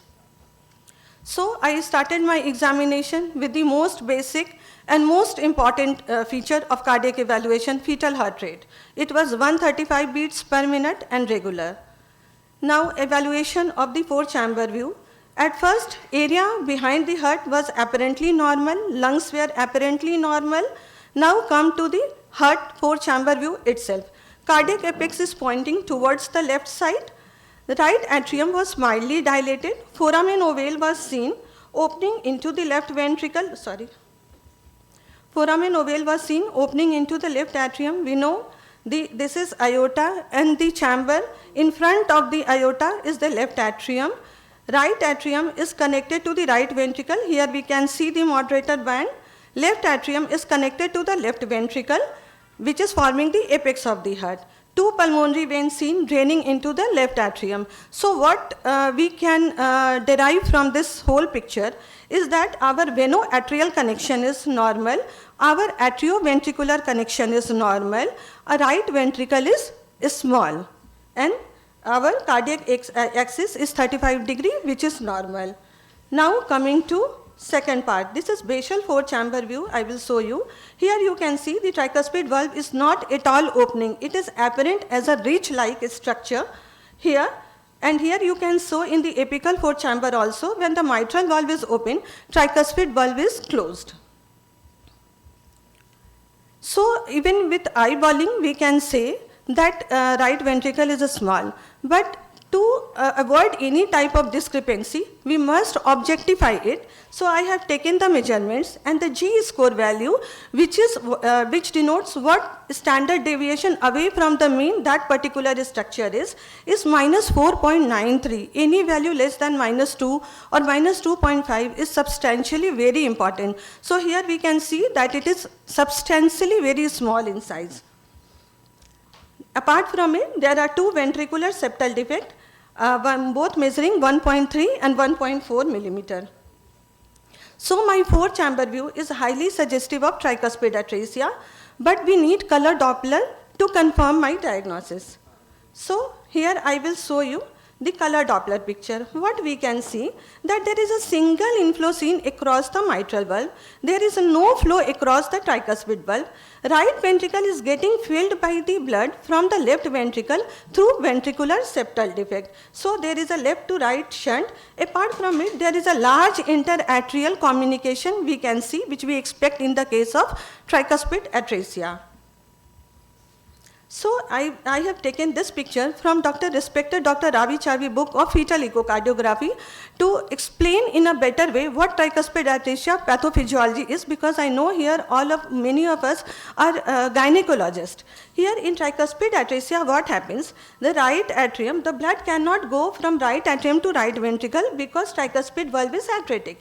Here what happens, that with large interatrial communication, blood from right atrium goes to the left atrium to the left ventricle, and from the left ventricle, blood goes to the right ventricle through ventricular septal defect. In these cases, VSD is an obligatory VSD. Same can be explained very well by spatiotemporal image correlation of the same patient. We can see there is a single inflow, large interatrial communication, blood is going to the right ventricle through VSD. So by this, we have confirmed our diagnosis is tricuspid atresia. But what next? Next step is to look what is the connection between the ventricles and the great artery. So I started with my right ventricle.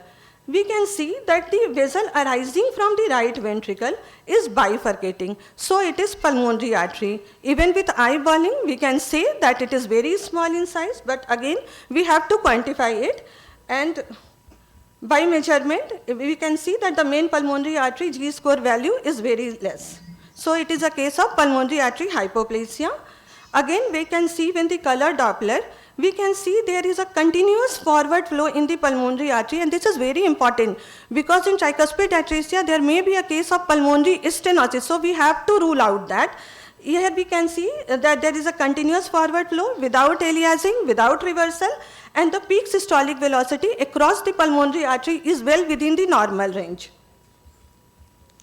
Now, vessel arising from the left atrium is not bifurcating, it is aorta, and we can see a small perimembranous VSD right here, and in tricuspid atresia it is very typical. Now, second is, now we have established that our ventriculo-arterial connection is normal, there is no discordance. Now coming to why, how these great vessels are placed with each other. So in 2D, I have seen this is left atrium, vessel arising from it is aorta, and here is pulmonary artery. So these vessels are crossing. So there is a normal crossover present, and in this color Doppler, we can also very well appreciate that there is a crossing over right here. X-like structure is forming. So there is a normal great vessel arrangement.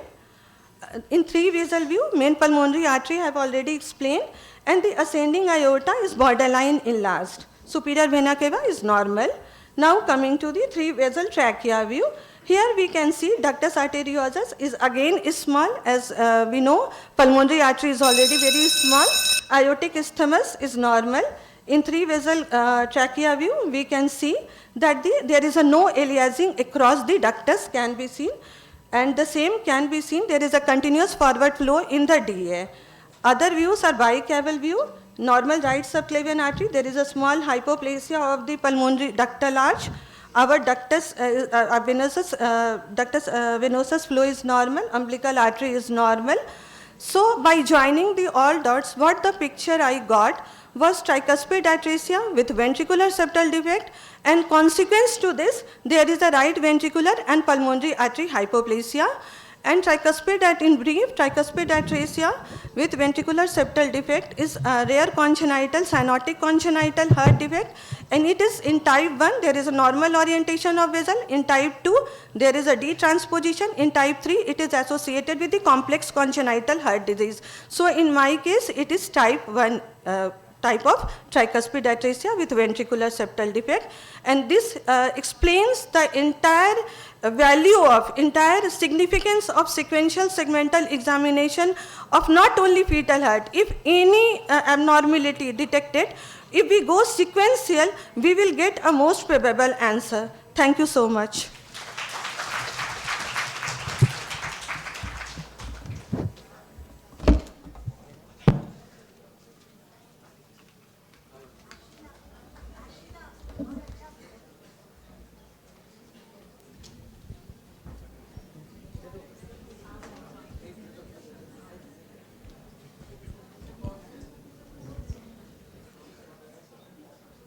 So we will see from where we have left. So the thing I have learned with you so far is for the prognostication, we have ultrasound findings in the form of rule of thumb. We have to look for the presence of cardiac failure and associated aneuploidy and other genetic diseases, and associated cardiac and extracardiac malformations. So in this background, let's save few of the babies together quickly. So the first case was hypoplastic left heart syndrome. That was a group of cardiac malformation that have in common significant underdevelopment left ventricle and left ventricular outflow tract, resulting in an obstruction to the systemic cardiac output. So that was our first case in which there was a small left atrium, left ventricle, aorta, atretic mitral valve. So if I go back to my rule of thumb, so what are the good prognostic factors and what are the poor prognostic factors in this? A small aorta, very good. Ventricle is also small. Outflow tract is stenotic and it is aorta rather than the pulmonary artery itself. So ideally, what will be the prognostication? Poor. So, but we will look for the chromosomal and extra cardiac abnormalities as well. So, the chances of Turner syndrome, trisomy 13 and 18 are there, and there are other extra cardiac abnormality are also there. So the outcome will be poor as this is a chamber abnormality rather than the outflow tract abnormality, and though the chances of chromosomal and extra cardiac abnormality are less, but they are present. Our next case was the atrioventricular septal defect, in which there is a group of cardiac abnormality that is typically present with a common arterioventricular junction and a different degrees of the deficient AV septations and the abnormality of the atrioventricular valves. So, what our rule of thumb says? So, in the atrioventricular septal defect, actually, there is no rule of thumb ultrasound abnormality until it is unbalanced one. If it is a balanced one, so there is an equal flow in both the ventricle. In unbalanced one, of course, we have disproportionate ventricular flow. So this may give rise the same picture as that of the hypoplastic left heart syndrome itself. So as there is an absence of the rule of thumb ultrasound findings, so we will look for the chromosomal and extra cardiac abnormality, and what we got here. The chances of having trisomy 21 is more than 50%. It is 58%, and the chances of other cardiac anomalies are also there. Unbalanced AVST gives the same kind of picture as that of the hypoplastic left heart syndrome as far as hemodynamic is concerned. And if AVSD and heterotaxy is present together, the risk of chromosomal abnormality is virtually absent, but the outcome is worsened because of the severity of the cardiac and extra cardiac malformations. So, but the long-term outcome of these fetuses are good in absence of the chromosomal abnormality, because rule of thumb poor prognostic factors were not there. So we have our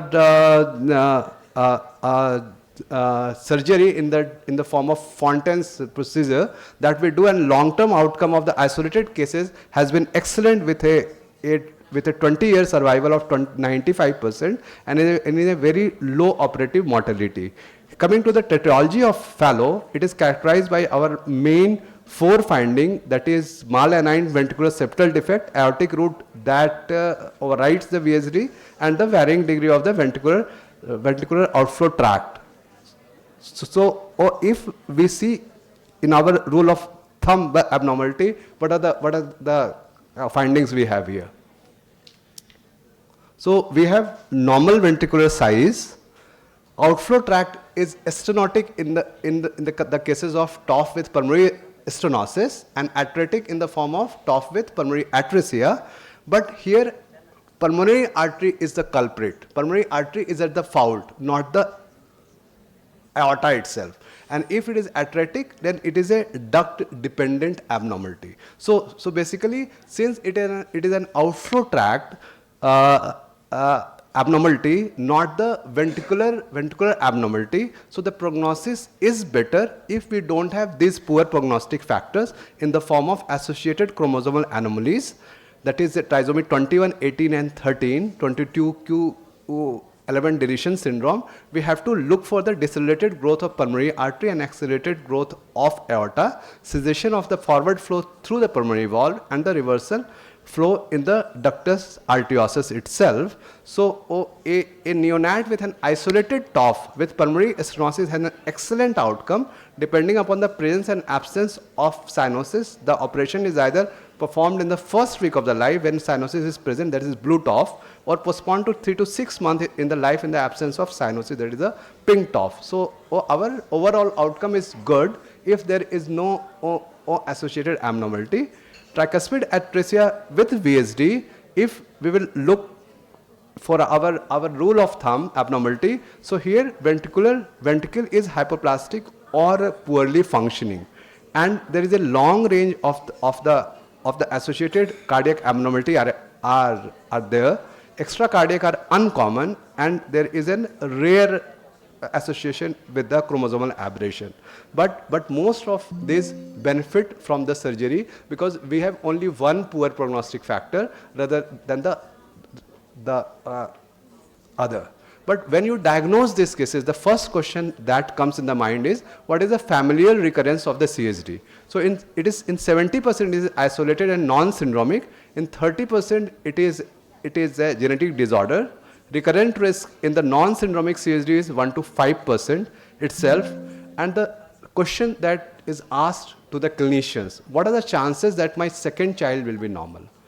So the recurrence rate of the CSD is 3.98%, 3.5% in case of the previously affected child, 4.5% with the 2 children, and 5.2% with the mother alone, and 7.5% with the father alone affected. And when to deliver? Always at term. There is a golden rule. Because if we are not delivering at term, we are actually negating the advantage of prenatal diagnosis. So this paper published in 2016, and that has calculated that if we will deliver these fetuses preterm, the chances of mortality is as high as 74%. And so these fetuses has to be delivered at 39 to 40 weeks, where there is a less mortality, less morbidity, and less complications. And there is only one indication of the preterm birth, where we need to see that whether the postnatal circulation is good for the fetus, and if there is any intervention postnatally that could be life-saving. And the one condition that I could find in the literature is the refractory arterial flutter, where we can't do anything when the baby is inside. So it is refractory, no response to the digoxin, flicarinide, and sotalol. So the DC cardioversion may be a feasible option postnatally. Mode, planned vaginal delivery or the cesarean section. So what we have learned so far is suspecting the diagnosis is the job of the imaging specialist imaging, counseling, and the primary prognostication, fetal medicine specialist. Final prognostication of the CSD is always been done by the pediatric cardiologist, and planning the time and place of the delivery is the choice of the obstetrician. Thank you so much for all your attention. Thank you all the speakers of this session, Dr. Krishna, Dr. Pooja, and special thanks to Dr. Krishna for bringing all the 4 lady sonologists to present the cardiac anomalies, and we obstetrician got the basic sense for detecting those anomalies at least whenever we cross in our general survey sonologists. So thank you all. Now Dr. Krishna Gopal sir will felicitate our chairpersons.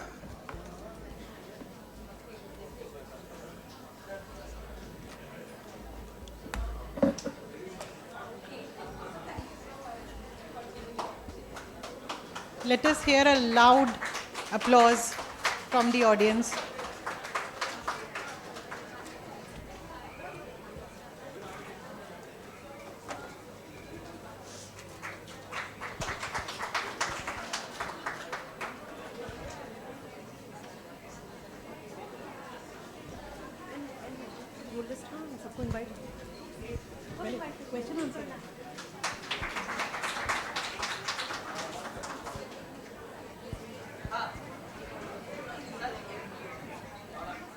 Now we have a question and answer session. If anybody is interested in asking any questions, you can please raise your hands.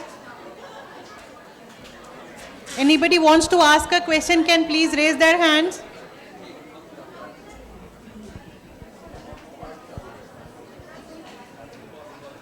Now we will start the inauguration ceremony.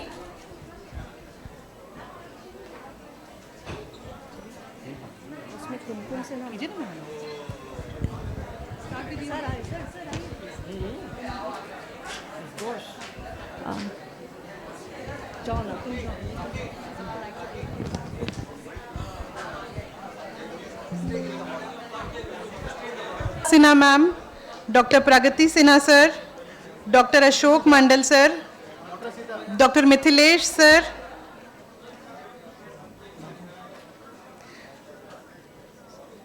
Dr. Manju Geeta Mishra ma'am, Dr. Meena Samant ma'am, Dr. Neelam Sharma, Dr. Alka Pandey ma'am, Dr. Shipra Roy ma'am, Dr. Kumkum Sinha ma'am, Dr. Amita Sinha ma'am, Dr. Rajiv sir, Dr. Savita Rungta,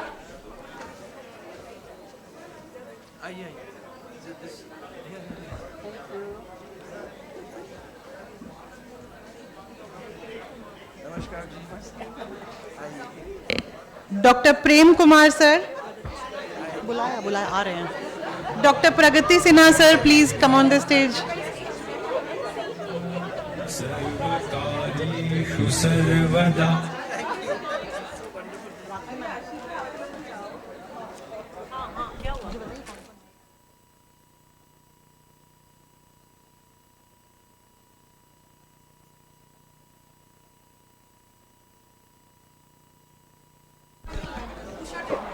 Dr. Usha Didwania ma'am, please come on the stage. Dr. Zareen, please come on the stage.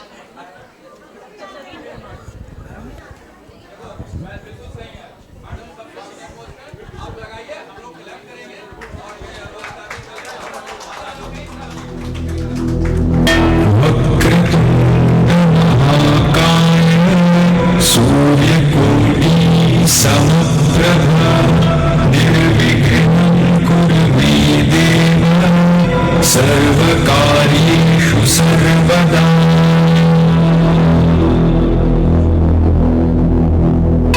वक्रतुण्डमहाकाय सूर्यकोटिसमप्रभा निर्विघ्नं कुरु मे देव सर्वकार्येषु सर्वदा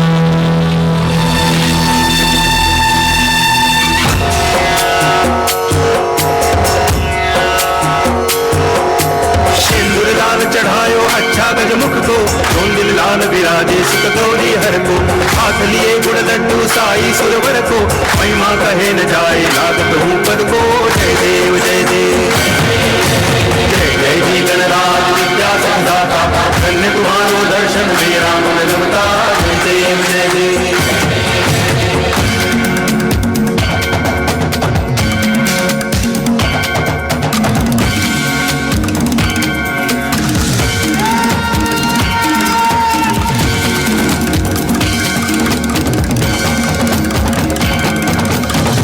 भगति से कोई शरणागत आवे संतति संपत्ति सब ही भरपूर पावे ऐसे तुम महाराज मोको अति भावे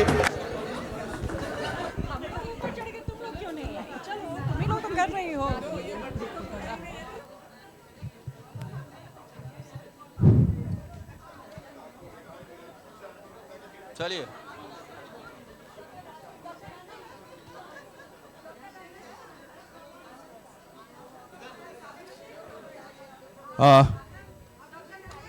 हाय आनंद राखी कहाँ है राखी ठीक है नहीं एक्चुअली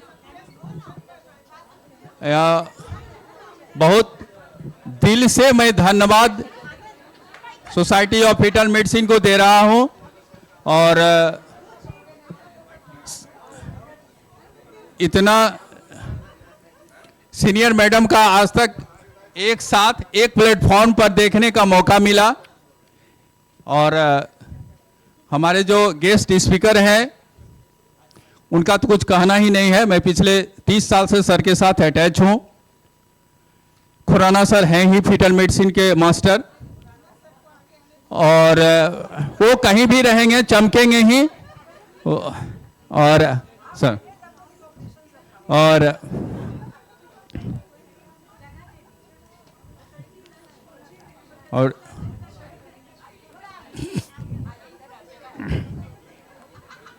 वो तुम आनंद ऊपर ही रहो नहीं तो मेरे साथ रहो। मैं एक चीज जरूर कहना चाहूंगा, ये आनंद है और मैं एक अशोक मंडल हूं और अशोक मंडल सबको उसके बाद ही अल्फाबेट आता है।